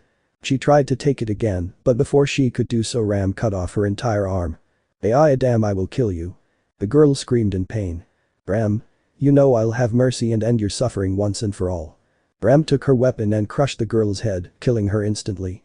Ram. Wow, that was difficult. Ram. That's right, now let's go see the kids. Ram. Yes. But the kids. Miku and Kada held their baby sisters in their arms as they watched their brother Yugo fight that guy. Yugo tried to hit the guy, but he grabbed his arm and Yugo with his other hand hit the guy's elbow, making him release him immediately. Yugo kicked him in the chest, taking off, and when he was high enough he spat white fire. The guy covered himself with both arms.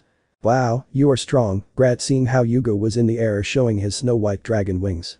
Yugo. You must not underestimate your rival. Azuka. Kada, we have to help Yugo. Kada. And what do you have in mind? Azuka. If I remember correctly, one of the books in Dad's office says that dragon babies spit fire when they feel threatened. Kada. And how does that help? Azuka. I have an idea. Miku, would you help us? Miku. Miku will help her sisters. Yugo returned to the attack, now with his chains he tried to hit him, but he took them and slammed Yugo on the ground. Yugo. You fell into the trap. That. He looked up and saw how Issei's 6 daughters took a big breath of air and blew fire. It looked beautiful how the purple, gold, pink, black and white colors mixed in that powerful fire attack. Even Yugo was surprised by the heat given off by the attack.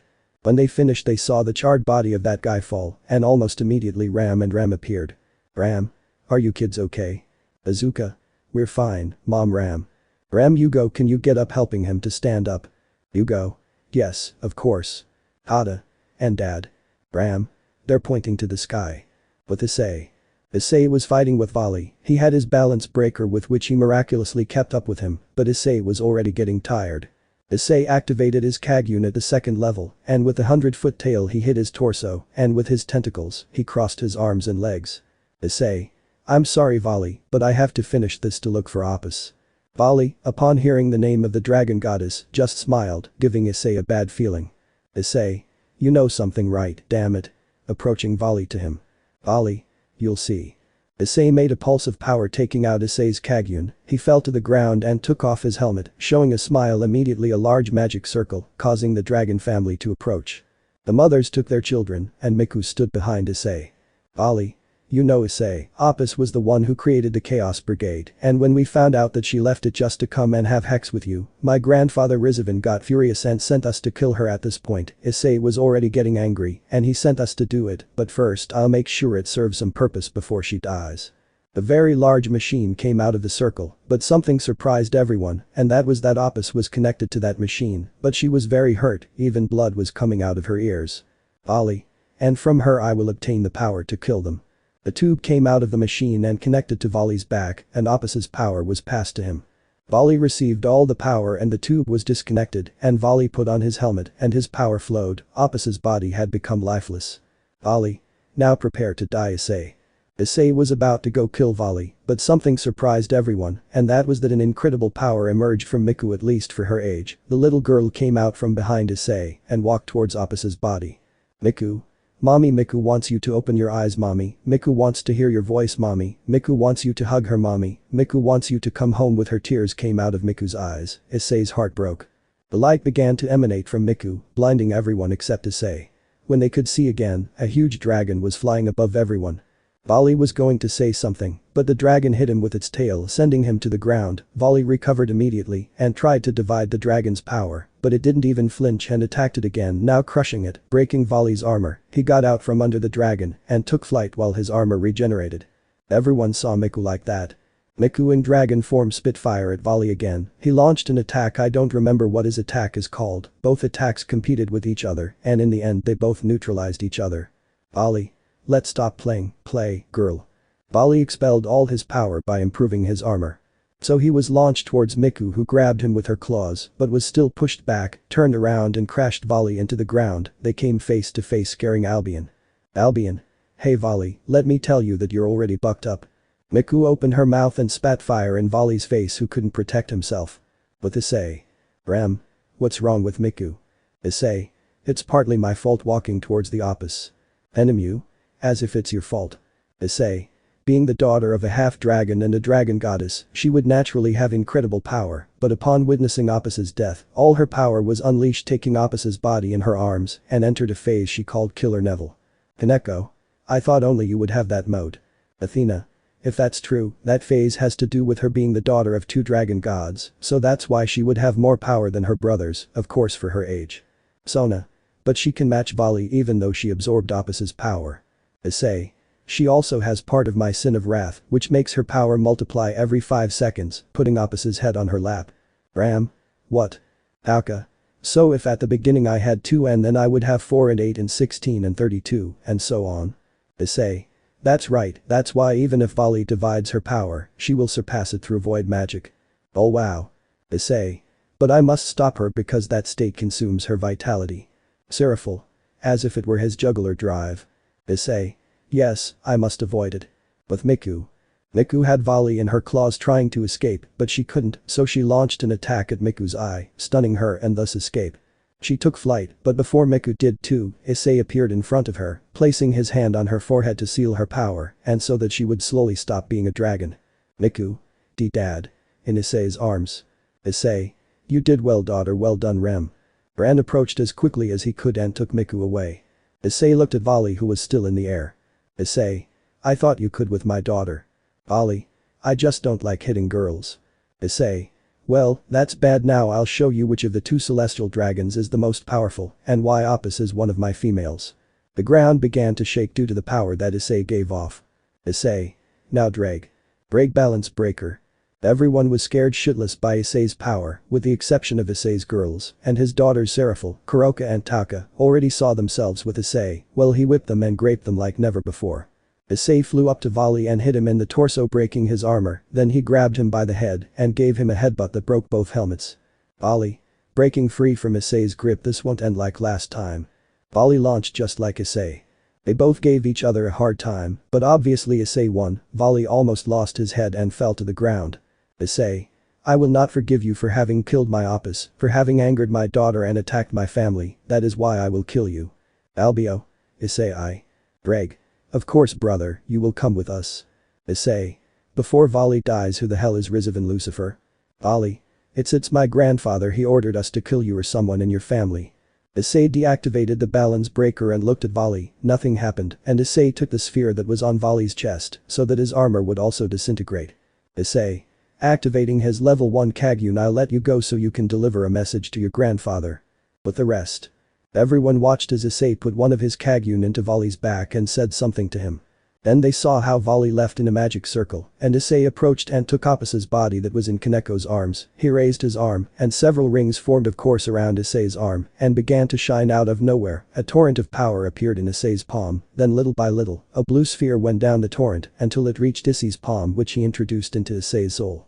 Apas to Issei. Issei. I'm glad you're here, my little dragon, smiling. Apas, but what happened? Issei. Long story, but we'll take care of it later, let's go back home. Oh yes. In another side. Vali walked to an apartment to deliver a very important message. When I arrive, I enter without saying anything, angering a man. What's up, Vali?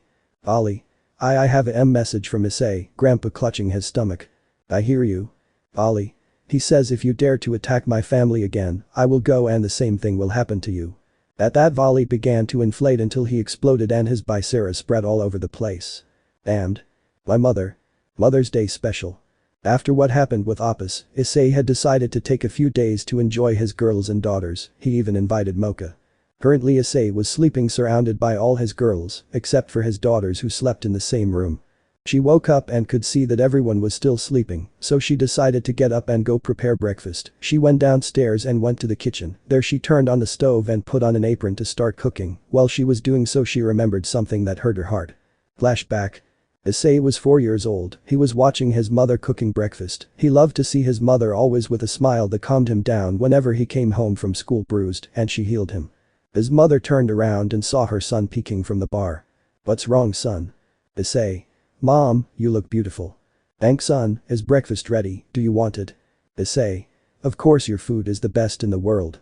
Then sit down. Issei sat down and ate breakfast. That's what he did every morning until the day a fallen angel killed her. But I always keep the words I gave him. Don't be strong for others, be strong for yourself and show what you can do. Nobody is better than you, there are just people with more experience. It is better to try and fail than to never have tried at all. End of flashback.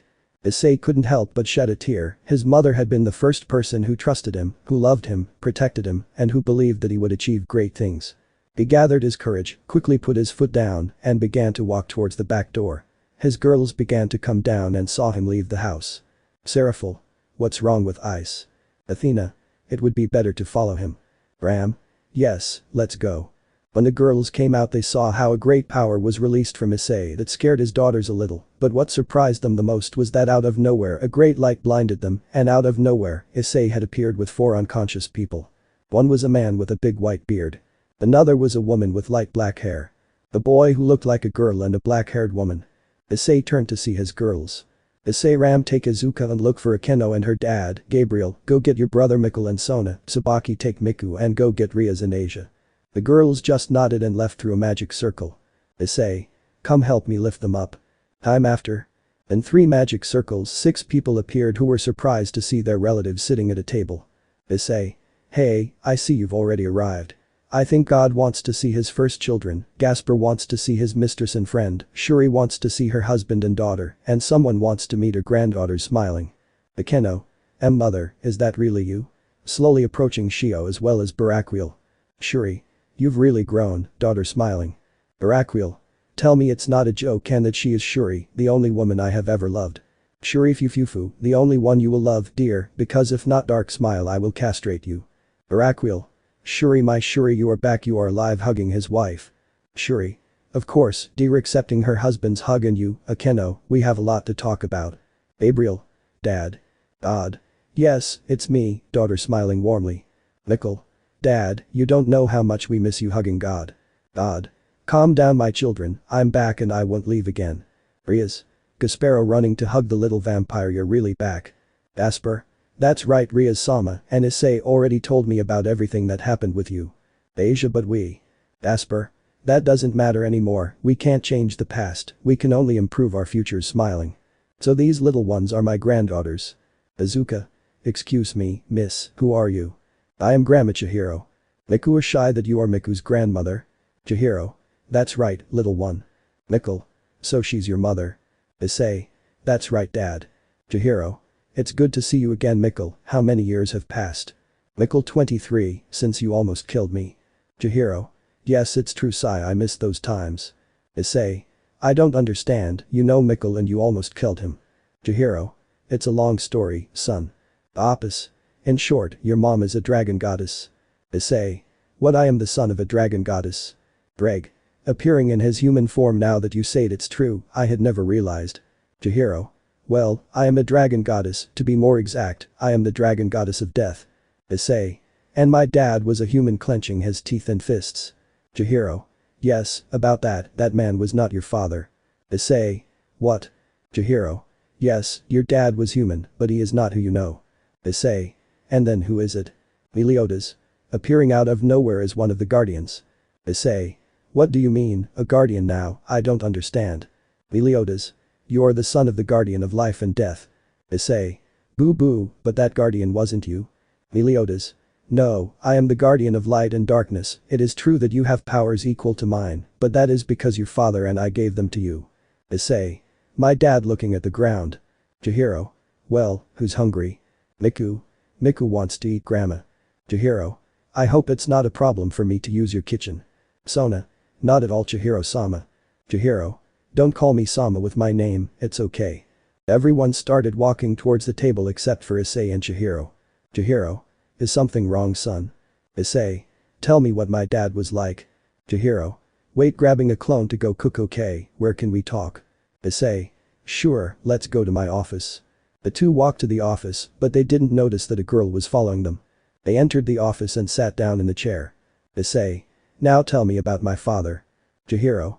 Your father has been the most chivalrous, handsome, faithful, brave, attractive man I have ever known, and when we had Hex Issei. I don't want to know if they had Hex or not, I just want to know if my father loved me. Chihiro. Your father adored you, you don't know how he felt the day I told him we were going to have a child, he started jumping like a child, that day was the happiest of all. Issei. And what happened to my father? Chihiro. Your father faced a very powerful enemy, and to get rid of him, he had to seal himself with him so that he wouldn't kill anyone else. Issei. So, my father is far from here. Chihiro. You don't know how much. Issei. I think it would be better if we go with the girls. Chihiro. Sure, let's go. When the two went to the kitchen, they started preparing dinner for everyone. 3 hours later. Almost everyone had left and only all the girls were in the room, including Rias, Asia and Akeno. Chihiro. As far as I understand, you are all with my son, right? Roswi. That's right, Chihiro. Chihiro. And how did you meet my son? Kaneko. I met him when he entered the club, I fell in love watching him strive to get what he wanted, his humility, and how handsome he looked shirtless while training blushes. Sona. I knew him since he entered first grade because I was the president and I helped him heal his wounds, and little by little he healed mine. Tsubaki. I fell in love with him because he was a boy who tried his best for those he loved and always showed a smile. Zenovia. I met him when he rescued me from being killed by Kakabiel, then he asked me out and we were a couple. Roswi. I met him when old Auden abandoned me after coming here to see Issei, and after spending so much time with him that I fell in love with him. Aoka. I met him when he saved me from being killed by Jason, I saw how he tried hard to protect those he loved. Enemu.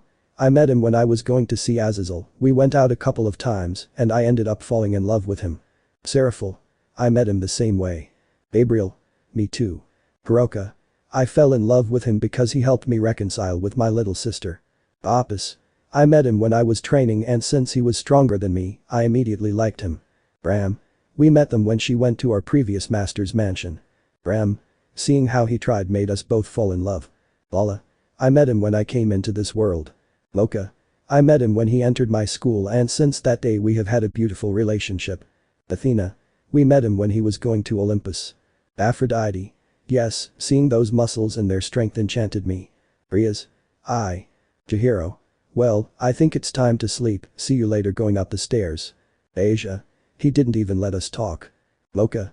It would be better to rest, Issei will return to school tomorrow. All. Yes. Repentance. In the past.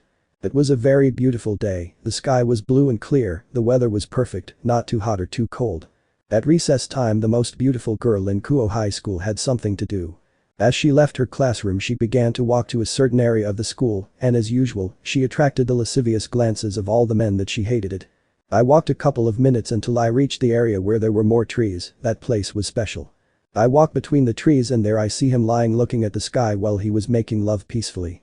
If it was the boy that Riaz was attracted to, something that made her best friend curious since she had never noticed men, that's why she was curious about that boy, so much so that every day she waited to see how he entered the school, and from time to time she passed by his classroom to see him. But it hurt her to see how the third and second years boys hit him without stopping, but she couldn't get involved in that and just watched. Or that's what she did until now, since she had decided to approach him to try to get to know him and maybe something more. She approached him slowly and leaned forward to go straight to his ear and whisper. "I love you." Those two words surprised the boy so much that he made him throw away his food, and when he turned around he blushed even more than he already was because the face of Riaz Gremory, the most beautiful and popular girl in the academy, was centimeters away from his face. Riaz-senpai. Blushing. Riaz. "Yes, that's nice to meet you, you're Issei, isn't it true?" Issei. "Ah, that's right, it's a pleasure to meet you." Riaz. "Same here, but tell me why you are here alone." Issei. "It's just that in this place they don't come to bother me," with a slightly sad face. Riaz. "I see, do you mind if I keep you company?" Issei. "Not at all, Riaz-senpai." And that's how what at first was a good friendship began, and then something more began to form. And adventures came for both of them as from time to time they went out on dates, to the mall, cinema, beach, fair, museums, to their house, but something had ruined that little happiness they had gathered since one afternoon, after returning from a date a fallen angel appeared and killed Issei, and Riaz had no choice but to reincarnate him into her pawn. The next day they both appeared in the room of the until then brown-haired boy, and after a few games Riaz explained to Issei that now he was her pawn, and she was his master. Of course Issei accepted immediately. Days later Issei came to Riaz saying that he had made a new friend, something that Issei did not like, but she knew that being a dragon he would have more than one girl. It got worse when after a contract, Issei arrived at the club room, crawling with wounds on one arm and one leg. Issei explaining to Riaz that she should save her friend she flatly refused, and after a couple of days she found out that Issei had gone to fight alone against a fallen angel. When she arrived, she saw how he gave off great power, and how he killed that fallen angel, and how Issei knelt crying at the dead body of a blonde girl, and she just approached her and reincarnated her. Now came Razor, Riaz's fiance, who wanted her for herself, and Issei challenged him for Riaz's hand in a raiding game where they lost, and of course, Issei did not give up and went to rescue his beloved, and when the wedding was interrupted thanks to Surzich's, he fought against Razor again, since this time he used his balance breaker, defeating Razor, and Riaz declared her love to Issei, and he accepted. And that same night they gave themselves to each other. Lemon skipped. Days later, seeing how strong Issei was now, Akeno went out with Issei as well as Asia, but it did not end there. Now those exorcists had arrived with which they had problems and ended up fighting, giving results to the duo of the church, and when Kiba with the help of Issei went for the Excalibur, so that in the end they ended up knowing that God was dead and fighting against the Kakabial cadre against which they fought and defeated him to also destroy the powerful sword. And now Zenobia had also started dating Issei as well as Irina, who turned out to be a childhood friend, but the bad thing was that she didn't have much time for girls, since she spent her time on missions sent by Azazel, Michael and Surzich's. All this hurt Riaz. On an outing with some friends she met a boy named Droko. She felt that Issei no longer loved her and started dating him. Afterwards, everyone found out, but they felt the same as Riaz, except for Kaneko. Of course they also got dates, but it got out of hand. Everything Issei felt for Riaz had died, and now he remembered the words Issei had told him. "I think promises can't always be kept." Then Riaz woke up after dreaming about everything that had happened since she met Issei and started crying, and then Asia came in. "Asia. Good morning, Riaz." Riaz. "Good morning, Asia, what do you need?" Wiping away her tears. Asia. An invitation arrived approaching Riaz. Riaz. Invitation. Sitting on her bed. Asia. Yes, look, giving the envelope to Riaz. Riaz opened the envelope and began to read and then spoke. Riaz. This is an invitation for the presentation of the rookies in the raiding games. Asia. So you've already been invited? Riaz. That's right, but the bad thing is that I don't have all my pieces, making a sad face. At that Surzich's enters the room. Surzich's. Don't worry, Riaz, I've already looked for candidates for your peerage, so get dressed so you can meet them. Riaz. Yes, Oni-sama. Meanwhile with Issei. He was having breakfast with his family, of course, all his girls and his now alive mother were present. Sona. This breakfast is delicious, Chihiro. Chihiro. Thanks, Sona, and tell me, aren't you going to school anymore, or are you? Issei. If we're still going, why are they forcing me? Sona. What did you say, Issei? Smiling darkly. Issei. Nah, nothing honey, haha, nervous. Bram. Honey, this envelope arrived along with other papers arriving at the dining room. Issei. Taking the envelope to open it and read it, it seems like an invitation to the presentation of the rookies in the rating games. Sona. So you were also invited to those games? Issei. It seems so, and are you going? Sona. Sure, although I didn't want to participate seriously. Seraphil. I forced her, haha. Issei. That's what I imagined, so girls want to participate. They all looked at each other and then nodded. Issei. Well then you are going to participate. Chihiro. And when are they? Issei. Tonight. Ball. Weddy. Issei. Is it wrong? Keco. Of course we need to go shopping for dresses and underwear. Braswi. Especially the underwear, since none of us have any because you broke them for us. Issei. Haha, well let's go right now, today there is no school, and that benefits us. All the girls got up to go put on clothes to go out, and Issei stayed in the living room watching TV until there was a knock on the door. He went to open it and then met those who were his teachers, the 7 deadly sins. Issei. Hey guys, what do I owe your visit to? Meliodas. We came to see you, we detected the aura of a certain person, and we wanted to come and greet her. So you trained my son, huh, Meliodas? Going down the stairs. Meliodas. Sate, look who's here, the powerful Chihiro, years without seeing you. Chihiro. I say the same, Captain. Elizabeth, I see that you are still beautiful as always.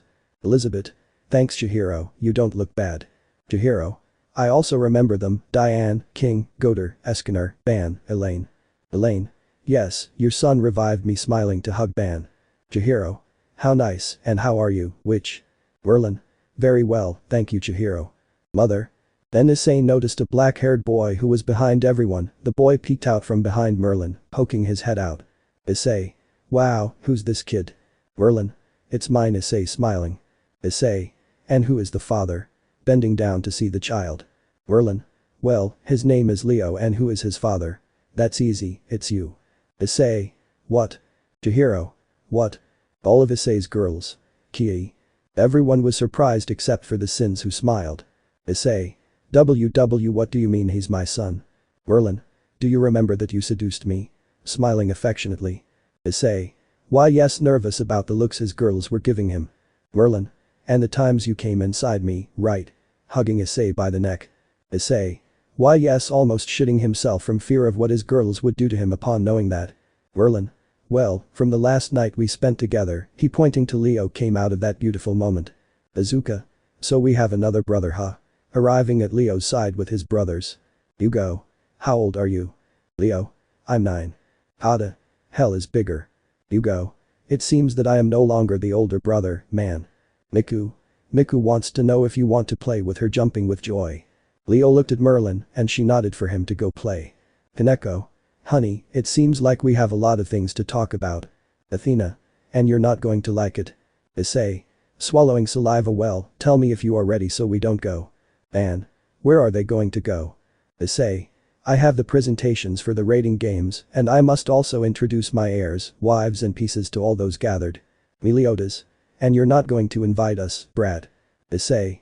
Of course, Sensei. Elizabeth. Then let's get ready. King. Why don't you go buy clothes? Issei. I was thinking the same thing, why don't they all go shopping together with the kids? Seraphil. Sounds like a good idea. Opus. Yes, of course, let's go. Bram. Honey, are you going to need us? Issei. Don't worry, go here, we'll wait for you all. Braswi. Well, let's all go. All the girls and boys gathered together and went in a magic circle, and the men sat on the sofa. Issei.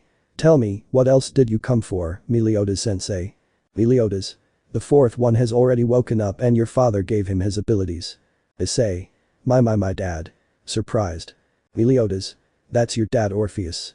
Party. Issei was in his office after meeting the 4th guardian, he wanted to meet his father, but he couldn't. Bram. Honey, it's time for the party. Issei. Yeah, sure, I haven't changed yet and you guys aren't going to do it. Bram. We are her servants, so we must introduce ourselves as. Issei had kissed her as well as Rem, they were both blushing. Issei. Not only are they my maids but also my fiancés, so I want them to look beautiful today. Let's get changed. At the party. In the underworld in a room of the Gremory mansion were gathered all the important families of the demons, but also of the angels and some fallen ones.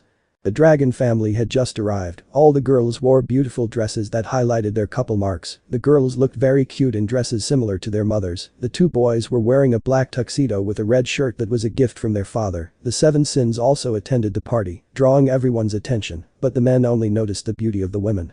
The faction leaders were gathered in armchairs in a special place, but their attention was drawn to the arrival of Seraphil with 7 other people. Sirziches. No Seraphil, who are your companions? Seraphil. They were Issei's teachers and wanted to attend. Meliodas. I hope it's not a bother. Auden. I don't think so, if they are Issei's friends, they are also ours. Go ahead and join the party happy. Everyone laughed, some men tried to flirt with the dragon girls, but were rejected. So you are Aphrodite, the beautiful goddess of love. Aphrodite. That's right, I am that great goddess. They say you can cause the greatest pleasure to men. Aphrodite. Yes, if you don't believe me, you can ask my fiance who is arriving. But the leaders at the same time. Zeus. Where is Issei? Auden. Don't start Zeus, you know that boy likes to make a fuss. Azazel. Yes, that's our brother. Michael. It's normal, after all it would be like his seal. Nook, Mocha and other vampires had arrived, Nook went with the other leaders, while Mocha went with the dragon girls. Nook. So Issei hasn't arrived. Sirziches. It shouldn't take long and when it does everything will start calmly. But Sona and the others at the same time. Sona, Tsubaki and Gabriel were showing their daughters to the other attendees, then Riaz appeared with Akeno and Asia. Riaz. So that's your daughter Sona. Sona. That's right, it's mine and Issei's. Riaz. What is your name? Sona. Her name is Dragon Citri. Asia. Nice name and she is very pretty. Riaz. Where is Issei? Keco. Just arrived. Then the doors were heard opening and a white-haired boy walked in with a black tuxedo, a dark red dress shirt without the jacket. He also had his popular black mask. His black eyes captivated the women. He was accompanied by 2 girls, Ram and Rem, who were wearing a pink, blue and black evening dress. Aphrodite. I'm sorry but my boyfriend has already arrived running towards Issei. Sona. I think we should go with Issei girl smiling. Sirziches. Late as always, right? Michael. Yes, that's right.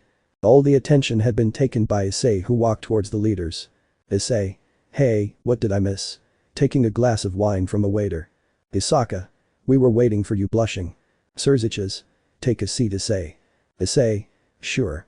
Issei sat in front of the leaders with his children by his side and Miku on his lap while eating ice cream and Riaz stood behind Sirziches. Sirziches. You see, Issei, we are here because we are going to deal with some things of utmost importance. Issei. So what will we start with? Michael. Today the alliance between our factions will be signed for a great peace treaty between us and that is why you have been committed. Issei. Yes, I agree with that looking at all his girls. Isaka. Although there is a small problem. Issei. Which one? Isaka. Remember that my daughter will marry your first son, so what I want to know is which of your sons is the oldest. I think my son is the youngest, isn't that right Merlin? Merlin. That's right Janissa, I'm surprised you came. Janissa. Why wouldn't I do it if my handsome fiance invited me? Apis hello mosquito. Janissa. But look, the ugly sleeper is here. Issei. Don't fight, well then Leo would be the greatest now that I think about it, son I met someone who has the same name as you. Leo. Really? Issei. That's right, then I think your daughter and my son should know each other, right? Seeing how Leo went to the snack table as well as a blonde-haired girl. Isaka. I think so, maybe one day you would like to go to my temple happy. Issei.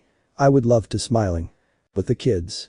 Leo was eating a piece of cake and then a girl arrived. Hello hello. Leo MPF. Eating cake. Are you Leo? Leo. That's right, I'm ZykxDragon, son of Issei Dragon, nice to meet you, what's your name? Kunio. My name is Kunio, daughter of the leader of the Yaukase. Leo. Your hair is beautiful, you know. Kunio th thanks blushing. Leo. Do you want some cake? Offering some. Kunio. Sure, thanks. But the leaders. Michael. Once that point is resolved, I think it's time to sign, isn't it? Zeus. It's fine by me. The maid brought a paper where the agreements were established. All the leaders in Issei stood in a circle. They all cut their hands to sign, but then a wall exploded, revealing a man with long white hair and a peculiar outfit. How dare you do something like that to this inferior species, father? In the air above everyone. Auden. So it was you, Loki. Issei. Why did it have to be Loki? Tired. Auka. Is something wrong, Ice? Issei. I just didn't want to run into him. Odin. Tell me, Loki, did you join the Chaos Brigade? Loki. Of course, together with them we will take over the factions. Zeus. I hope you don't get in the way of us locking him up. Odin. Of course not. Issei. Girls, you protect the children. Ddraig. Comrade, there is a problem. Issei. What's wrong? Ddraig. Your magic flow decreases. Loki. What's wrong? Aren't you feeling well? Issei. What have you done to me, damn it? Loki. Calm down, it's just a mixture of different poisons, like some of the most powerful Asgardian poisons, those of Olympus, and the most powerful poison against dragons. Chihiro. Blood of Samuel. Issei grabbed his stomach as he apparently felt great pain. He fell to his knees and began to scream in pain. Issei, girls. Issei. All the girls approached in fear of what was happening, hoping that nothing would happen to him, while Issei continued to scream in pain until he got tired. Issei. Girls, I can't take it anymore. Apis. Calm down, Issei, you'll be fine, nothing will happen. Issei. Before I leave I want to tell you something. Sona. What thing? Issei. Surziches, I want you to delete my internet history. Surziches? Sure. Issei. Hugo, Leo, sorry for not taking you to your first party and letting you see, touch and suck your first tits. All the girls had a streak of anger while the boys were sad for their dad. Issei. My time has come, I'm leaving on. Issei's head had fallen to one side, making almost everyone sad, but he recovered again. Issei. Well, I think now it's time to die. I can see Mama Coco, that light is beautiful. I'm leaving. Issei's head fell again, causing them to start crying, but well, that was until Issei started laughing, putting everyone in shock. Issei. Ha ha ha ha, he thought he was going to kill me just with that. But Issei turned to see his girls, who were more than angry. Issei. Shit. All the girls started hitting Issei while he just endured the blows until they got tired and left him. Now Issei was missing an eye, an arm, he had bruises on his face, he was disheveled, and his clothes were torn. Issei. Well, it's time to take care of you, Loki, snapping his fingers to get ready. Loki. Try it, you will die little by little. Issei. Of course your poison affects me, but it's not going to kill me, but taking out the sphere from the booster gear to transform it into the swords of Athena, I will do it. Issei launched himself at Loki, pushing him outward to create a portal and disappear. Rias. Where did he go? Hiroka. He teleported to another place so as not to fight here. Sona. We have to go with the pair. Then a large army of skeletons appeared, 3 chimeras and a giant dog. Surziches. We're going to have problems here. Meliodas. It's just me, Eskener, Ban, Merlin, Janissa and that cat girl. Hiroka. My name is Hiroka. Merlin. The others help get rid of those things. Think take it for granted. Sona. Go quickly to support Issei. Merlin created a portal that took them to where Issei was. Location unknown. Those who were going to see Issei appeared on a large rocky terrain, where a large black dragon could be seen fighting against a large red dragon and a blue one. Meliodas. It seems that they are having fun, that brat. Ban. It seems so, hahaha. Then something fell beside him, tearing off his arm. Ban. But what's wrong with you, boy? Don't tell me he already defeated you. Issei. Coming out of the hole he made, of course not, but the damn poison affected me a lot, so I do what I can. Meliodas. Get up, brat, and show him what you can do. Issei. I'm coming, Ddraig. Ddraig. I'm coming, buddy, returning to the booster gear as Tiamat disappeared. Issei. Ddraig. Balance breaker. Issei's armor appeared covering him, flying was like that the dragon that wanted to attack him, but with Hades's claws, he took them as if he were a bull, and little by little he was taking his soul. But it was not so easy, since 3 dogs had appeared to grab him by the shoulders and take him to the ground where they tried to subdue him, but Issei with his Kagyun killed them, splitting them in half. He stopped, he watched as the dragon charged an attack towards him and launched it, but something happened, and that was that Issei appeared behind him with his claws, he threw them, making them wrap around his neck to finally take his soul and kill him and go down to the ground to put away his weapons. Loki. What the hell do you think you are, simple human? Issei. What do I think I am? I'm just the guardian of life and death, a boy born from a human and a human goddess, and now I will show you 50% of my power. Issei's armor disappeared and Issei began to rise as a black mark appeared on his face. Behind him appeared his tentacle Kagyun, a 100-foot tail, and what looked like some lines spread down his arms, making 2 gauntlets appear that covered both of his arms, one was red and the other white, a bone mask appeared on his face, his dragon wings appeared as black flames covered him, his aura spread. Loki. Ah damn. Loki created a large ball of energy that he launched towards Issei, dazzling everyone, but when it touched Issei it grew twice as big and was now heading towards Loki, who tried to dodge it, but it still hit him. Meliodas. I taught him that, smiling. Loki emerged from the rubble with his clothes almost all torn, raising his aura. Loki. Damn human, how dare you think you can defeat a god like me? As his aura increased he heard a voice. Diving. Diving. Diving. Diving. All of Loki's energy had disappeared and he watched as Issei approached him. Issei. You know Loki could kill you very quickly and painlessly, but I would like to see you suffer, so I will ask you something. Are you afraid of me? Loki no. Issei. Haha, that's what I wanted to hear. Loki slowly began to turn into stone until he became a statue. Issei. Yeah, well, who's hungry? Transforming. And. Haha, I'll teach him that. Meliodas. Let's go now. Hiroka. Yes, we should go back to see the boys. Merlin. Being hugged by Issei. Let's go, honey. Underworld Grimoire Castle. Issei's girls and other people had taken care of the creatures while the children were away. Kunio, seeing that there was no longer any danger, ran towards his mother, but on the way he did not notice how a skeleton came out of the ground trying to kill her. Leo. Kunio.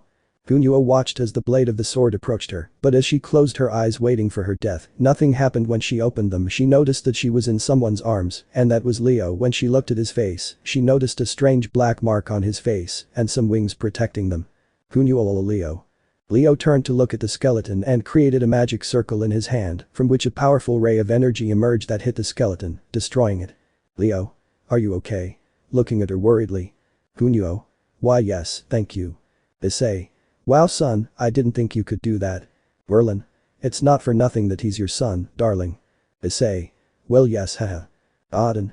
I regret the chaos my son Loki caused. Issei. I don't think there's a problem. Surziches. That's right Odin, but well, I think now is the time to finish, isn't it? Issei. I'm already hungry, let's finish this and have dinner. Michael. Well, let's go. This is my family. Everyone had already calmed down, and it was time for the rookies in the raiding game to introduce themselves. So one by one, the heirs of the 73 houses, several had passed and Issei was getting bored, so he went to look for something to eat since he was hungry. When he got to the snack table he saw a green-haired woman with glasses. She had a beautiful black dress that highlighted the woman's body. Issei, curious about her, approached her. Issei. Hello, do you know how much a polar bear weighs? No. Issei. Enough to break the ice, and breaking the ice I introduce myself, but before that what if I stole a kiss from you? Approaching the girl. The girl blushed and more when she saw how he approached her, but she remembered the boy she had seen at Ria's Grimoire's wedding, that boy who fought against Razor. She fell in love, she didn't know why, but she fell in love immediately. Then she found out what had happened between Ria's and the others. Also that he now had an entourage and that he was a dragon, so in order to be with him she proposed a marriage, but of the two proposals she had sent neither had been answered, but she would not lose hope of being with him. She would give him everything, her hand in marriage, her affection, her love, her virginity and everything, so she would not be with anyone else. Moving away from Issei. I don't know what you're trying to do, but I'm sorry to tell you that I Sakvara Gares am faithful to only one man, and that is Haidu Issei. Issei. Hahaha, that's good, you know I love women like you. Sakvara. I don't care about that. Just look, it's the famous Ice Queen. Issei turned to see a strange guy. He was surely a high-class devil. Issei. And you are? You don't give a shit who I am, and you don't even know why you came if you don't have an entourage. Sakvara. I only came so I could see Issei, so you better get out. DCH damn, leaving the place. Issei. Wow, how intense. Sakvara. He always does that, just like the others except Riaz and Sona. They always make fun of me for being the only heiress who doesn't have an entourage.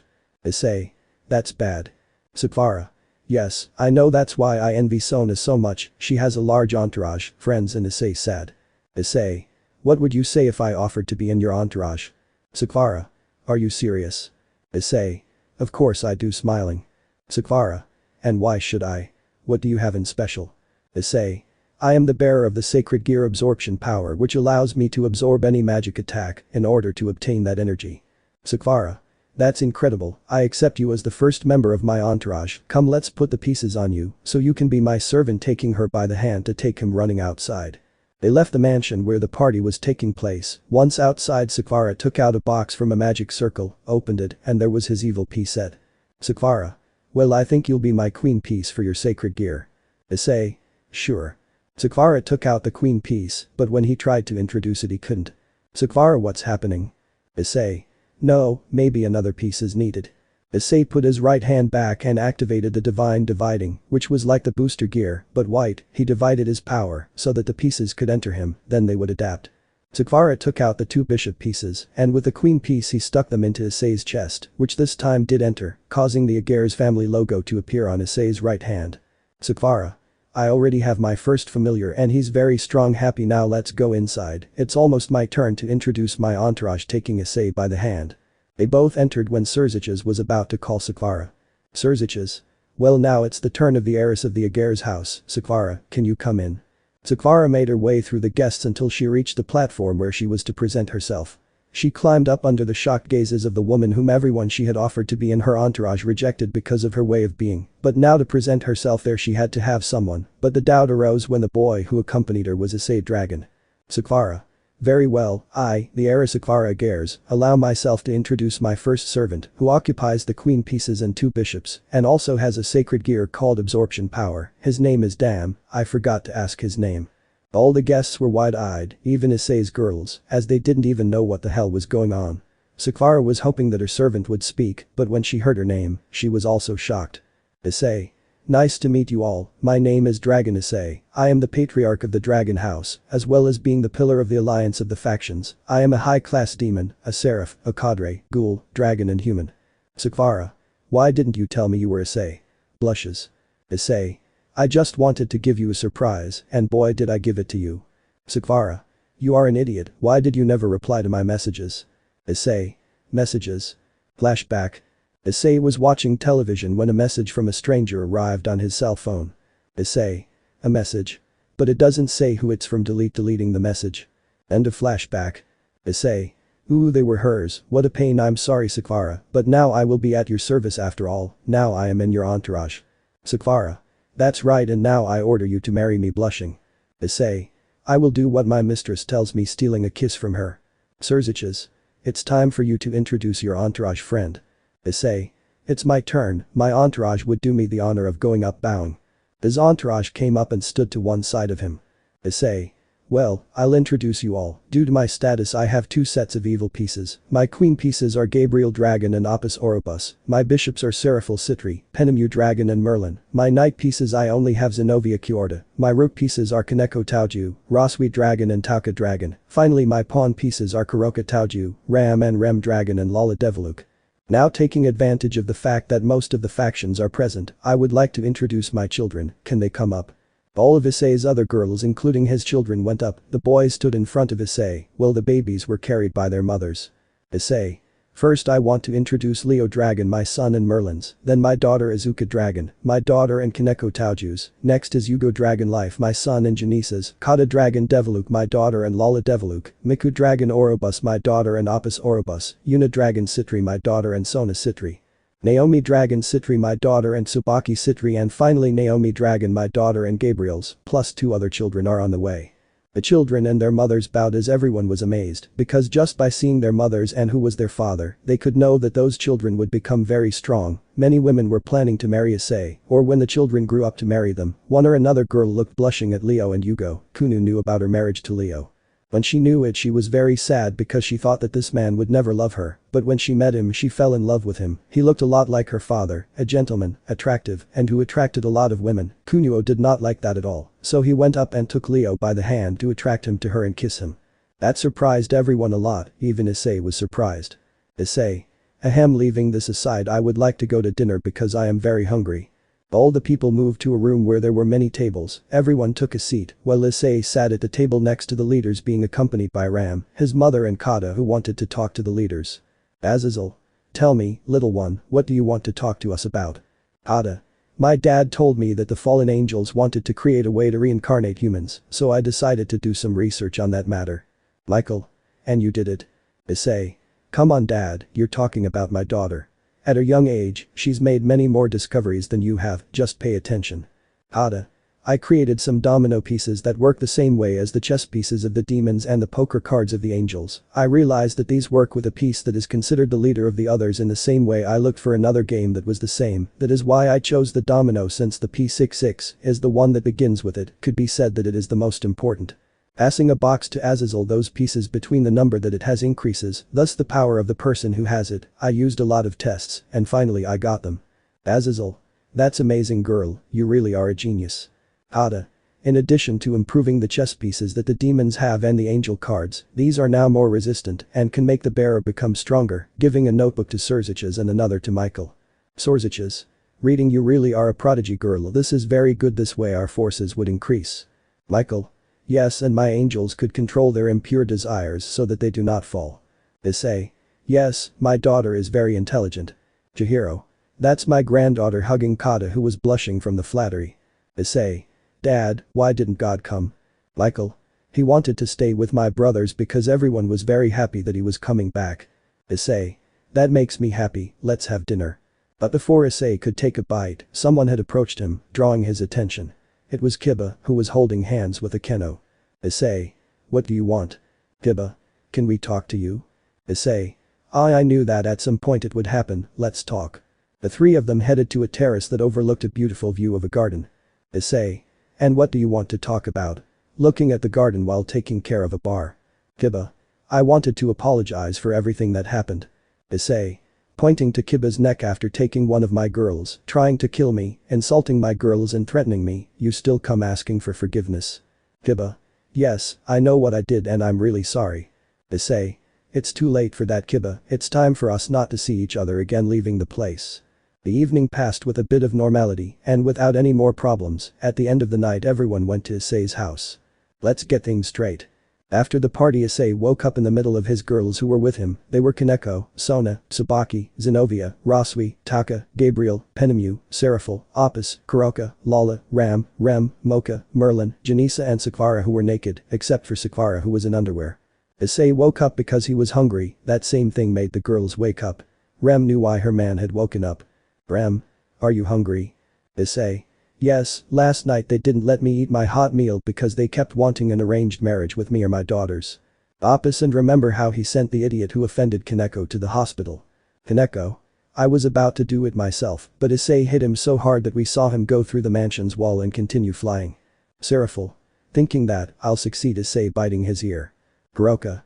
Me too. Issei clinging to him. Merlin. Why don't we go for a second child? Putting her breasts on Issei's back. Penemu. If some of us are not rewarded yet, she said with a lustful look. They were all already thinking of raping Issei until Issei's stomach rumbled. Bram. It seems we will have to wait until night. Issei. If they won't rest at all tonight, kissing each one. After almost half an hour of kisses between the harem and the alpha male. They all went down already dressed to have breakfast. When they went down they saw several girls dressed as maids. Issei. Here, what is this? Bram. Mrs. Grafia sent us 10 maids to help us with the house and the children. Bram. Auden also sent 8 of the best Valkyries to protect the children whenever we are not with them. Issei. Well, that's fine, I had already thought that the dragon faction. Opus. Are you serious, Issei? Issei. That's right, we must have allies to help us, don't you believe it guys? Mathematicizing the booster gear and the divine diving. Ddraig. That's right, the dragons must return. Albion. That way the war against the Chaos Brigade will be easier. Ddraig. Nothing is easy in a war. Issei. But even so we must look for the dragons that are not sealed and the dragons that are sealed. Bram. You'll do that later. Now for breakfast. Can you go wake up the children? Addressing a maid. S1. Of course, Rem-sama. 3 maids accompanied by Sona, Tsubaki and Gabriel to be able to go for the children. In Leo's room, if each boy has his own room except for the girls, since that way they feel more comfortable.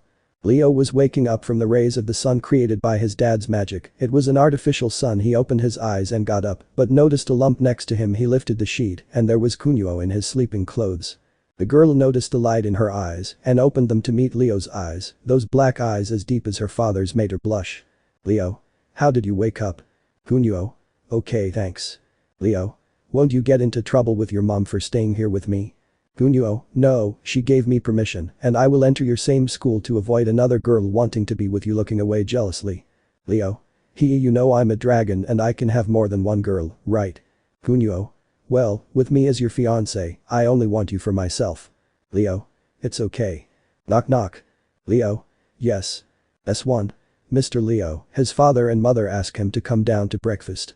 Leo. Sure, I'll be right down. It seems we already have maids. Kunio. It seems so, I'll change my clothes, please wait for me. Kunio went to the bathroom to put on a white and red yukata. Leo blushed when he saw her, and they went down together to the dining room where his brothers were already waiting for him to arrive. Issei. You took too long, son. Leo. I'm sorry Dad, but Kunio changed his clothes. Seraphil. You, what have they done? Ganesa. Hitting Seraphil, my son is not a pervert, he is still innocent, and I want him to be that way until he gets married, do you understand Leo? And the same goes for you Kunio. Leo. Mom, we better have breakfast blushing. Breakfast went by a little quickly. When it was over, Issei didn't let his children go because he wanted to talk to them. Issei.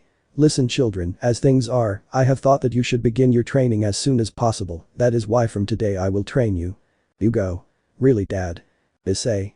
Yes, your sisters already have a little training, but just like you, they will train so follow me, we will start. The children ran outside while Issei stood up and gave thanks for the food and then said goodbye to his girls with a kiss since they were going shopping, since they still didn't have many clothes. Once outside, Issei changed a playground, changing it into a land without any life. The children were surprised, but even more so when they suddenly felt their bodies heavier. Hada. Is it my imagination or did gravity increase? Issei. That's right, daughter, gravity is 25 times stronger than in the human world, so now get up and start running. The children with great effort half stood up and began to run, since they could barely move. Underworld Grimoire Castle.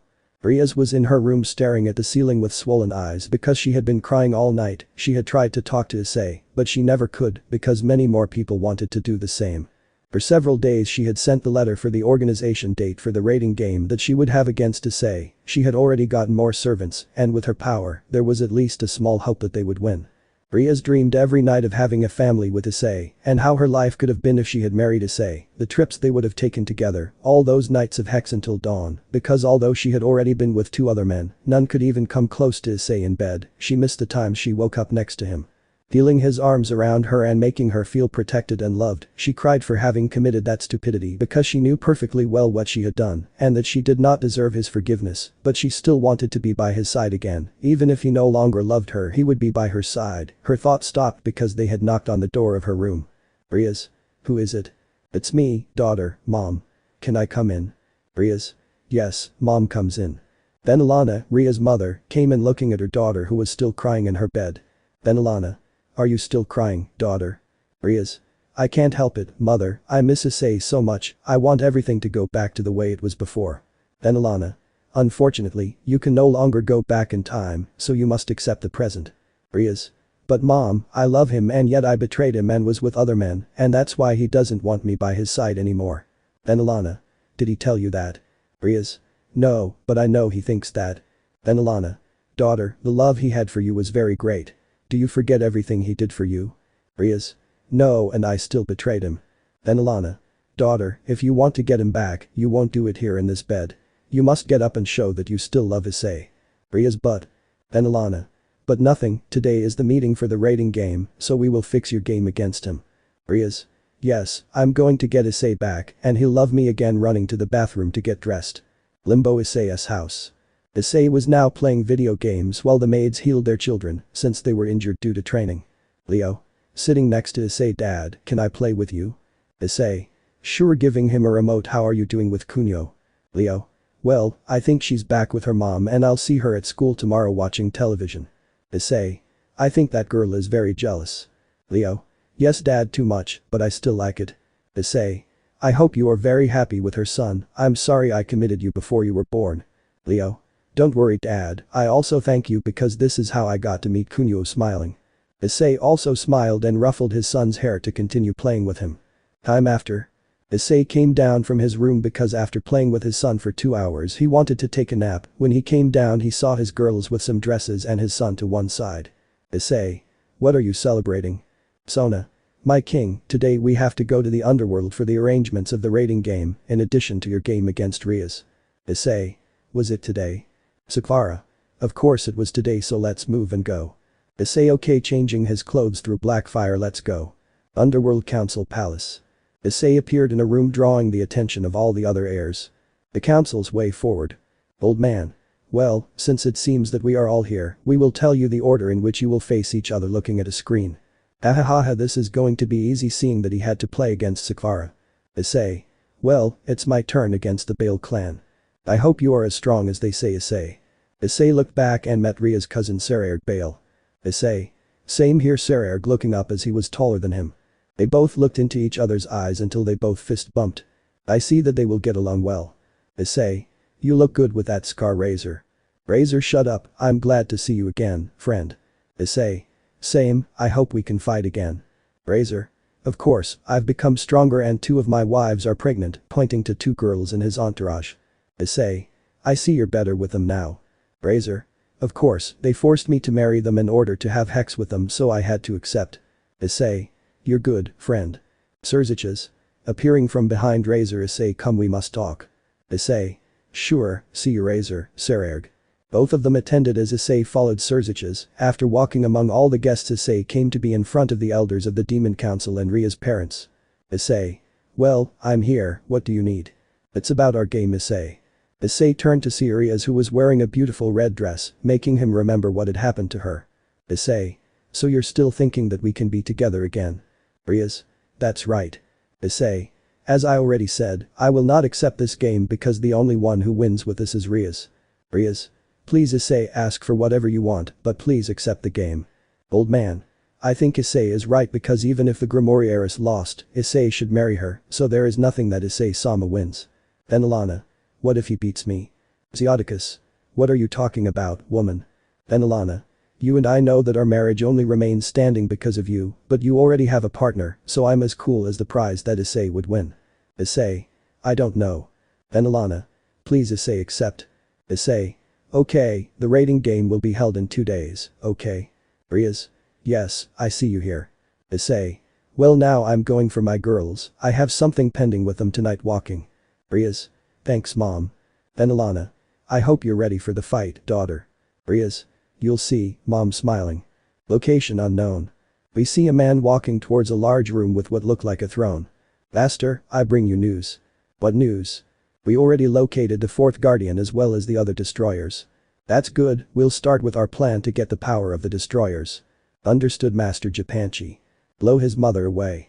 Issei and his family appeared in the middle of his living room. The maids approached as quickly as possible and stood in front of their master. S1. Can I help you with something, master? Issei. If you help the girls prepare dinner, Rem, can you bring me today's contracts? Rem, right away. Issei. Leo, Azuka, come with me. The 2 children went with their father to his office. Upon entering, Issei sat behind his desk while his children stood in front of him. Issei. Okay guys, as you know, you are my oldest children, and because our clan is somewhat small, I have decided that you will be the first to form a dragon entourage, taking out 2 boxes, 1 black and 1 white. These pieces were created by his sister Kata, they are dragon pieces. They are chess pieces, so I will give them to you so you can start looking for those who will form your family, throwing the box to both of them. Azuka. This is amazing, Dad, thank you. Leo. Yes, Dad, we won't let you down. Issei. I hope so, but first, so you can choose someone to have one of your pieces, I have 2 rules for you. The first is that you don't force anyone to be part of your entourage, and the other is that you respect everyone who is part of it, understood? Both. Understood. Issei. You can go right away. Leo. Dad, can I talk to you? Issei. Of course, Azuka, go with your mom. Azuka. Yes, Dad. As soon as his daughter left, Issei turned his gaze to his son, who was also looking at him. Issei. What do you need, son? Leo. I wanted to tell you that I still can't control my magic. Issei. Why can't you do it yet? Worried.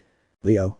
I don't know, I've been doing the exercises you told me, but when I try them they get out of control. Issei. That's bad. Ddraig, materializing, it may be because of the large amount of magic he has. Albion. I think the same, maybe Ddraig's son can help him. Issei. What? Ddraig has a son. Ddraig. Do you remember the days when I wasn't here? Issei. Sure. Ddraig.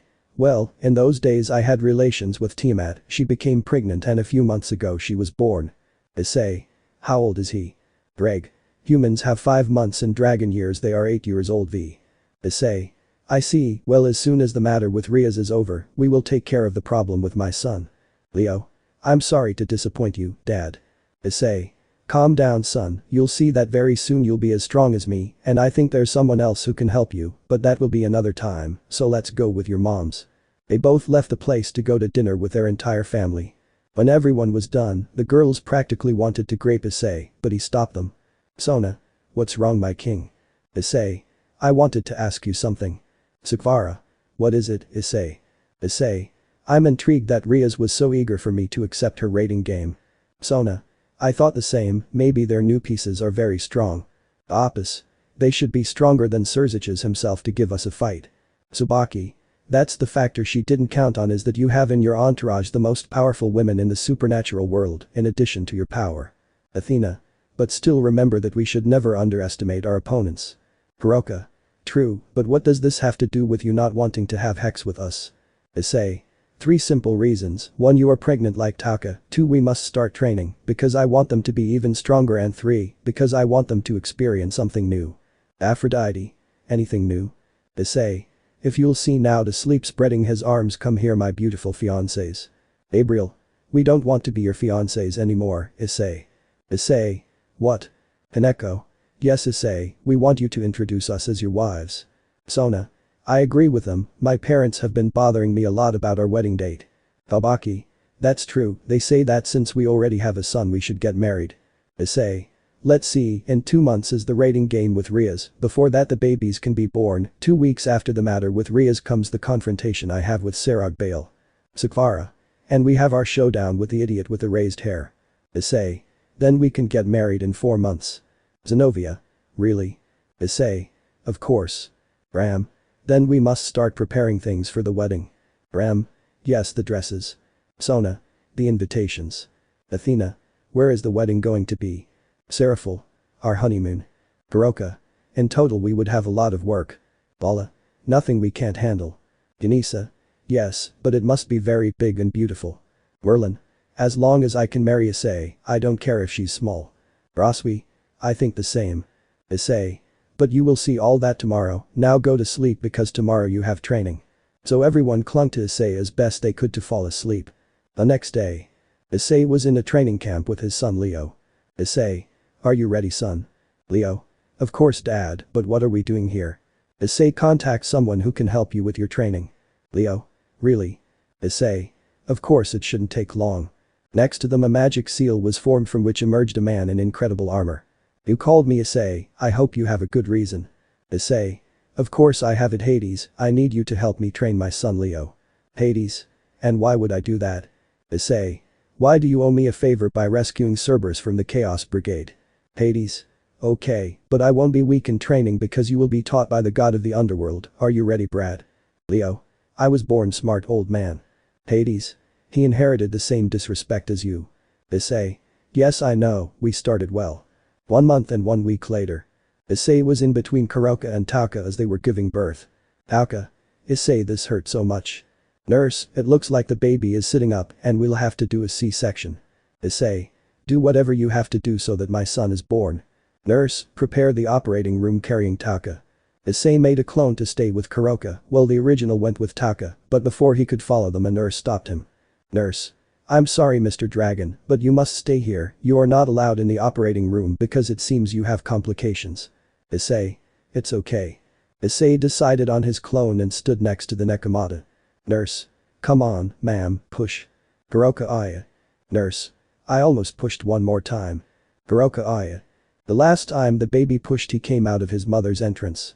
Nurse. It's a girl, look. A nurse handed the baby to her mother, she was a beautiful girl with half black and half white hair, she had cat ears as well as a little tail, implying that she was a Nekomata. Issei. She is very beautiful, she looks like you. Hiroka. I finally have you my kitty, I am very happy to have you my beautiful Yuka crying with happiness. Issei. Yuka. Hiroka. Yes, because like her father and mother she will be elegant smiling tenderly. Issei. Okay, your name suits you perfectly. Some time later Issei went to where Taka was, a little weak due to her operation, she was still a little sedated, but due to her ghoul nature it passed a little faster. Issei. How do you feel, love? Taka, well just a little tired from everything, I'm glad to have you around darling. Issei. Don't even say it, they'll bring the baby in a while. Taka. I want to meet her now, Issei. Issei. Don't worry, he'll come.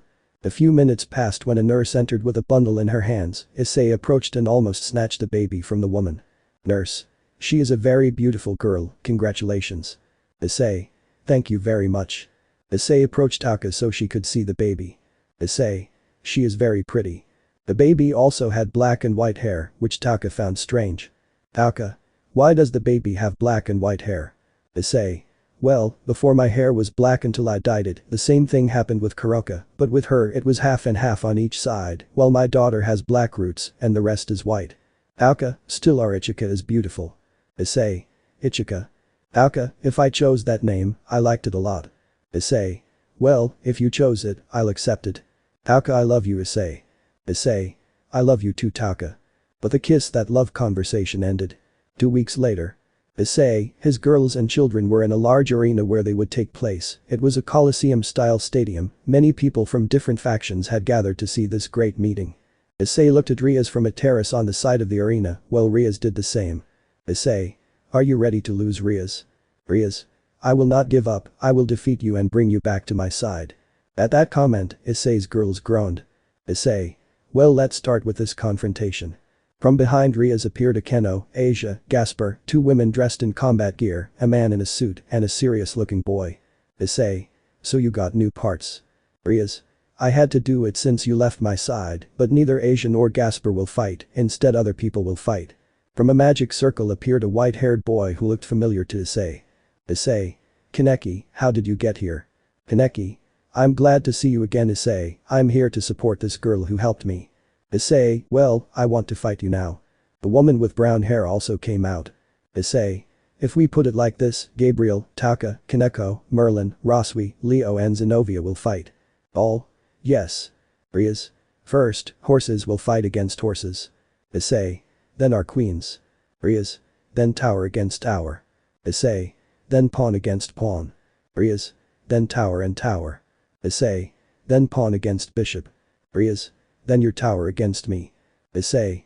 And me against your other knight. Rias. Finally, if there are any pieces left, they will face each other. Issei. I accept. Rias. Is anything allowed? Issei. In war and love, everything is fair. Rias. You already said it, I fight for your love. Issei. Go Zenobia, you can my beloved knight. Zenobia. I won't let you down, darling. Issei. You would never do that. Zenobia jumped into the arena ready to fight. Rias. Seriously? Siri, yes Madam President. The brunette now known as Siri also jumped, staying a few meters away from Zenobia. Rafia. The first meeting begins.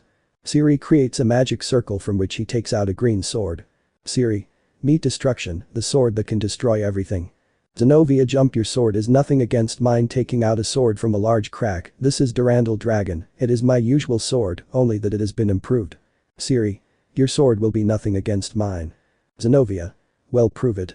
Both of them launched themselves at each other, blocking each other's attacks, cut after cut. Siri felt that each cut that blocked the blow was stronger.